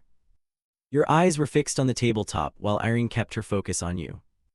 Back then, I had to figure out how to become a mage first. And once this tournament ends, I'll probably have some idea of what to do. Maybe return to the academy. Lewin smiled and exhaled. She remained silent. What about you? Irene, I'm like you. I don't know either. I've never been sure what kind of mage I'll become. I just followed what others told me. Now it's Irene's turn to look down at the table. Like Irene, become a great mage, okay? She lifted the cup with both hands and took a sip of tea. You said nothing at the sight. So I've made my own decision. Irene set the teacup down on the table. I want to defeat Doom Prime first. She placed her hand on the table and said solemnly, I think by doing that I'll find my path. Determination shone in her golden eyes. This was Irene's firm declaration about her future. I will know what kind of mage I want to be. The atmosphere suddenly grew tense. It was no longer an ordinary conversation. The battle with Doom Prime. Every year Irene ranked second. Doom Prime was the mountain she had to climb, the lesson she had to complete. All right, let's do it together. Lewin understood her feelings and smiled, respecting her ambition. Everyone has their own issues to resolve. Hearing you say that, Irene beamed, thank you. That night, the full moon shone brightly in the starry sky. The safe zone was shrinking faster and faster. We should leave in about an hour. The three of them looked out through the window. So tonight, the safe spots left are just the central village and the base. Theta used magic to illuminate the map on Lewin's hand. If both Dalian and Cherky are in the central village, taking that spot might be a good idea. But we can't rule out the possibility that Doom Prime is ambushing us. When you said that, the other two were immediately stunned. And if we sit and wait for them to attack first, Theta said tensely, looking out the window. Irene grew worried. If so, we'll have trouble with the safe zone. Any ideas? He laced his fingers behind his head. Why not just attack then? Irene was speechless at this musclehead. Now isn't the time to draw attention. We must be very careful. That's true. Lewin crossed his arms, his eyebrows finally moving after staying silent. Wait, I have an idea. Irene and C stopped their discussion and simultaneously turned their gaze to you. There are only a few people left. Gaining one rank now would net a lot of points. As Irene said, everyone will act very cautiously. Lewin began to outline the strategy. Not to mention, we just caused a commotion with that brawl this morning. It's very likely no one will react to our actions. So, now's our chance to catch Doom Prime. The other two couldn't help but be shocked by Lewin's bold move. Dalian and Checky have just lost all their members. The remaining survivors are weak and will surely hide. But Doom Prime will reveal himself, confident in his skills. Besides, we can't ignore him or we'll be in danger too. Lewin frowned, his expression very serious. But where do we find Doom Prime now? Irene's question was practical. How can we catch him if we don't know where he is? Before Lewin could answer, an explosion outside smashed the house door. From the dust and smoke, a tall figure stepped in. Doom Prime appeared with an angry face, veins visible in his eyes. He glared at Lewin with murderous intent. Did you sleep well? You didn't flinch, remaining calm facing Doom Prime. We need to get to a safer place. Outside, the night was silent, the air was tense and oppressive. Lewin, did Doom Prime capture you? Theta stepped forward cautiously, worried. Lewin raised a hand to reassure him. Captured how? I brought him here. Brought him where? You should have acted subtly and set an ambush. Theta shouted impatiently. But I never intended an ambush from the start, Lewin said, embarrassed. Doom Prime had remained silent until then. Doom Prime, you turned to look at him. Your opponent isn't me but Irene Prouse. You smiled and looked at Irene, who was clutching her skirt, extremely tense. Theta was surprised by Lewin's decision. Doom Prime exhaled a long breath. Lewin crossed his arms helplessly, closed his eyes, and sighed deeply, his head heavy with worry. Irene, she was truly strong but always came second. She said she was extremely anxious because she always lost to Doom Prime. You thought of the girl who always turned away, embarrassed and pitiable. Well, that's about her family, so it's hard to give details. She doesn't like answering many questions. You pondered Irene's serious, determined face. You thought this was how she handled things, trusting in the kind of mage she wanted to become. Circling through those unconscious thoughts, Lewin involuntarily raised his eyes to assess the small girl struggling against that enormous power, the blue light about to explode before him. Contrary to the calm figure across from him, Irene was writhing, sweating profusely as she fought. She cast a spell, forming a blue orb of seething power. Then summoned all her strength to thrust the magical mass forward, shouting "Storm Ice" as a cold block of ice flashed and shot forth. It raced toward the man holding the sword in defensive stance. Suddenly the power erupted with earth-shaking force, an explosion louder than a bomb convoy, reverberating through the forest and shaking the ground, plants, and creatures. Irene frowned, startled. The blue light vanished completely, replaced by a blazing red power that swept everything away. It was a shield spell. The red sphere formed, surrounding and protecting the ground where Doom Prime stood. Moments later the sphere cracked and light seeped out into the black sky. Then it exploded and he emerged in the center looking cool like a protagonist holding a sword. The ground around the circle where he stood had caved into a large hole, dust and fragments flew everywhere. As the dust cleared, the cold, sharp face of the man appeared plainly, veins bulging, teeth clenched, eyes blazing like a dark king. Irene was exhausted, drenched in sweat, grinding her teeth in helpless strain. As for the two men over there, the one with his arms crossed watched Theta as if she was about to break. Lewin, is it okay to leave her like that? He looked calm, but his face was tightly furrowed in thought. Long couldn't hold back anymore and wanted to step in to help the girl. The fight raged intensely and one side was exhausted. Doom Prime's face was cold as a demon, preparing to strike. He swung his sword, sending a blaze of red magical fire toward Irene, who had long been drained of strength. She panicked, helplessly watching the stream of power draw ever closer, unable to dodge it. A man's body stepped in front of the girl, blocking the killer blow. The two of them moved like riding waves, gliding through the surge of magic. Lewin. She stared in surprise at him up front, protecting her. Lewin, you stepped forward to fight Doom Prime, aren't you afraid? She asked. He casually turned to answer her. I said I'd let you attack first, not let him finish you off. Hearing that, she relaxed and collapsed onto the ground. He glanced with a half-smile, looking very composed and almost boss-like. I can't lose a useful teammate like you, even if it's just for the sake of victory. Irene was speechless, likely moved to tears of sweat. Lewin turned to the man, stomped through flames and wind, and shouted provocatively, Doom Prime, let's make a mess. He scoffed, looking down on the group with disdain. HMPH, you intend to face me alone? Won't your whole team come out instead of leaving that musclehead over there? That musclehead isn't deaf, you know. His face might even look more executive than the protagonist's. Annoyed, he kicked back at that dog. Lewin stepped closer to him. Of course I'll do it alone. Aren't two people already too many for you? He was somewhat pleased that he'd learned how to face swordsmen from Sir Jur. He recalled his observation that the most important thing about a knight is their feet. Not only do they channel power into the sword, they also let you predict an enemy's moves. So if I watch Doom Prime's feet, he said as he acted.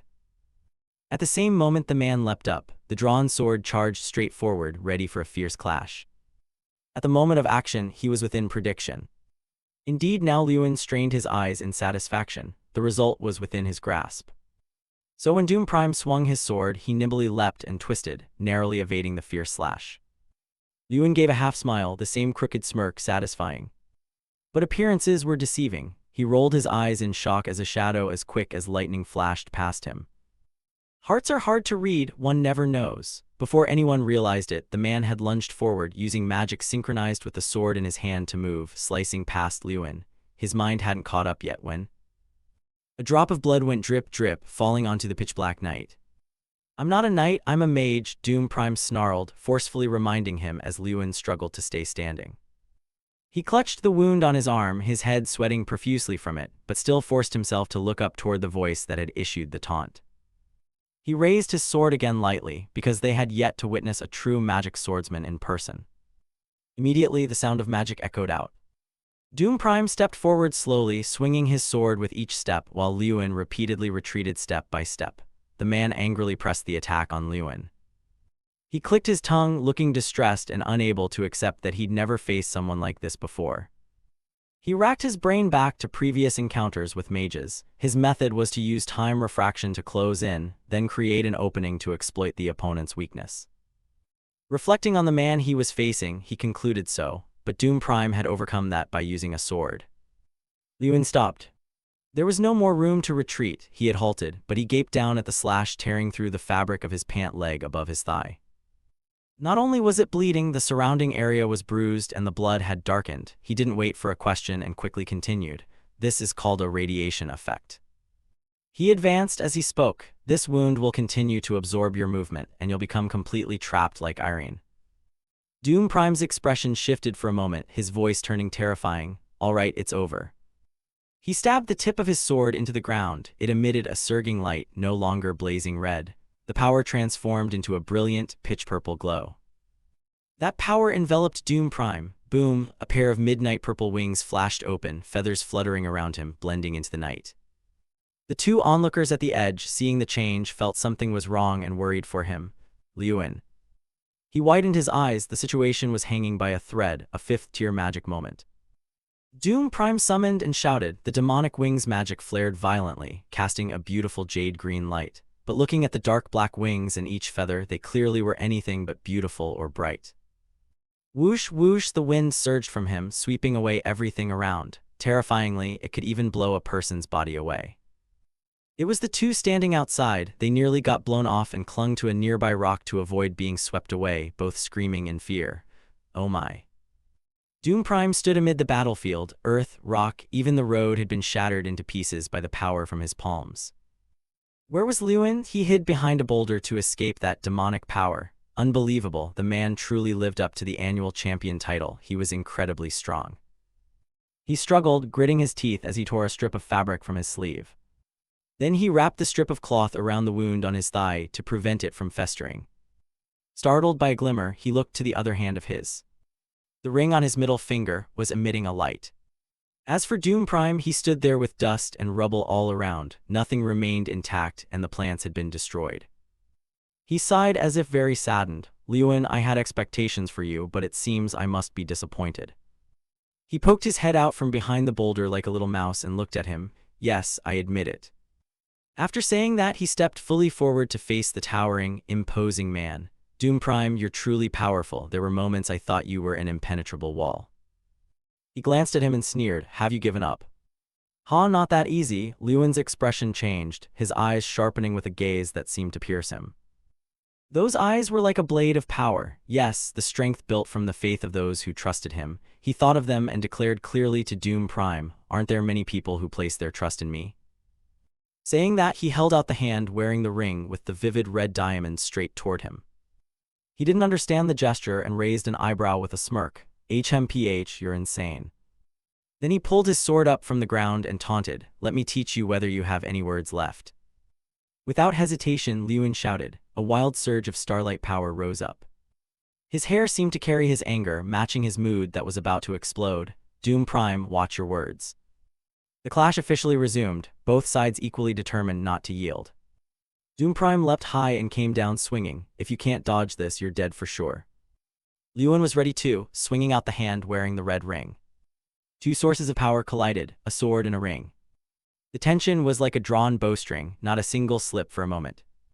The huge sword pressed down on the ring as if it could cleave it in two. Sometimes an invulnerability threshold activates to block physical damage. Then the ring flared and the sword split in two. Countless shards of the blade flew into Doom Prime's body. sending blood spraying everywhere. Lewin leaned and darted past, leaving him stunned. Doom Prime looked at his wounds, his voice trembling. How? You took the chance to kick his knee, causing Doom Prime to collapse. Losing his balance completely, he fell with a thud to the ground. Then a boot stepped onto Doom Prime's chest. Lewin slowly spoke. Doom Prime, listen. He looked down from above and said, you're not worthy of me. The only thing you have is arrogance, thinking yourself superior. Wake up. Lewin's arm rose, his fist clenched tight. Doom Prime's pupils contracted in fear, his whole body went numb. Lewin's punches fell like heavenly blows, his cloak billowing with each movement. The three of them watched the light flash from Doom Prime's body. Theta clutched her chest and panted, shaken to the core. If you lose, I'm next to get hit. Lewin chuckled, just luck, almost lost there. Suddenly his gaze fell to Irene, who stood nearby looking sad. Her eyelids drooped slightly, she didn't seem very comfortable. Lewin stepped closer and said, sorry for interfering in your fight earlier, Irene. Irene put away her sorrow and smiled. Why apologize? I'm the one who should say that. She bowed her head, her voice full of self-reproach. I put the whole team in danger because of my selfishness. I'm truly sorry, everyone.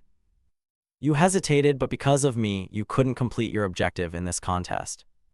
Irene turned and walked away as if unconcerned. Don't worry, that goal's gone now. Lewin still couldn't understand, huffed once. Irene smiled softly. My goal is no longer to defeat Doom Prime. Then she pointed at him. My goal now is that you, Lewin. Lewin frowned and smiled in reply. This goal won't be easy to play with. Irene grinned mischievously. I know that already. Prepare yourself. One day I'll definitely surpass you. The situation grew tenser. 5 people remained in total, including us, Dalian, Malkin, and Checky, all fighting fiercely. Those two and Irene also fought hard, but they were no match for our team. A sudden loud boom and a flash of light erupted from within the forest. Dust and smoke swirled amid a greenish light. Dalian and Malkin Vasherki lay motionless on the ground, bathed in the green light. Dalian's entire body lay there without moving. Seeing the two gradually vanish, Theta cried out. Lewin said, so there are only the 3 of us left. Irene beamed, that's right, while Theta couldn't hide her joy. I never thought I'd make it this far. You suddenly propose you want to fight the final match? Irene's voice rang out. Wait, Lewin. Irene said, I raise my hand to withdraw. I'm not in good condition right now. Sorry, I'll try harder next time. Lewin cheerfully agreed. All right, let's rematch another time. He thought to himself that Irene must be very tired. Theta winked and smiled. Oh, is it my turn? Lun, even if you're the team leader, I won't go easy. You haven't seen my true skills yet, have you? Lewin took a fighting stance, then come at me. Theta cried out in panic. Wait, hold on. He shot up into the air. Theta's voice still trailed behind. I said, wait a moment. Elsewhere, someone shouted excitedly, congratulations, the representative from our academy took first place. Everyone at the table raised their glasses in celebration. Congratulations, Lewin, Lewin number 1. Suddenly a voice called out, making him look over. When everyone said you weren't in the dorm, I knew you'd be here. The two standing by the main door were Theta and Irene. Irene spoke first. We fought side by side for so long, how could I miss the chance to congratulate you? And Mr. Theta insisted on coming with me. Lewin listened as Theta explained. What is this? I thought the contest was over. Why is there more? She smirked. Can't help it, that's just me. Lewin smiled gently. Everything remained the same. After the survival match, he had become the sole leader. Although Doom Prime had many kills, his low survival points dropped his rank. Dalian and Irene, despite being championship contenders, would still be behind him if he maintained this position. Lewin imagined holding the champion's trophy as everyone cheered. Victory would no longer be a distant dream. Jason's eyes were hearts. He cried out with joy. I never thought I'd sit at the same table as Irene Prouse. I can die happy now. Irene kept waving her hand in response. Oh, stop it. Everyone happily raised their glasses and cheered. Come on, let's toast the goddess Irene. Faced with everyone's enthusiasm, she could only cover her mouth and laugh. Seeing this, Lewin couldn't help but smile along. In the bar, the sound of everyone's laughter and banter was lively and joyful. Elsewhere, 2 people whispered to each other that Lewin can't possibly win this festival, right? Hey, keep it down. Dumb heard it just now. Oh, sorry. Although spoken quietly, those words still reached Doom Prime's ears. He was upset and couldn't believe he'd lost. Doom Prime stared at the fragments of the sword in his locker. He had been careless. He never imagined the opponent's target was the sword, not him. He recalled what had happened. He had realized for a moment but then swung his sword, thinking victory was assured. Now Doom Prime was filled with regret for losing the match he had been watching. Suddenly he asked, "He didn't come to find me today." The other person mumbled, no, not yet seen. Then the other suggested, "Don't worry so much, you're tired too, shall we find somewhere to rest first?" Doom Prime's even voice replied, "Sorry, I want to be alone now." Hearing that, the other quickly stood up. Oh, sorry, I'll go out then. If you need anything, just call." At that moment, only Doom Prime remained inside. He stood silently before his locker. Doom Prime stood like that for a long while, seeming to be lost in thought. Below the building, joyful voices rang out. Lewin Ardal had defeated Doom Prime. A new generation of talented mages had been born. Tyrion Ignit stood by the railing looking down. The cheers had not yet died away. Pride shone in his eyes. "I only expected the boy to do well. I never imagined he'd go this far. I never thought he could defeat Doom Prime." Taron stepped forward from behind. "Since Lewin won, the master's expression looks good. I sense wounded pride. It's hard to see Dan's face at the arena." Tyrion Ignit hesitated and asked, "So the arena is settled then?" He smiled and nodded slightly yes. The two of them looked down together at the scene below. The grand festival was about to conclude. The steady sound of footsteps echoed. What remained were the individual trials. Specifically, the trial was an obstacle course format. This round was held within the city. Competitors would be judged on 3 athletic criteria: combat and swimming. Since it was a contest among mages, contestants could summon mounts or use teleportation to traverse time and space. Theta turned and asked the person beside him, "See anything, Lewin?" His gaze rested on the excited crowd in the stands. "They're chanting your name. What's it feel like to be a star?" Lewin turned to look as well. That I don't know, actually." His brows rose slightly and his eyes darkened. "I want to savor this thrilling moment, but now is not the time." Nearby, Doom Prime's eyes were still fixed on Lewin. Celebrating isn't late if the victor has been confirmed. It was a sunny day. The warm sunlight combined with the clear blue sky felt pleasant. Theta crossed his arms and cleared his throat. "Today's the individual trial. No one can withdraw, so don't put yourself in danger." Lewin laughed aloud. "Yeah, I know. I'll do my best." A man fired his gun into the air and shouted a loud signal to prepare. The 3, Irene, Dalian, Malkin, and Cherky, all took up ready stances for battle. With a bang, the sound from the gun echoed loudly. Dust billowed afterward. The pounding of running footsteps rang out intensely. Each moved in different ways, but all had destinations. Suddenly the group halted, for a band of goblins stood before them with weapons raised.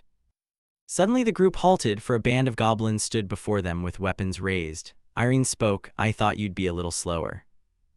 Dalian Malkin was yanked and hurled through the air. Dalian Malkin proposed a temporary alliance of the 3 of us. "What do you think?" Irene politely declined. "Sir Malkin, I'm not fond of team-ups." Nearby, the clattering of horse hooves grew rapid and intense. Doom Prime rode atop a horse, his expression extremely serious. A beam of golden light shot straight from his sword toward the goblins.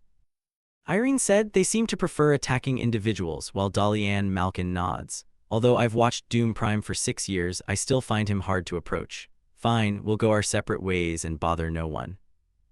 The image of Doom Prime appeared in the green eyes of a goblin.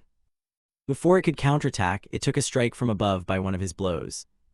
Doom Prime glanced back, wondering why hadn't he appeared yet. Then he cut another goblin's body in 2. Could he have left us behind? No, that's impossible. Doom Prime looked back again. If so, he must still be behind. He frowned and asked Irene, "Why hasn't he appeared yet?" She hesitated and replied, I don't know either. Now that I think about it, it's strange." Irene remembered the goblins they'd just slain. "We've been leading so far, so why haven't Lewin and the others shown up?"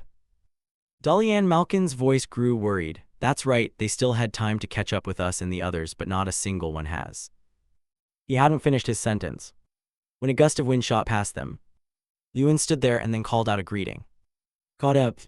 Doom Prime's brows knitted and his expression darkened. Earlier in the stands, people were buzzing. "What's up? Why hasn't Lewin Ardal moved? Did he give up? What's going on?" "Just watch in silence. He's the one who defeated Doom Prime." Lewin ruffled his hair. "I'd been waiting for this day since I decided to enter the grand festival. After half a year of physical training, I'm confident about this round." "You have your own worries too, but I'm a close combat mage. Turning my back to pursuing foes would be a huge disadvantage." After a moment's thought, Lin's gaze hardened. He sprinted off. I'll take them out one by one from behind and then move forward. At that moment, those moving ahead heard rustling from behind and turned to look. They saw Lewin rush up and fling 3 people away. He counted 29, 28, 27, 25, 24. After that, he forgot which number he reached. At the same time, a voice called out, "Oh, what's that?" Theta glanced back, puzzled. Seeing Lewin, he asked in surprise, "Lewin, since when did you cut off Theta's call?" Lewin put on an innocent smile. "You understand me, right?" Then when he opened his eyes, his voice turned icy. "Sorry about that." Lewin delivered a kicking strike that sent Theta flying into the air. His figure grew dim. Theta, furious, cried out Lewin's name. After hearing the account, Irene timidly asked, "So you took them all out?" Lewin replied nonchalantly, "A few of them, the rest surrendered." A sharp glint appeared in his eyes. "Now no one can stop us." Doom Prime gritted his teeth and called out Lewin Ardle's name. He stared at Lewin. This time things would be different. Strong gusts blew toward the group, making the atmosphere stifling. Doom Prime's voice was grave. "I'm ready to face you now, but there really are still a few chasing from behind." His hand clenched and blue light flashed around Doom Prime. He leapt up and mounted his steed. Doom Prime grunted, "See you at the finish line." With that, he spurred his horse and dashed off. Dalian Malkin called after him, "Doom, do you really have to go through there?" They watched Doom Prime speed toward the castle. Everyone knew that area was a trap. Lewin remained silent, looking into the distance, his face deeply contemplative. The trap zone. This castle had been rigged with many traps to protect the treasures inside. Since the treasures had already been excavated, the traps served as obstacles for the contest, a place full of deadly hazards for anyone daring to rush in. So the usual safe approach people took was to disarm the traps. It's also the perfect method to assess a mage's knowledge and risk management skills. Irene and Dalian Malkin quickly focused on creating a barrier. Lewin's hand tapped on the castle wall, but dismantling traps takes a great deal of time. Chang looked up at the high wall following Lewin and asked, "So you want to bring this wall down?" If it were Draka, he'd probably do that. He hesitated somewhat. "Yes, but toppling this massive wall is still impossible." Lewin said, "I know." Chang grew more puzzled and asked, "Then how?" He turned back and answered, "This place is the ruins of an abandoned castle. It's a bit worn." "Aha, you mean aim for the parts that are no longer solid, right?" Lewin gently nodded. "Exactly." The whole Great Wall with information about its hardness appeared in his mind's eye. Lewin continued, "That's why I'm using the expert's eye to observe the wall." His gaze dropped downward and then suddenly stopped. Seeing a red square with corroded old data, Lewin softly exclaimed, "There it is." His whole body lunged forward, Chang clinging tightly to Lewin's sleeve. Blow after blow, he struck repeatedly at the spot on the wall. Dalian Malkin watched Lewin's strange actions suspiciously and wondered, what the hell is he doing? Trying to break the wall? Is he joking? Irene inwardly thought, truly worthy of Lewin. He shot her an annoyed look and asked, "Irene, I know you're close to Lin, but don't you think this is a bit much? Who punches a wall with their bare hands?" Suddenly Irene pointed forward and cried out, "Look." They saw cracks on the wall slowly beginning to spread. Both looked at Lewin standing before a large hole at the castle's base. Dalian Malkin scratched his head and forced a smile at him. "Hey, can I come through this way with you?" Lewin turned his head and gave a curt reply, "No." Seeing Lewin about to act, Dalian Malkin hurriedly shouted, "Wait, Lewin." A large rock fell from above, sealing the hole. He angrily yelled, "That bastard is mean." Lewin ran off in haste. Chang couldn't help but praise, "Impressive." He broke through an entire wall using only 2,400 strength points. "Not bad, must have used his brain." He ran while gasping. "So now it's just me and Doom Prime in the lead." As Lewin rounded a bend, he spotted Doom Prime. Chang was somewhat annoyed. That guy is already ahead too. Seeing an arrow lodged through his shoulder, Chang spoke up, though he was surely in a hurry because his shoulder was injured. Lewin chased closely behind, thinking, "You want to beat me, do you, Doom Prime?" Doom Prime drew the sword in his hand and let out a low growl. A sword stroke came down and Lin quickly leaned aside to dodge. Suddenly a hand grabbed Doom Prime by the collar. He held him tightly and, falling from above, said to Doom Prime, "Let's get through the final round together." Then the two fell freely through the air. With a splash, both hit the water, sending white spray flying everywhere. Lewin surfaced from the water, gasping as he drew in a big breath of air. He swam while thinking, "Good, if that guy uses magic to scale the cliff, I'll be at a disadvantage. I have to swim out of here fast." Suddenly the water's temperature grew colder. Lewin turned to look and saw the water behind him freezing and steadily spreading closer. Seeing the opponent concentrating on casting magic, he shouted, "Doom Prime." The angrier Lewin got, the louder he yelled, "Hey, you bastard, do you see someone swimming or are you just freezing the water?" At that moment the water around him had frozen, locking Lewin in place. Doom Prime sat on his horse standing on the ice and looked down at Lewin, replying, "Is this worth bothering with right now?" Then he sneered, "I'll go ahead, Lewin Ardle." Watching Doom Prime's figure grow more distant, Lewin couldn't help cursing, "Damn it." He struggled, heat waves of yellow energy spreading beneath him. He had to break free quickly. The ice surface began to melt from the heat, cracks slowly radiating outward. With popping sounds, the ice finally gave way. Doom Prime, riding his horse, heard a familiar sound behind him. Seeing Lewin close on his heels, he was startled in surprise. How could this be? How did he catch up so quickly? He ran, steeling himself. From now on there would be no more obstacles in his path, the only thing to do was run. Lewin planted his foot, launched himself, and leaped high. From above he dove down, shouting, "Doom Prime rematch." Doom Prime was so anxious he broke into a cold sweat, given his current condition. Before he could finish thinking, a loud boom rang out, followed by a cloud of dust. People stared at the screen and began debating loudly who won. "I don't know either." Suddenly a man pointed forward and shouted, "Look, someone's coming." When the door opened, a horse slowly stepped through the swirling dust. The horse lifted its head and let out a long neigh. Everyone's faces showed puzzlement. "What's with a horse? Where are the mages?" A man pointed elsewhere and shouted, "Hey, it looks like someone appeared on the screen." On the screen, Lewin stood looking at Doom Prime sprawled on the ground. Someone exclaimed in surprise, "Lewin Ardle is standing there." Lewin looked at him and commented that he seemed exhausted after making it through the trap zone. "Your moves were a bit sluggish." Doom Prime squeezed his eyes shut, groaning in pain. He turned and walked away. "I'll go first, Doom Prime." 3 flags corresponding to the top 3 ranks were raised on the field. Lewin stood on the podium for first place in the survival battle and triathlon combined. He also took first in the individual round and had the highest overall middle stage score. The grand festival had finally come to an end. He recalled the past. Those voices seemed directed at someone who had endured everything for 6 years like me, someone imprisoned in the dark cell of solitude. Lewin's silhouette gave people the impression of a lonely self. He clenched his fist and pressed it to his chest as the crowd's joyous shouts rang in his ears. "You've worked hard these past times." A gladness shone on Lewin's face. "Those cheers felt like a reward for all my efforts over the years."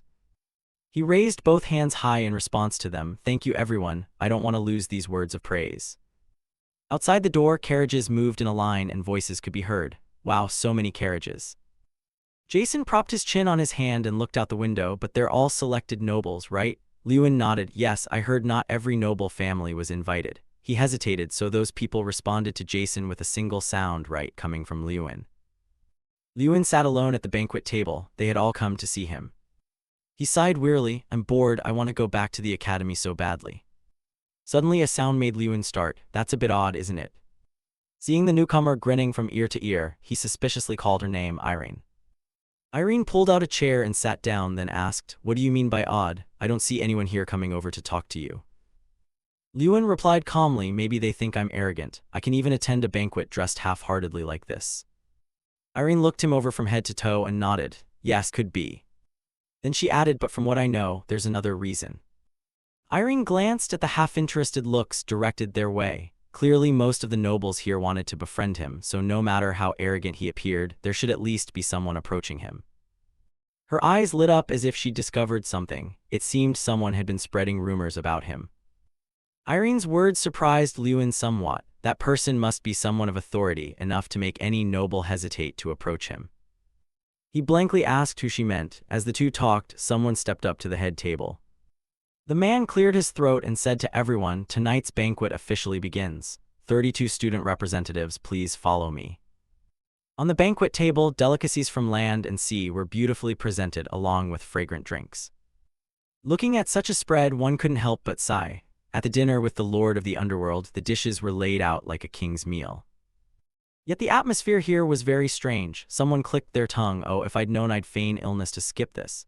Hey, that line should have been mine to say. Today's banquet is ostensibly a dinner, but actually a comprehensive review of the contest. For students who performed poorly, it's like the meal of a condemned man.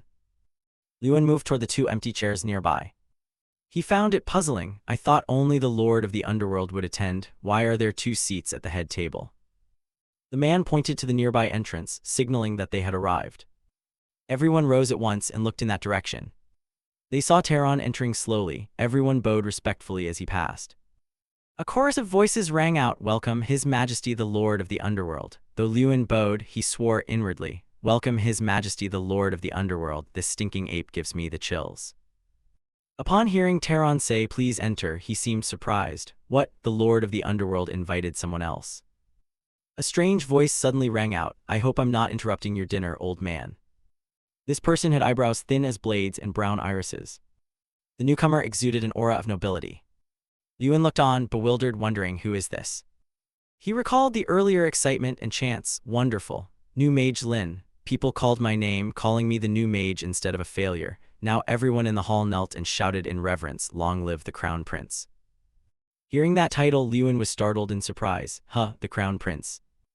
After the greetings, everyone quickly took their seats. Fear flashed across each face. They sat with heads bowed and backs bent, wishing for a hole to crawl into. Even a single careless touch would unsettle them.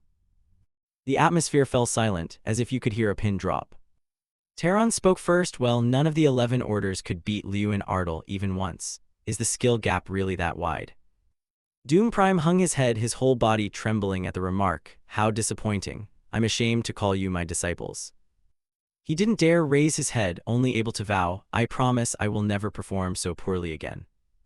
Taron's voice grew cold. "Second place is a rank for the inept. This grand festival has proven the old saying true, even a small stream can have a dragon." Lin's mood wasn't any better. He felt uncomfortable. It seemed this banquet was staged to shame the 11 orders, while I was merely the instrument for the Lord of the Underworld's message. He turned his gaze to the man beside Taron, and Taron wasn't the only one making him uneasy. This guy had been watching him with a bullet-like stare since the start of the banquet. That man was Shomerton Rainek. He was openly staring at Lewin. He recalled what he knew. Despite being at a disadvantage as the third prince, using his brilliant strategic mind, he had successfully driven his brothers out of the court and become the sole crown prince. A cold sweat broke out over Lewin. A man trained both in letters and arms like him was nearly perfect in every way. He suddenly remembered Irene's words. Someone seemed to have spread rumors about him. That person must be powerful enough to make any noble hesitate to approach him. Taron suddenly asked, "Lewin Ardal, how do you feel after winning the grand festival?" The question plunged him into silence. Lewin then answered, "I feel uncomfortable." Taron, puzzled, asked again, "Uncomfortable?" His voice hardened. "Yes, I'm satisfied with the competition's result, but I'm uncomfortable that my achievement is being used to belittle and diminish the honor and effort of the students here." Irene, sitting beside him, quickly grabbed his arm and called, "Lewin." Everyone present reacted with fear at that response. Lewin fell silent. Even in this situation, there was no trace of fear in his eyes. Taron's tone was indifferent. "You don't want your result used to belittle others. But isn't inferiority one of the factors that drives people to improve? You understand that, don't you?" Lewin bluntly stated his view. "To me, it seems you are inciting others to be hostile toward me. Pointing out weaknesses and encouraging them to try harder are one thing. Stirring up hostility by dwelling on their shortcomings is another." Then he looked into Taron's eyes. "Aren't those two completely different matters?" Lewin's voice turned ice cold. "My IGNIT Academy is not somewhere to be belittled as a mere little stream." The corner of Taron's mouth lifted. He let out a loud, amused exclamation. The two locked eyes, and the atmosphere fell silent once more. Suddenly, a small laugh escaped Shomerton's lips. Then he clutched his belly and laughed loudly. Everyone turned to look at Shomerton. A look of discomfort briefly crossed Lewin's face. Shomerton wiped tears from his eyes. "Oh my, he's laughing so hard he's in tears. Hilarious enough to cry from laughing. Where did this guy come from?" Irene clutched her chest and let out a relieved breath. "Thank goodness." She angrily said to him, "Lewin, you're not planning another stunt, are you?" Lewin forced a smile and replied, "Ah, no," but inwardly he added, "Maybe." Taron interlaced his fingers and spoke. "But it will be somewhat different, a bit fresher compared to Tyrion. I'm looking forward to what's coming." Shomerton suddenly looked toward Lewin and called out abruptly, "Wait." He stood and offered, "Lewin Ardal, would you like to have tea with me?" Then Shomerton smiled coldly. "I don't want to hear your answer. No." After that, the two moved to another place. Now Lewin and Shomerton sat facing each other. He slowly spoke, addressing him, "Ardal Lewin. Shomerton put on a commanding air. From now on, work for me. This time I will not accept refusal. No. He said as if it were obvious. You have a position to fill. I'll transfer you to the cavalry training grounds and arrange lodging for you. Shomerton, as if remembering something, added, and about nationality. How could the crown prince's right hand be a foreigner, right? Lewin grew increasingly confused. What nationality? He asked him, puzzled. But why? The Empire already has countless talented mages, like Doom Prime, for example. Shomerton answered slowly, that one. He bowed his head and sighed. In the end, he'd still lose to you anyway. Shomerton's tone turned cold. You want me to keep a failure at my side? Lewin fell silent and lowered his head without answering. He went on, one more thing. From now on, when you speak to me, remember one thing. A flash lit Shomerton's brown eyes. He said in a low voice, I prefer hearing command, yes, more than questions. Hearing Shomerton's tone, Lewin lifted his head and looked up with anger tinting his eyes. Shomerton urged him, come on, answer me. He said, the first reason is that my father recommended you. For years I've been asking him to consider talented mages for me, but he never mentioned anyone. Shomerton added another reason, also because I like your guts. He pointed at Lewin. It's the kind of person who dares to dress shabbily in front of a group of power-hungry leaders. In Shomerton's voice there was a measure of praise. And it's the kind of person who dares to voice disagreement with my father. Finally he half laughed, the kind who keeps questioning me despite warnings. Shomerton spread his hands casually. Politics sometimes needs a man who can crack a joke. After Shomerton's long spiel, Lewin summed up and asked, so my job is just to give advice, right? He sounded displeased and added another question. You want me to protect you from those older brothers who trample anyone who gets in the way of making themselves crown prince? He fell silent and bowed his head without answering, his face showing great embarrassment. Shomerton asked again, you don't like it? Lewin nodded, yes, that's right. He ground his teeth. I knew you'd say that, so I warned you. I don't want to hear refusal. No way. Lewin sank back into thought once more. Lewin thought of Shomerton sitting before him. This opportunity might come only once in a lifetime, becoming the right hand of the Empire's most powerful crown prince. His thoughts became chaotic. After all, most mages choose to align with power. Even the Tower of Magic, devoted to arcane research, was no different. If he missed this chance today, he might regret it for a long time. After a brief hesitation, Lewin answered, I still want to do many things. He told himself he didn't want to be anyone's mage. Shomerton's voice turned cold. I thought I was too rational, but the truth is you're overly sentimental. He asked again, this is a once-in-a-lifetime opportunity. Won't you regret it? Lewin replied decisively, I won't. Then he stood up. Shomerton didn't try to stop him, only smiling, fine, let's pretend this conversation never happened today. As Lewin left, he suddenly called out, Lewin Ardle, they say you're the brightest gem of this grand festival. Shomerton made no effort to hide his intent. My hobby is collecting gems, and so far there's never been a gem I couldn't obtain. Want to know why? He issued a warning, for gems I cannot obtain, I destroy them all. Before stepping out of the room, Lewin turned his head to look back one more time. Then he decisively opened the door and walked out. Lewin now stood alone in the corridor. He told himself the last remark was clearly a threat. His decision was the right one, wasn't it? Suddenly someone nearby called out, hey Lewin. Jason asked curiously, where are you going? Off flirting with girls, are you? Lewin retorted, no, of course not, he told himself. After all, in the end he only wanted to be a mage with his own colors. From the room Shomerton's voice carried, I'm curious about the name Dad recommended, he seems very special. Taron added, it seems things won't be resolved easily. He nodded, yes, I threatened him a bit, but it seems he was unaffected. He asked further, so you intend to give up? Shomerton laughed out loud, not at all. He raised his glass, the ring on Shomerton's hand flashed. You understand, especially when it comes to collecting hobbies. He gave a sly smile. In the end, Lewin Ardle will belong to me because I've decided it. Meanwhile, elsewhere, Lewin had to force a smile as he withstood the questioning of the two. One beautiful sunset afternoon, Lewin kept punching and kicking in training. Yes, a radiance surrounded him, emanating the bearing of Liu Ryan. No, white moonlight was more accurate. The system appeared and said, punches 5,500, kicks 5,500, spinning kicks 5,500, long run 15 km 11, one-on-one combat training 11. After reading the system board, Lewin gasped. All right, that's all for today. Lewin collapsed onto the ground and sighed. Where did Trang come from to stand beside him? Wow, I can feel your body getting better, she said.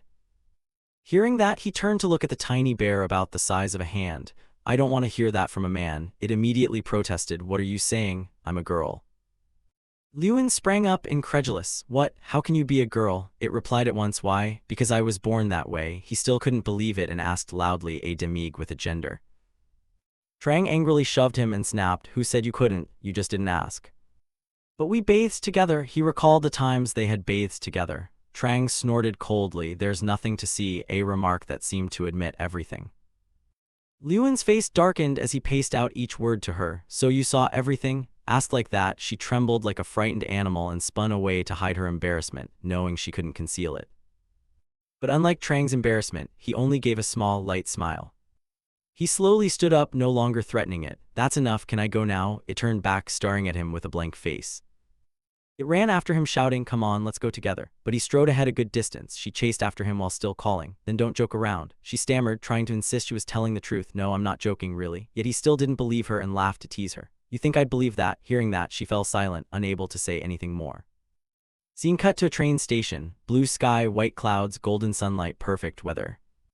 But a dramatic voice shattered the peaceful atmosphere. Jason was hugging Lewin with tears streaming down like waterfalls. I'm leaving first, Lewin. Take care of your health, okay? Remember, he fussed over him like a mother seeing her child off. Lewin blushed and awkwardly patted his friend. I'm not dead yet. Their surrounding friends witnessed the scene and laughed until they couldn't see the sun.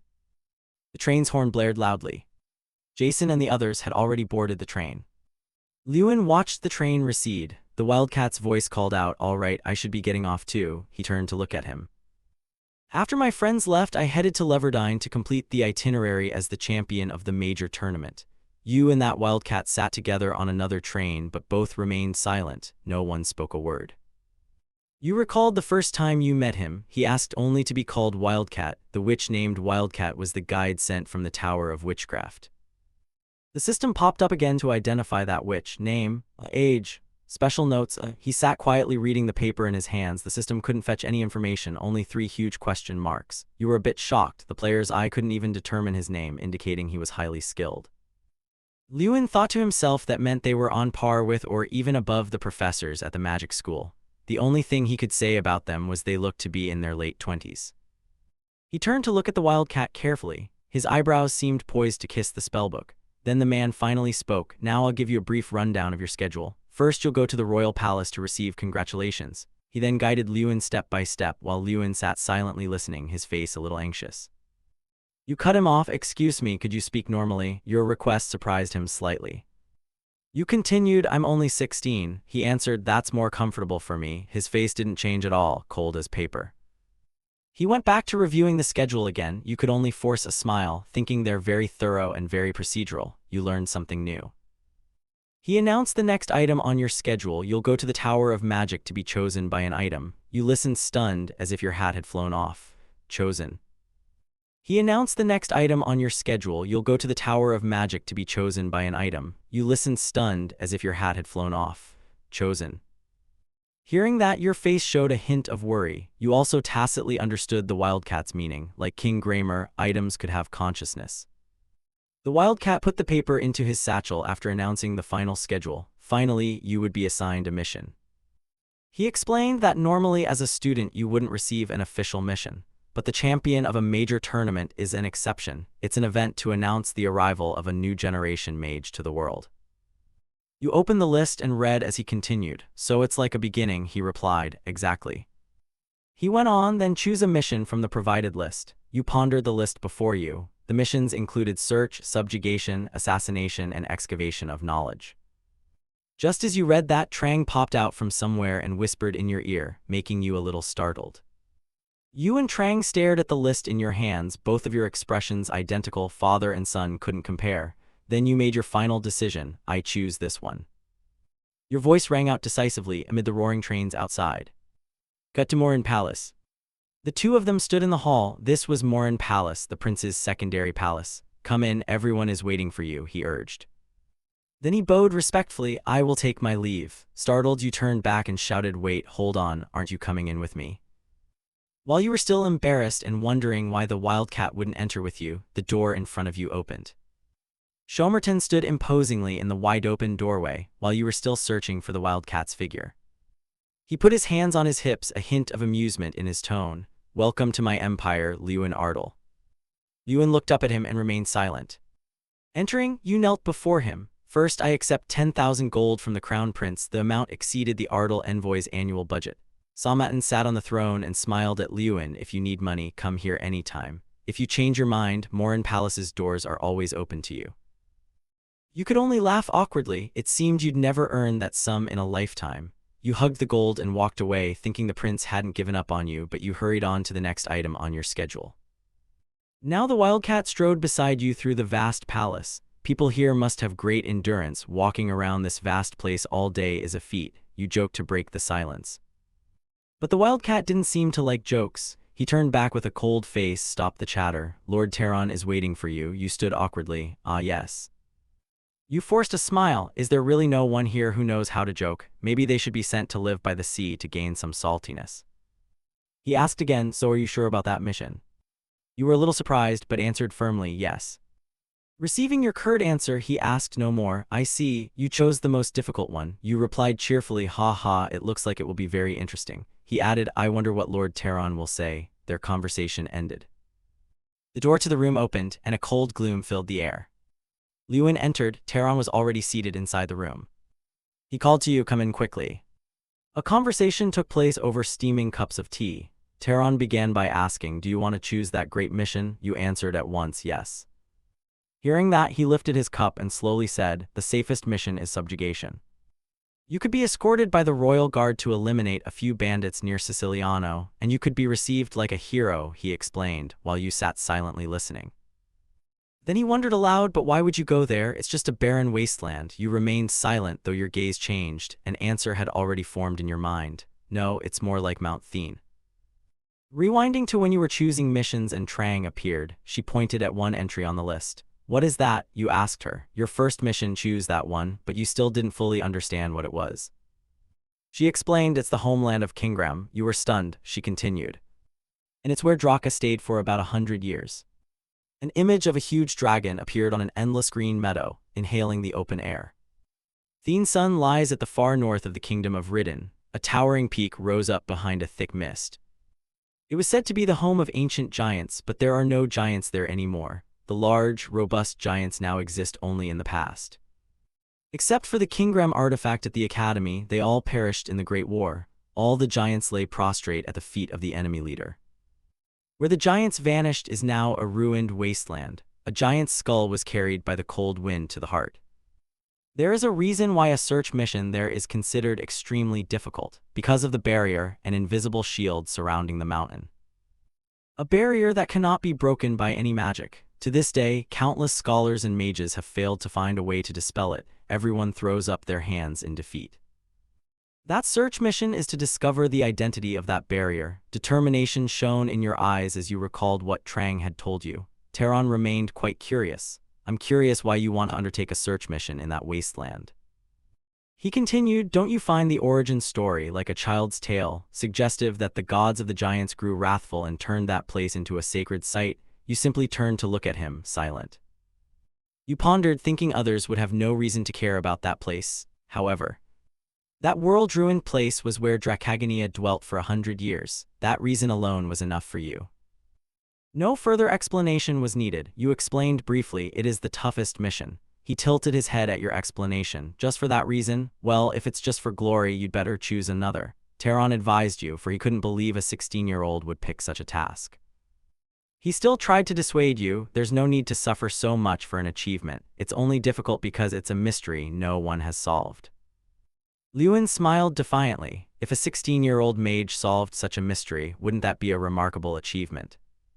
He kept prodding, saying you'd only end up as another failed mission in the tournament's history. You shot back that failure can also be a way to make a notable achievement.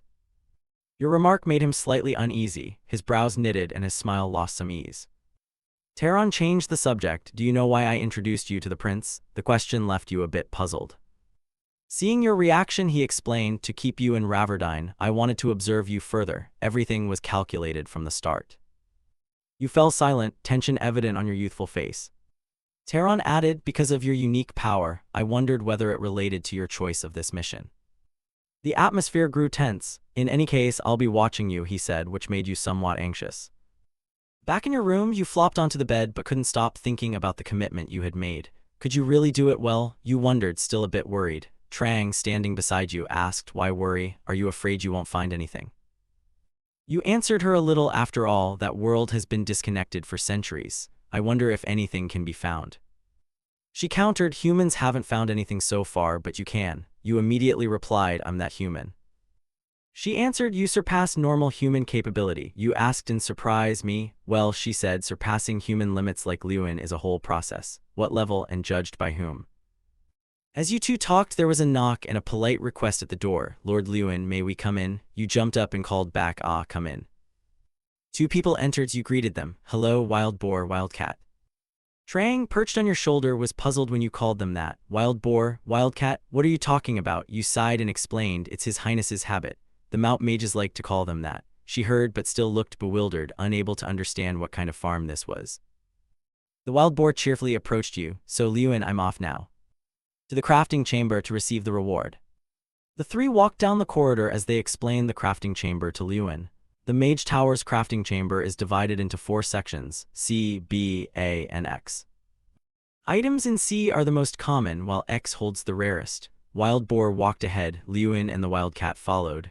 As they went, the Wildcat explained and listed the sections for you. The Wildcat added that Lewin would be allowed to explore Chamber A. You asked, you didn't mention going to Section X. He turned when he heard you ask, his face suddenly serious. That area isn't open to anyone unless something special happens. Even for His Highness, it's a problem. You scanned him with your eyes, wondering in your head, something special. Following the guide, you began exploring from Section C. The three entered the C room. You picked up a sword larger than the Wild Boar. You asked the two, is this a dark sword? Wild Boar replied, yes. We only collect well-preserved items after battles with monsters and demons. You looked at the sword, impressed. It seemed like the radiant blade Doom Prime used. Its polish reflected your chopping board face. Truly Matop's crafting vault, even the noble's donation section is like this, you marveled. Suddenly you noticed a book on the floor, The Peculiar Transformations of Tin Brown. I heard it was discontinued, so why is the book still here? Wild Boar stopped and, seeing your curiosity, cheerfully asked, do you know it? It's a book over 100 years old. You laughed, haha. There was a time when all I could do was read books. Behind, the 7 Maum cruisers explored nameless lands searching for ancient creatures as you read the titles of the books on the shelves. Can people freely read these books in the tower? You opened one and asked. The Wildcat explained, occasionally the tower's head allows members the opportunity to read, but ownership is not permitted. Section B is a treasury of knowledge, from forgotten spellbooks to rare ancient texts and even legendary manuscripts. Leaving B's allure behind, you moved on to Section A, but no artifact in A responded to you, which made you a little anxious. You turned to ask the two if anyone else had been unchosen by the artifacts before. Wild Boar scratched his head and forced a smile. There have been, but very few. He explained that for a mage to reach Section A and even have 1 or 2 artifacts respond as recognition of notable skill was rare. Your mood immediately sank. Being overlooked by every section was disappointing. You were very sad and could only give an awkward laugh. Trang, seeing this, folded her arms and smiled like a CEO. She lifted your spirits. There's nothing to be disappointed about. It's all trash. You were utterly shocked. What did you say? She explained to you, of course these are rare to humans, but they're really rare at the top tier. She pointed toward the door across the way, radiating a murderous aura as if from the depths of hell. You asked, in Section X, the X door alone looks terrifying and there's a dragon head above it, its mouth gaping as if ready to devour anyone who approaches. Trang stared at that room. I think there's something made by a dragon in there. You can even smell unrefined dragon ore inside. You sighed at her words. You didn't care much. No matter how valuable what's inside is, you couldn't take it out. Lacking faith in your own ability, you bent down to search, focusing on finding an artifact. But before you could find anything, a blue light appeared and caught your attention. Trang smirked because she already knew what was about to happen. The blue light also startled the two of them. Wild Boar even stammered, that's. The light was coming from the X door. If you couldn't hold steady, the 3 of you might be blown into the wall and framed as a painting. The Wild Boar shouted, it's happening. Something special is happening. It's been 56 years, aha, that door is slowly opening. Cut to Tehran's room, he frowned. Could a marriage registration be imminent, he asked. Did Kun Khan's fang react? The wildcat replied respectfully, yes. He pondered, is this the sign that he will be the next heir? 3 exceptional artifacts are kept in Section X, Algol's scepter, Morshi's scales, and Kun Khan's fang. These artifacts share a common trait, they elevate their bearers to the pinnacle. Algol's scepter was used by the first human wizard. The artifact of Algol amplifies destructive power endlessly and symbolizes the Wizard King. 56 years ago, Tehran was chosen by Algol's scepter. Anyone chosen by it is raised to the top of the mage tower. Morshi's scales grant an impervious armor that repels all magical attacks. This armor selects a owner only once a century. Those chosen become legendary knights. However, Kun Khan's fang, the first leader of the Molar and a mysterious artifact, has not chosen an owner in 100 years. Tehran fell silent. Kun Khan's fang chose Ardal. Does that mean he is truly destined for the throne, he wondered. He asked the wildcat again to ensure the report was accurate. Lewin Ardal actually lifted Kun Khan's fang. The wildcat confirmed to Tehran, yes, he lifted it very easily. Tehran sank into thought again. Kun Khan's fang is an artifact that even commanders could hardly bring into the tower. He recalled 6 men bearing a single fang, every face strained by its weight. It's not something anyone can simply pick up. It possesses a power reminiscent of an ogre. Thinking that, he seemed to realize something. A power evoking the ogre. The special mission chosen was a search in Tyne Mountain, the fang of Kun Khan, the first leader of the ogres. He reorganized all the information he had, then suddenly spoke. Immediately, he summoned the Scream's mage and gave orders to the wildcat. I decide we go west to Tyne Mountain. The wildcat instructed Lewin, the time allotted for the mission is 1 month. Make sure you return on time.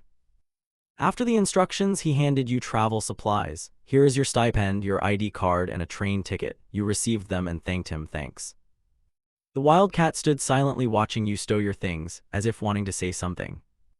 After you finished packing and looked up to see him still staring, you asked, do you have something to say? He answered when you asked, yes and no, a reply that sounded frustratingly ambiguous. Hearing that, you were a bit puzzled. What do you mean? He replied, as a mage of the tower, I am not permitted to express personal opinions. But as a senior, there is something I want to tell you. Lewin's face registered brief surprise. He didn't understand why the wildcat would say that. The mage tower is very courteous to its underling mages, but cold to those who are not, you know. The place you would best belong, Lewin, he hinted at something he was sure you would understand. Be careful and question everything. Saying this, he grew serious, making the atmosphere tenser. Seeing that, your face naturally became more solemn. The ancient city of Tesseran. The city near Tyne Mountain was built to protect the continent from monster attacks. It is also called the Shield of the Continent. Therefore, Tesseran is always equipped with high walls, strong military power, and brave soldiers comparable to guardians. At least that's what I read in the books. You stood in a nearly deserted spot talking with Trang. Your face held some worry. It was surprisingly quiet. Chang replied that this is a city, their purpose has vanished. But now the threat, the ogres are gone, it explained.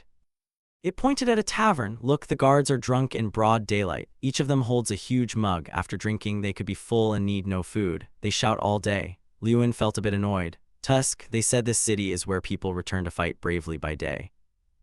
Suddenly, a burly man with a sword-shaped scar on his face appeared from nowhere. Hey, you pampered brat in fancy clothes, hand over everything you've got. Was he really trying to intimidate you with that bulk? Does Lewin's face look scared at all?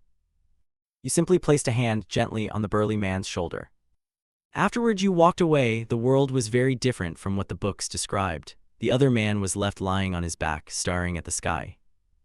A thunderous snore rolled through the quiet air. Someone was drooling in their sleep, blowing bubbles from their nose. Lewin and Chang looked at him helplessly as he slept, not knowing what to say. You decided to break the man's drunken sleep. Excuse me, hearing you call, he stirred groggily awake. He sprang up when he saw you standing there. I'm sorry, I slept too deeply and didn't notice you, mage. You weren't too bothered. It's fine. Can I borrow a horse? You asked. The stable master's face looked a bit embarrassed. Well, actually, we don't have any horses at the moment. The stables were empty, only piles of dry straw remained. You asked again, no horses at all? The stable master answered, yes. You asked further, are there no other stables nearby? The stable master just scratched his head guiltily. This is the only place in Tesseran. Chang laughed until tears ran. What kind of stable has no horses? Ha ha, this place. Before he finished, Lewin cut in, slightly off plan, his face a bit disappointed that he couldn't borrow a horse. The stable master explained there were originally 3 horses, but all were rented this morning. We haven't had customers in a long time, but today someone suddenly rented them all. Hearing this, you were surprised. He awkwardly offered, if you can wait a day, somehow I'll. You cut him off, wait a moment, which slightly startled him. Yes. You asked the stable master, after a long time without demand, how did someone rent every horse today? He was puzzled too. That's true, but why?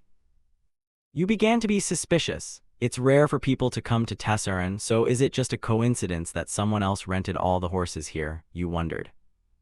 Then you remembered what the wildcat told you before leaving. Doubt everything. You turned to the friend perched on your shoulder. Trang, have you noticed anything? He sighed and crossed his arms. You human, only now do you realize I told you back on the ship. He answered your question, right, both of you turned at once. We're being followed. Behind the house opposite where you and Trang stood, a cloaked figure was watching the two of you. After realizing you were being tailed, you acted immediately. I had told the inn staff to report if anyone asked about me. You slipped a gold coin to the innkeeper, whose eyes lit up as he readily agreed. Money really can move the world. You decided to act as bait and stroll through Tesseran. You strode down the street. They'll have seen me leave the inn and will surely come ask about us, right? They were clearly agents of the Rianich Empire. You smiled as if you already knew everything. Whether it's the prince angered by my refusing his offer of citizenship or the king of the Mage Tower sniffing around me, I don't know, but none of them are particularly welcome. At all costs, this must be resolved before we reach the summit. Your eyes showed determination. You couldn't let them keep tailing you now that you knew they were there. No one came, the innkeeper answered Lewin awkwardly. You, disbelieving, asked again what? The innkeeper answered honestly. To be truthful, I was on edge waiting for someone to show up after you left, but no one came. Trang spoke up, looking at him as if you weren't lying. Suddenly, the innkeeper remembered something strange. You hurriedly asked, what is it? He revealed a shocking detail. For about 3 minutes my memory was almost blank. Hearing that, you were extremely stunned. The innkeeper added, no matter how hard I try to recall, your face grew more tense as I recounted what I could remember. Mind control. A high-level 6-tier spell that allows control and domination of an opponent's mind. The victim loses all memory during that period and the other party can steal those memories. You quickly went up the stairs. They are far more patient and powerful than we thought. Moreover, if memories are tampered with, they'll realize we've discovered they're tailing us. Bit by bit you deduced everything. Lewin opened the door to his room. The room was empty, but someone had pinned a note above the headboard. On the note was written, I do not intend to harm you, so don't waste time searching for me. Continue your quest. Lewin ripped the note down in anger. So they sneak into my room and leave a note telling me not to worry. That's a real threat. Then you said sternly, fine, then try me. Lewin leapt out of the room. You kicked off the nearby rooftops and landed safely. Lewin's jump looked dangerous. Lewin dashed like the wind. If he broke speed limits, he'd likely be hauled in. Then Trang asked, what do you think? You replied with a triumphant grin, we need to find them. Lewin ordered, open the map for me. The map showed 4 red dots, one for you and Trang, the other 3 were the men tailing you. You sprinted off but didn't forget to glance back with a taunting look. All right, then follow me. Red circles appeared as Lewin sped up. He shouted loudly so the 3 could hear, like racing for first place in a triathlon. Should we chase them? One of the 3 asked. Ha ha, our champion junior from the big tournament asks us to play. How can we refuse? Said the one with a skull on his collar, seeming to be the leader. He ordered the other 2 to pursue them. Don't kill them. The 2 obeyed and vanished into the air. Understood. The sky turned red as the 2 tailors flew like birds, and in no time they closed in on Lewin and Chang. You ran still smiling without a hint of fear. After all, you were the one who invited them to play. What was there to fear?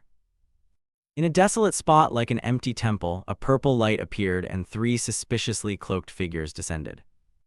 The 3 began to stride forward, scanning the surroundings as they walked. The one in the middle said, the trace of the mage from Scream's, Lin Ardle, has vanished. The leader turned his head and said, he hasn't disappeared, he's waiting for us. What?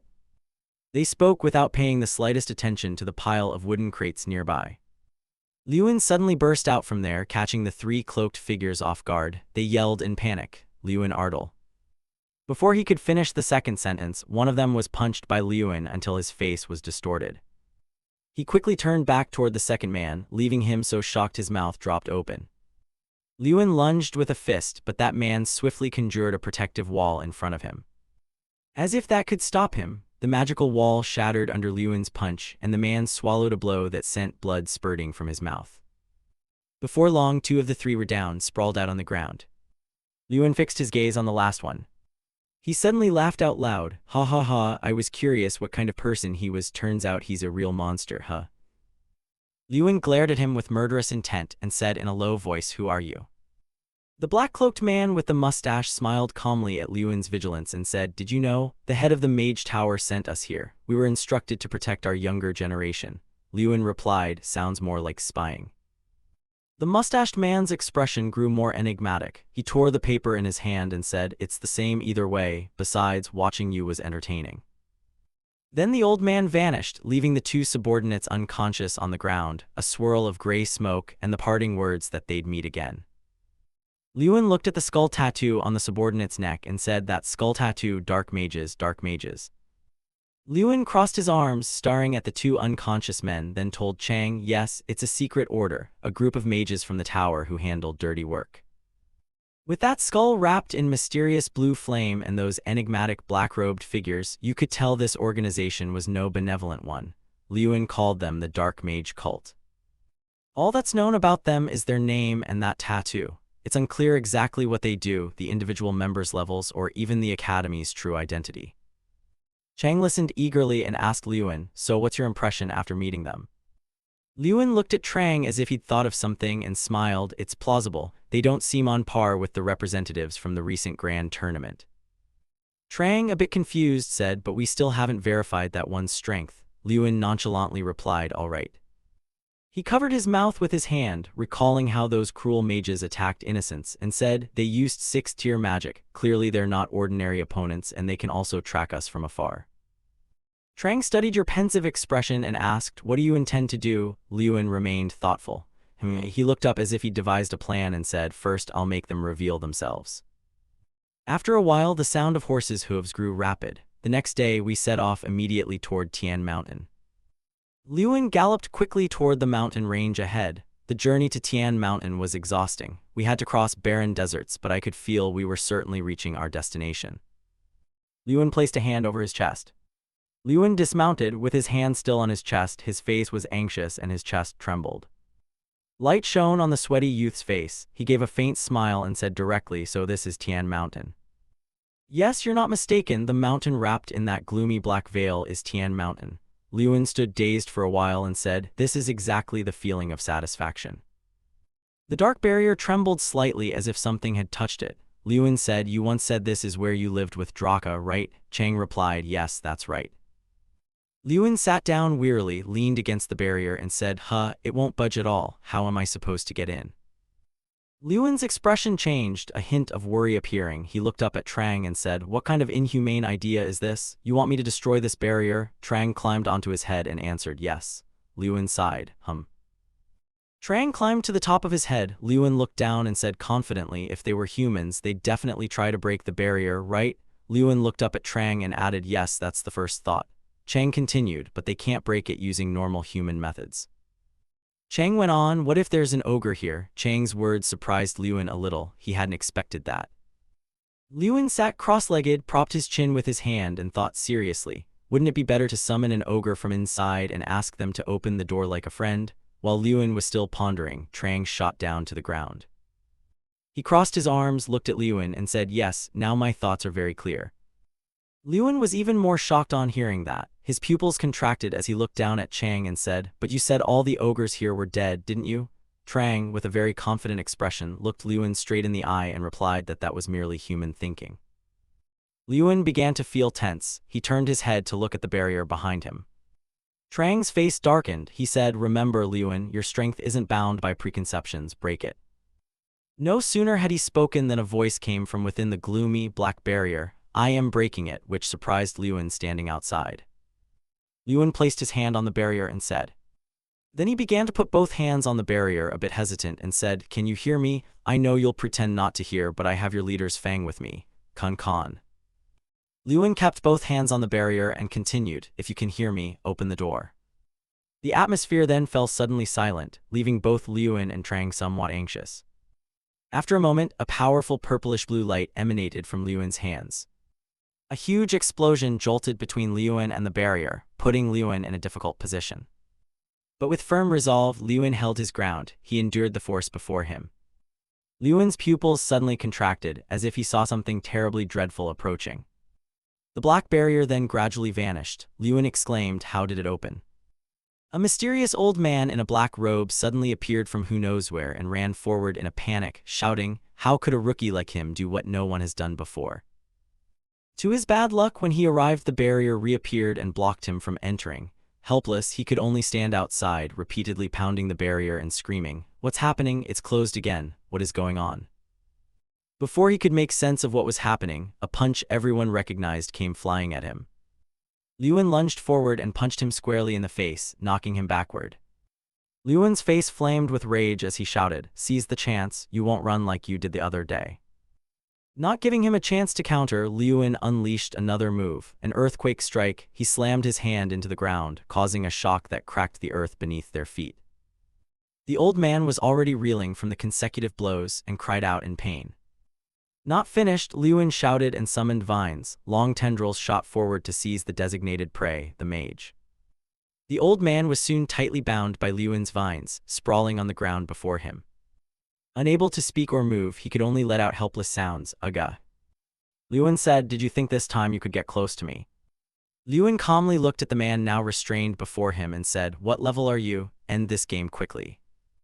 "Oh my," already being stared at by the elder. "He's probably the big one who will charge out with a wooden club." The giant suddenly swung his club and lunged straight toward where Liyuan stood, leaving him stunned and bewildered. A horrifying sight appeared. In an instant, the green giant's wooden club was dripping bright red fluid, leaving no doubt what that liquid was. Liyuan was utterly shocked by the gruesome scene. His eyes widened and his body went rigid. The giant turned to look at Liyuan with a grim, elephantine stare that gave him chills. His dark, deep-set eyes fixed on Liyuan. He said, "Answer me, human, who are you?" On the outside, Liyuan tried to appear calm, but inside he was extremely anxious. Trang, perched on his shoulder, leaned in and whispered, "Liyuan, remember this, they're made with the mindset of monsters." Fortunately, I managed to get inside the Tian mountain fence. The moment I stepped in, it felt like another world, Liyuan murmured as he followed the green giant deeper inside. There he was surrounded by countless other terrifying green giants. They looked at him with curiosity. One of them said, "A human? What is a human doing here?" But he smelled not much like a human. He smelled just like us. Sniff, sniff.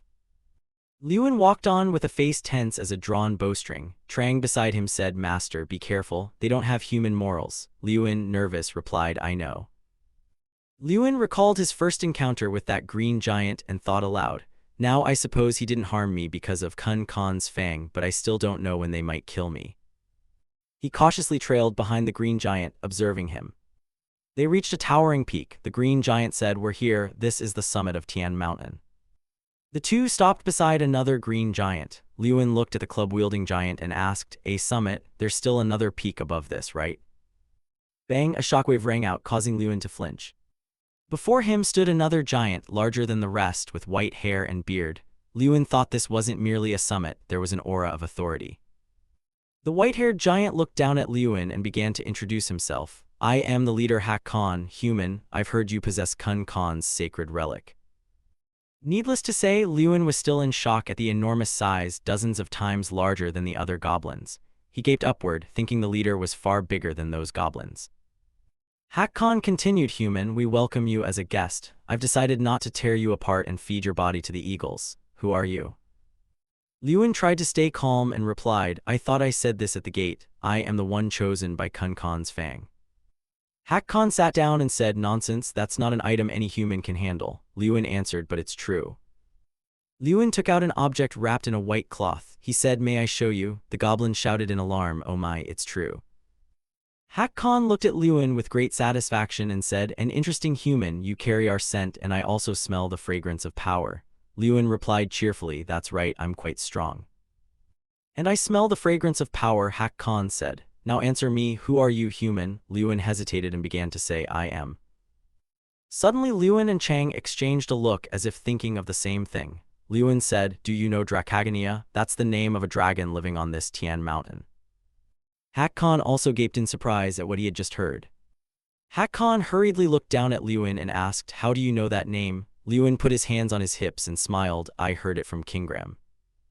Leader Hakkon was even more shocked when he heard Kingram's name. He shouted, Kingram, he's still alive.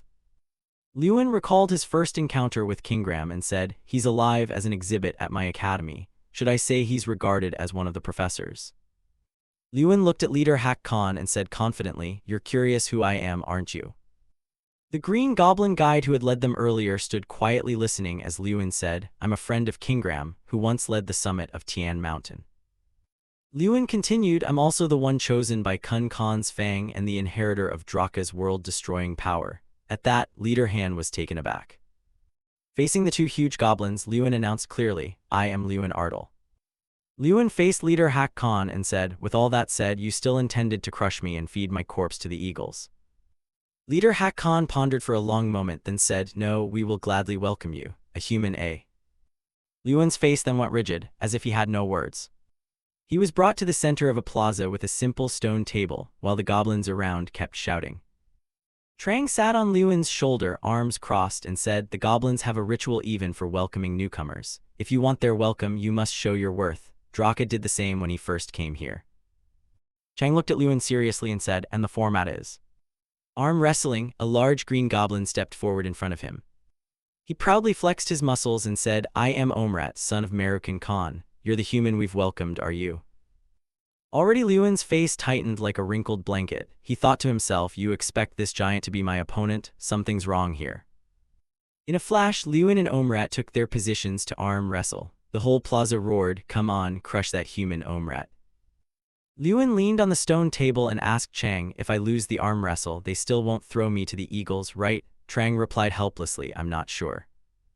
Facing the giant Omrat, the tension was palpable. Liuan looked very small compared to him. They gripped each other's hands tightly. Liuan thought the giant was meant to intimidate him, but that didn't mean he should rush in blindly. Liuan's face was extremely tense. He thought a match between a goblin and a human sounded ridiculous, but he also possessed special power granted by the relic. The white fang hovered amid the magic. Liuan said that since obtaining Kun Khan's fang, his power had increased by 1,000. Liuan frowned, showing seriousness, and thought that his power now reached 3,520. This was possible. Omrat looked extremely confident. He said, I don't think you're an ordinary human, but your arm feels different. I'm Omrat, son of Omru Khan. Even if my opponent is a human, I won't go easy on you. Liuan refused to back down. He grinned and shouted, all right, try to beat me once and then be gone forever. The referee stepped into the center to prepare. Both competitors' faces were deadly serious. Begin, the goblin referee yelled. Almost immediately, Liuan clenched his arm so hard that the sleeve's fabric tore in a strip. Omrat was somewhat surprised at his opponent's strength. The match continued with no clear winner yet. Omrat shouted loudly, oh. Looking at Liuan, one could see his condition worsening. Sweat dripped as if he could only hold on a little longer. He wondered, is it over? But Liuan summoned the last of his strength and shouted, this is my last chance, you goblin brutes. However, not as he hoped. Omrat pinned Liuan's hand with incredible ease, even producing a popping sound. Liuan strained so hard his shirt tore, but losing so horribly left him stupefied and dazed.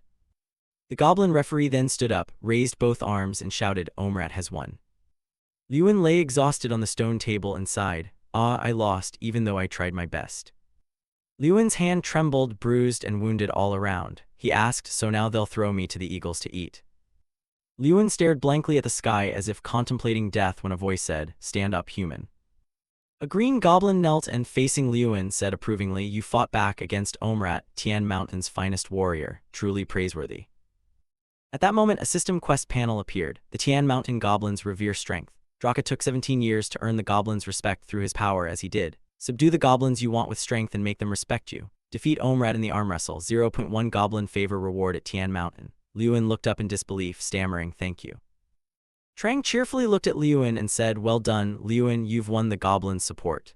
Liuan pushed himself up on his hands, glanced at Trang and awkwardly said, Chang, you didn't tell me this would happen, did you? Trang chuckled happily.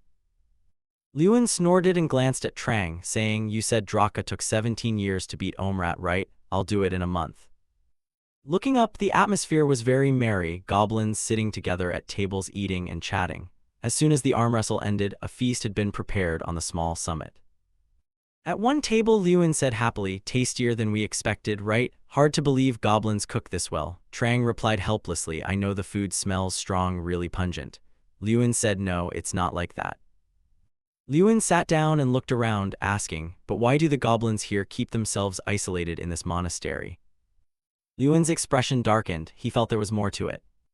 Watching the goblins laughing and joking, Lewin thought he would overcome something more important than this task.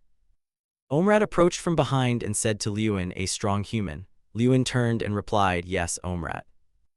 Omrat looked down at Lewin and asked, so what do you plan to do with the first chief's tooth? Lewin blinked and said, do what with it? What can I do with it? Omrat smiled brightly and said, if you want, I can help you make a weapon suited for humans. Surprised to get such a bargain, Lewin was a bit taken aback. He thought, what? In a dark forge.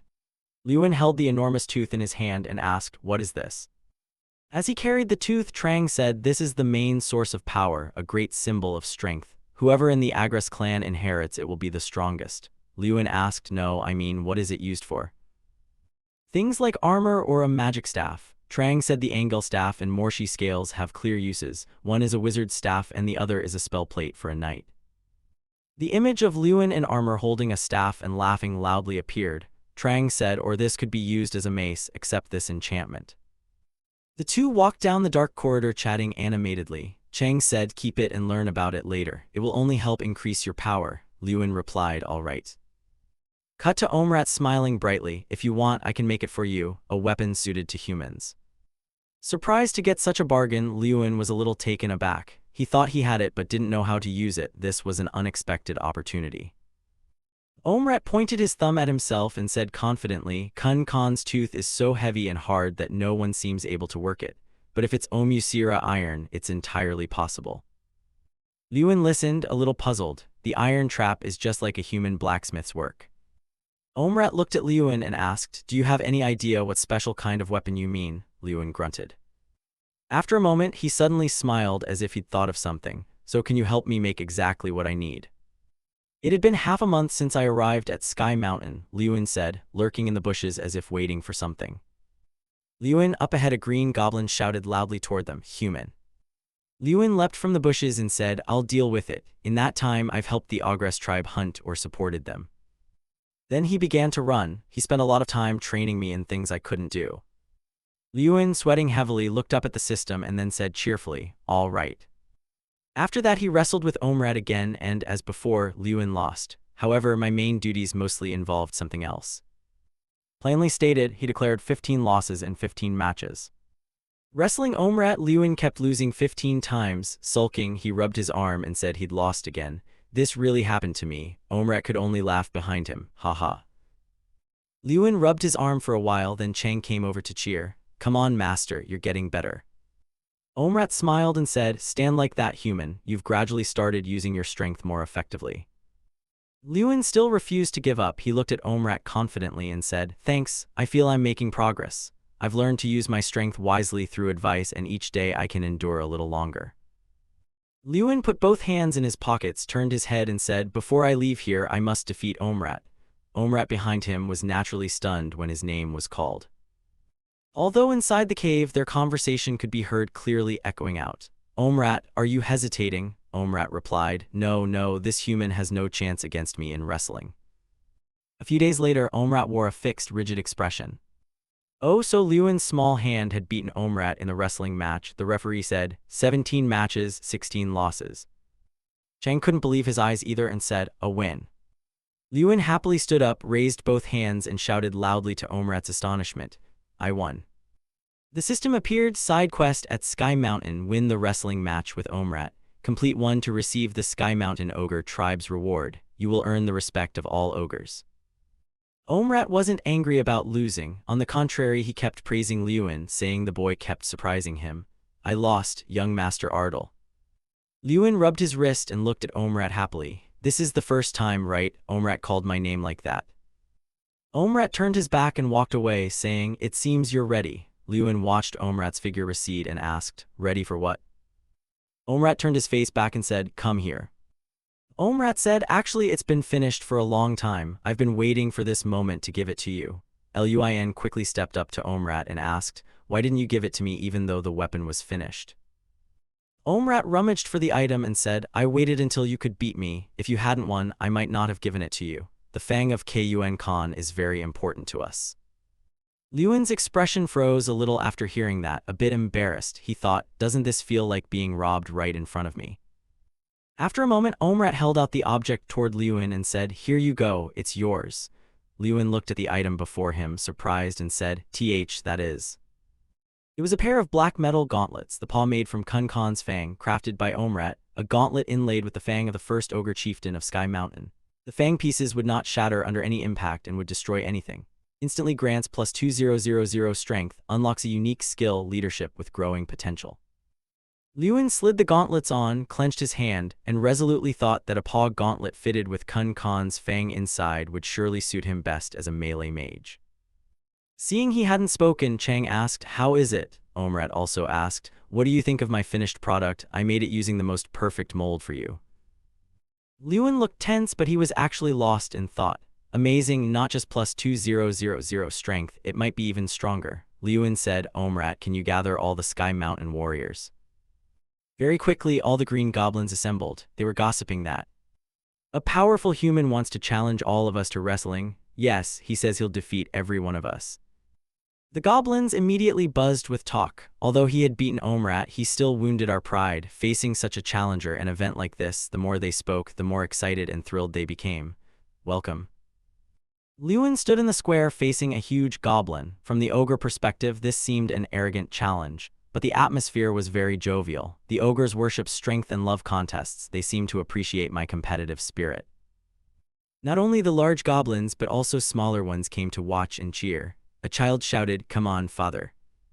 Chang folded his arms and smiled. Remember before, Draka did something like this once too. Luin leaned on the stone table and looked down at Chang. Although he's faced 17 opponents in a row over 30 years, your case is different. Humans don't live as long as dragons, so we must hurry. Chang lost his smug look and replaced it with helplessness. Luin placed a hand on the stone table, eyed his opponent seriously, and thought that just yesterday he had said this was impossible. But looking at his own gleaming black gauntlets, Luin felt confident that with Kun Khan's fang gauntlet on his hand, he couldn't lose. The goblin referee standing aside began to shout, preparing. To start, the two tried to pin the other's arm, but Luin's side initially looked a bit disadvantaged. But with trained strength combined with the gauntlet's might, Luin was able to easily pin his opponent. On the plains, the goblins gathered to send Luin off. One goblin said, will you return, young master? Luin replied, yes, now we must go to Leverdin. The goblin said regretfully, you gave us an unforgettable experience. Thank you, young master. Luin looked at them cheerfully but said nothing. Luin reached out his hand. Omrat saw it and said, do you want another wrestling match, even though you've defeated all of us already? Luin said, it's not a wrestling match, which momentarily stunned Omrat. He extended his hand to grasp Omrat's and said, this is called a handshake. Omrat, a little puzzled, repeated, handshake. A fleeting look of regret crossed Luin's face as he performed a human greeting. Omrat seemed enlightened. He listened silently as Luin explained how people greet and bid farewell to a friend. Then he set off on the road amid the goblins' farewells. Luin waved and called out loudly, see you later is a form of goodbye. Late afternoon at the News Academy. In his office, Taron sat at his desk listening to reports. It's not very important news, he said. He listened while propping his hand and thinking. The report on the Screaming Witch was still incomplete. It had been quite a while since the two returned with severe wounds. There has been no news since the Screaming Witch began tracking Luin Ardal alone. He recalled the Western mage who Luin had beaten up the other day. After sending another team to scout again, they found no sign of humans near Sky Mountain. Then he spoke up, they have been dealt with. Before he finished, someone interrupted him. Leader, I have a new report. Another man in a black robe entered. He said, Luin Ardal has advanced to Leverdin. Taron listened in disbelief. His face darkened like the bottom of a pot as he brooded for a long moment, as if plotting something dirty. He gave the order for the man to return immediately. By then, Luin had already reached the city.